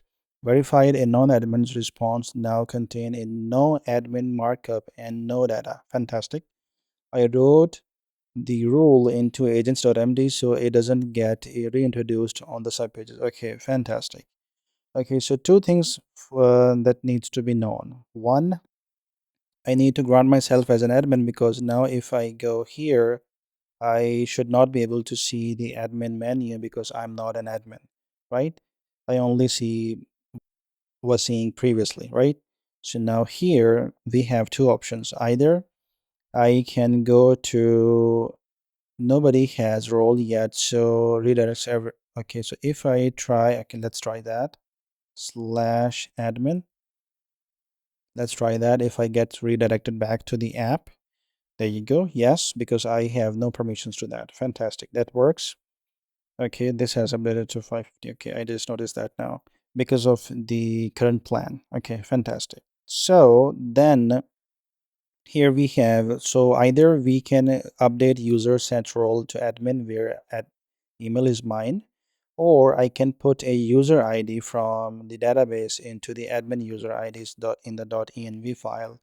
I think I'm gonna go with this one, and I'm gonna meet you in a second for that.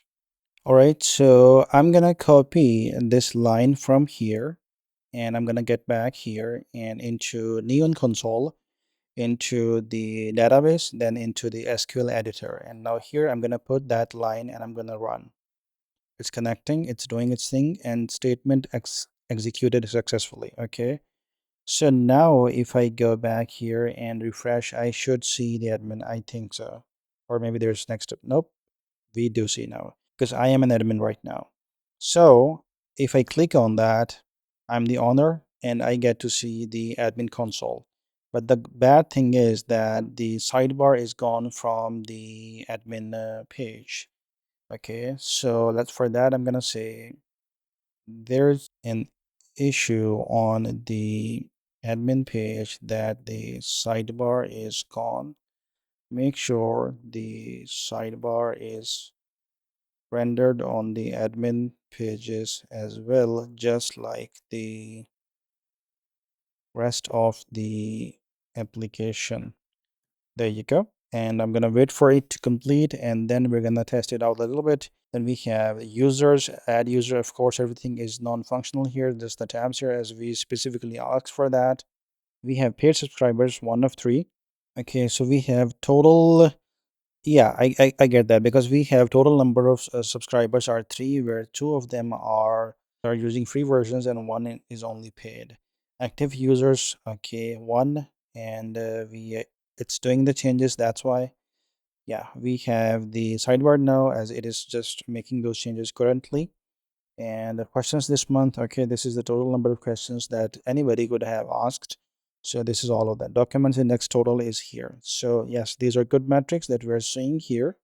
And now the next thing that I would like to work on. So here, if I go to the UI design, not landing, but dashboard, light, and here we have admin, let's say admin users page, I guess so. Yeah. So I would like to work on that. So could you please create the users page as a sub page under the admin page based on the design, let's say users, admin users page. There you go. And make sure both the sub item from the sidebar under the admin title and the tab are connected, linked to the users page. And I think that's enough. Make sure to use the necessary skills for it, because oh, hold on, why did I hit enter?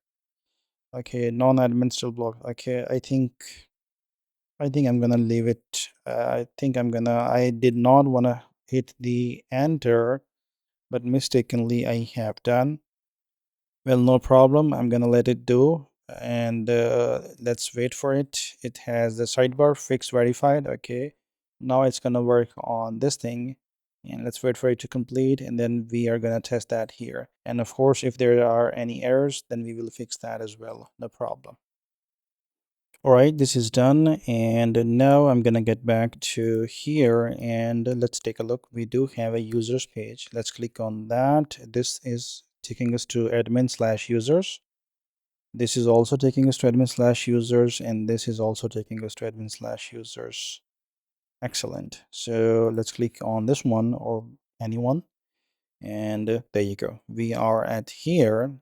And so first of all, I'm gonna see, let's search for Ali, my name only. So yes, the filtering works. And the plan is pro for me, free for this one, free for this one. This is active and active and inactive. Okay, fantastic. That's good. Last activity is 30 minutes ago when I logged in. Okay, excellent. Inactive means no sign in and no question asked in the last 30 days. Deactivated means the account is blocked from signing in. Okay.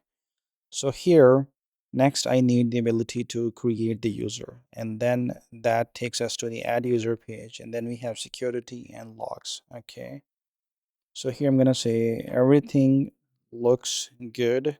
Now, could you please make sure to create the page for adding a new user so the admin can create new users from the dashboard, and let's use add dash user.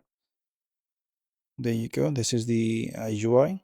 Let's use a design reference. Make sure to double check all of the permissions, database integrations table, and use the proper skill for the changes. Let's do that. It is done finally, and here it found a few bugs. So a real ownership bug that it found, basically, that better-auth create organization only honors body.user ID. When it sees no session, and I passed the admin's headers, so the session won. The admin silently became owner of every workspace created. The new user got none. They landed on the onboarding and the business grant attached to the admin's own membership. So that's not good. Verified against the database fixed by calling it as a system action without headers. Re-verified, and now a new user now owns the workspace and holds the grant. Okay, that's good. The path has no permission check of its own. So the acquire API admin is the check noted in the agents.md, so it can be rebroken. Okay. Then here it did all the results, and we have some good results here. So every test account, workspace, and grant was deleted afterwards. Okay, that's good. It has done the testing and then deleted the whatever testing data it had. Okay, so now when we are on the users, if I click on the create user, it's going to take us to /new page. There you go. And now let's say if I can add like Jane dash Doe, let's say, and Jane dash Doe add example.com, and here I'm gonna say password 123. There you go. And I'm gonna make it a free account, create user, and let's see how what happens. So Jane dash Doe add example.com, account created, and back to users. Let's see if we have that user. There you go. The user is there. And now let's create a new one. I'm gonna say Jane dash, let's say John Smith. And here I'm gonna say John, this should be John Smith, John Smith add example.com, and here we have password 123. I'm gonna go for the pro version here. This grants the plan without a payment. It recorded as grant by you, and the billing tab will say so rather than showing a price. Okay, that's good, because there should be no need for the admin to go through the payment. You should be able to grant the access while the user can actually pay, make the payment directly to the owner's account somehow. Let's go back to the users now, and we have a John Smith here, pro inactive. And if we go to the home page, uh there's nothing for that. Let's actually go to the admin, and yeah, here we have 2 of 5 paid users. So one is the one that we created just now. If we go to the manage users, there's one pro, and there's pro that we did while the Stripe integration. Free, everything is working perfectly the way it's supposed to. Let's work on the security page now, and for that I'm gonna go here. I'm gonna say excellent job. Now please create the security page and link it properly, and make sure to design it as per the, let's say, security. So we have a admin security page.png, and use the shadcn skill for it. All right, and now this is done, and for now I'm just, let's say, good, and let's go back here, and now let's make sure that pagination is working. We have 1 2 3 4 5 6. Okay, seems like it added the free some users. We have sec admin, we have allowed by admin, and we have plain 2. Okay, so let's go to the number 2 page and see if we have, yes, we do see users here, and those are gone now because we just reloaded it. And now I'm gonna get rid of this from here and refresh, and there should be no users, I think. Like I said, there are no users, and now we can go to the security page, and of course here we have enforce two-factor authentication. Docsy doesn't offer two-factor sign-in yet, so there's nothing to enforce. Okay, we're gonna leave it that as is. Allow new signups, so let new people register from the marketing side. Okay, that's a good feature to have. Maintenance mode, temporarily take the app offline for everyone but admins. Yes, that's also a good feature, and this works as well. Enabled and disabled data retention, auto delete chats older than the selected window. Let's keep it, let's say, 3 months, and that's updated. Let's refresh, make sure everything changes. Yes, fantastic. Now the last thing that we have, that is the logs page. Let's work on that now. So I'm gonna get back here, and now I'm gonna say let's work on the admin logs page as well as per as page as per the logs, admin logs page, and make sure it matches the design. There you go. And I'm gonna let it work, and let's wait for a bit, and we will catch up soon.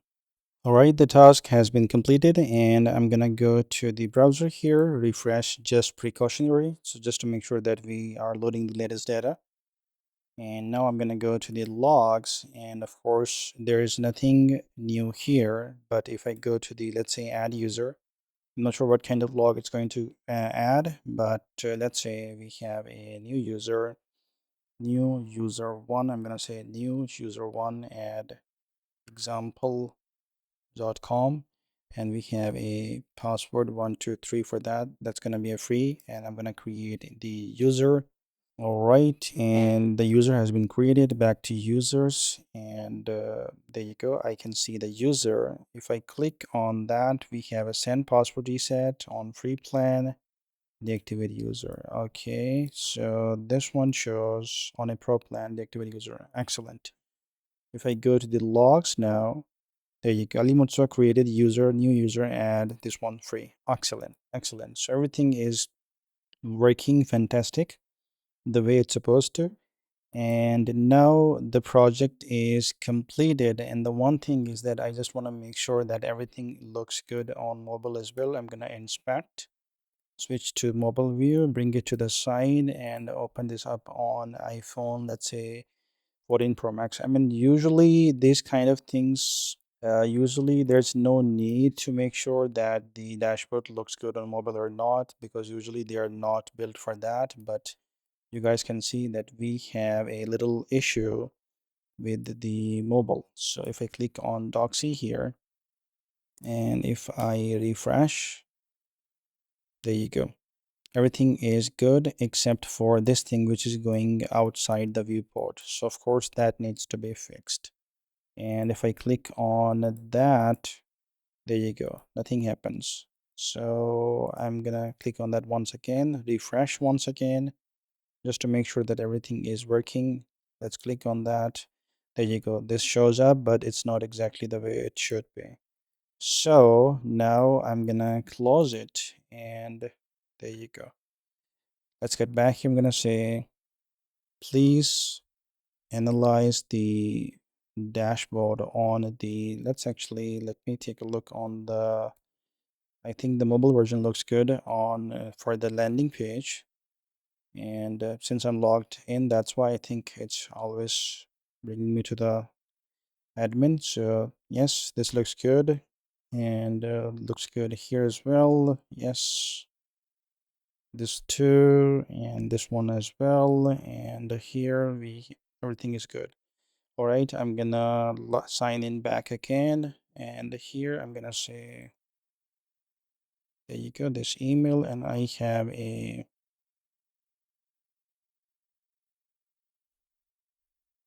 I don't know what password I chose. I think this one. Let's continue. Let's see if this logs us in, and there you go, I'm in, and that issue is gone. And now I need to make sure that the dashboard is looking good on the mobile. For that, please analyze the dashboard and all dashboard pages and make sure everything looks good on mobile and they are completely responsive. Every single page should be 100% responsive to all screen sizes. Let's use the shadcn skill for that.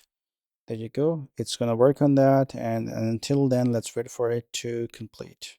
All right, the task is done and it has done some testing as well. And here it says also worth knowing. The security pages data retention row was squeezing its description into 5-line column besides the select. Now it uses field orientation responsive inside a field group. Okay, that's about that. I checked touch target too. The remaining sub 24px hits are false alarms. And here we have one thing I got wrong is cleanup. In cleanup, when removing my test entries from the activity, log, I ran a blanket delete from admin log rather than filtering to my test admin. If you created new user one, okay, I think I did that. I think yes, that's if you created new user one at example.com through the console in the last hour, I think yes, I did that for sure. So that entry is gone. So no problem for that. So let's check if we have everything in responsive. Everything looks good here on the browser. Yes, and if we click on this one, there you go, looks good. Let's go to the chats page. This page looks good. And here we are on the chat page. Let's click on this one here, and there you go, we have the chat sidebar. Let's click on this one, and that's going to take us to that specific chat. And let's see if how the so okay, that's good. The source reader cross icon is kind of covering the passage link here. So I'm going to close that, and then we close that as well. And here we are on the landing page. Sorry, we are on the chat page. And I think if I refresh here, okay. So first of all, it's loading, which looks good. Then we have this. Let's close that. Okay, everything is good. Let's go back to the home page. I mean, you can give it another prompt to disable the auto uh, active for the passage sidebar, but I'm going to keep it enabled. And then here we go to the library page. And there you go. So we have indexed all and everything here. Let's click on the indexed one, and that's going to show exactly the same thing that we are seeing here. Let's go to the search page. And let's say hasting. I'm going to search for that.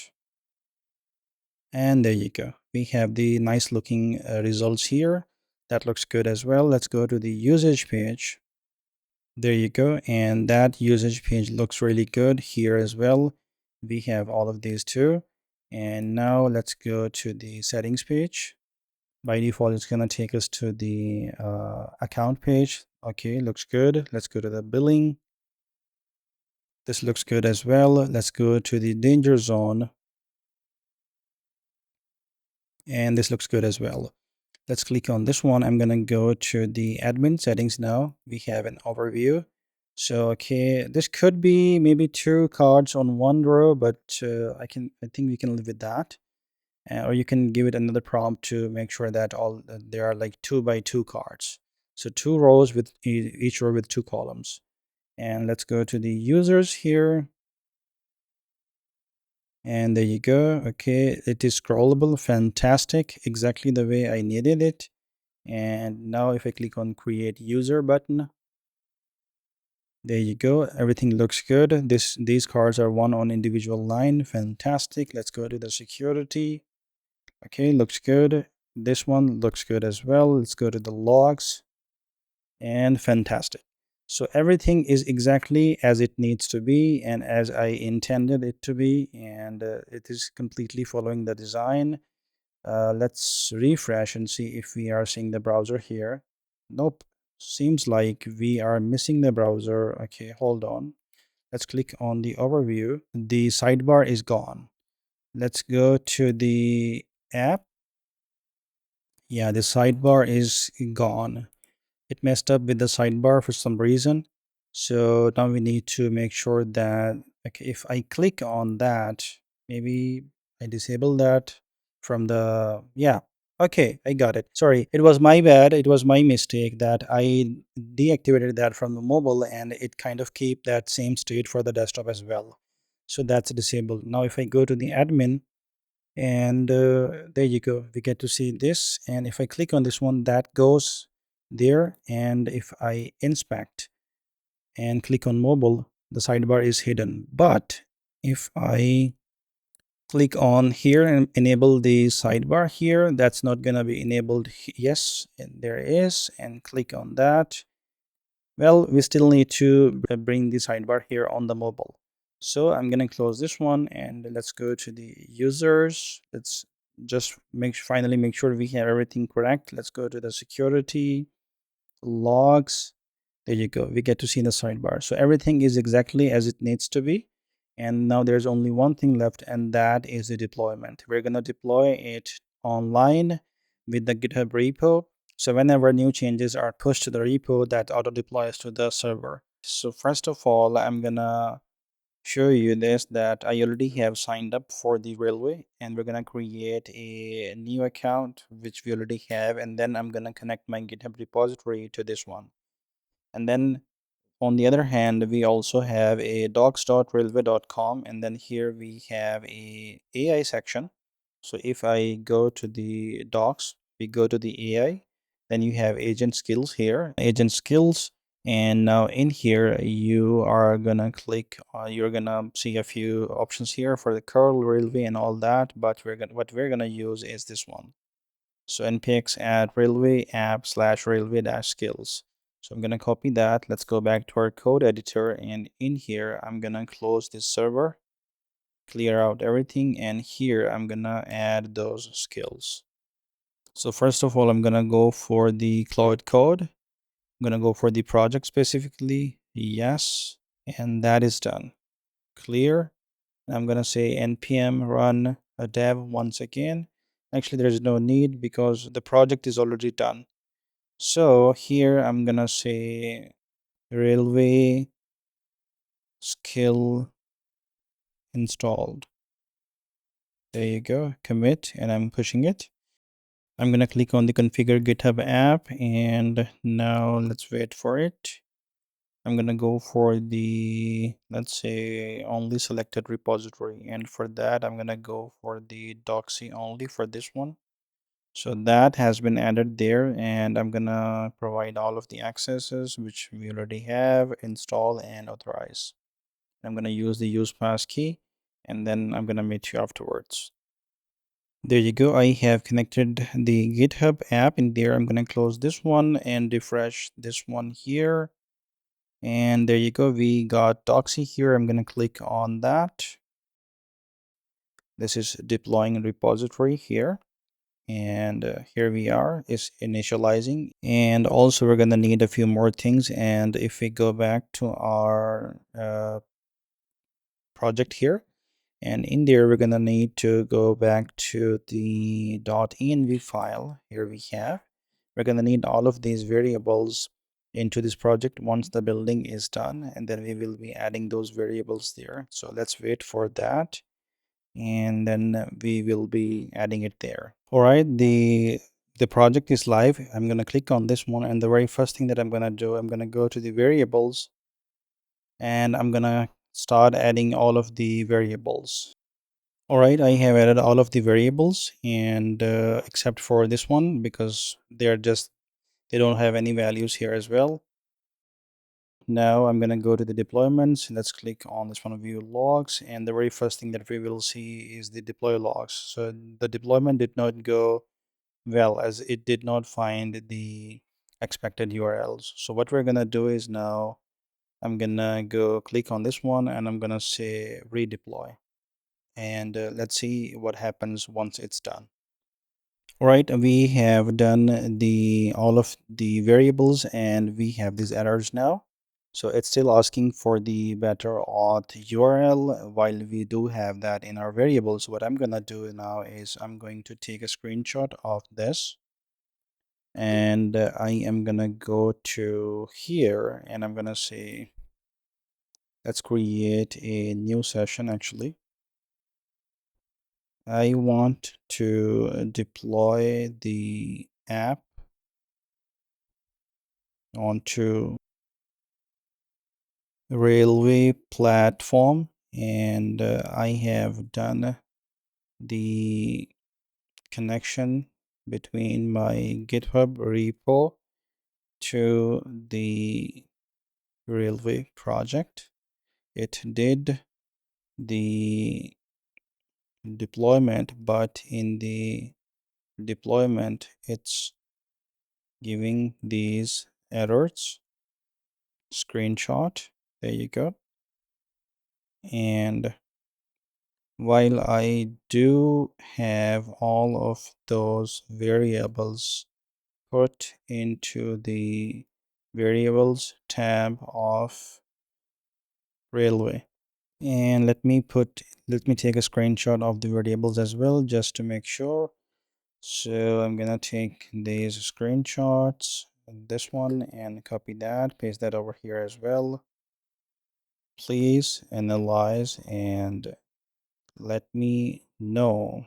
Actually, analyze and write the fix for the issue, or if I am supposed to take any steps, let me know about them and I'll follow.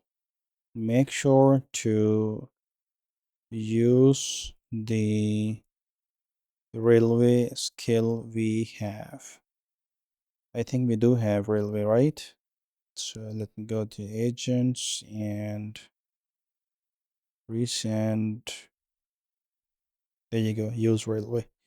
And I think that's pretty much it. And let's go for this one, guys. And I'm going to close this one and let it do its job. And I'm going to meet you guys afterwards. All right, it has taken us to this railway CLI. And now I'm going to authorize this one. All workspaces and projects.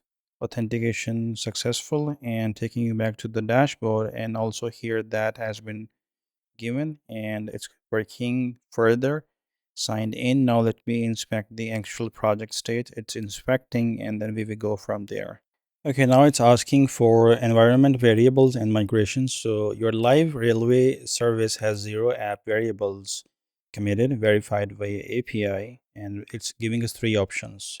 Sync from .env, new secret, same secret, and give me the commands. I think for now I'm gonna go for the sync from .env new secret, and then for the migrations, yes, add railway.json for that, and I'm gonna submit answers.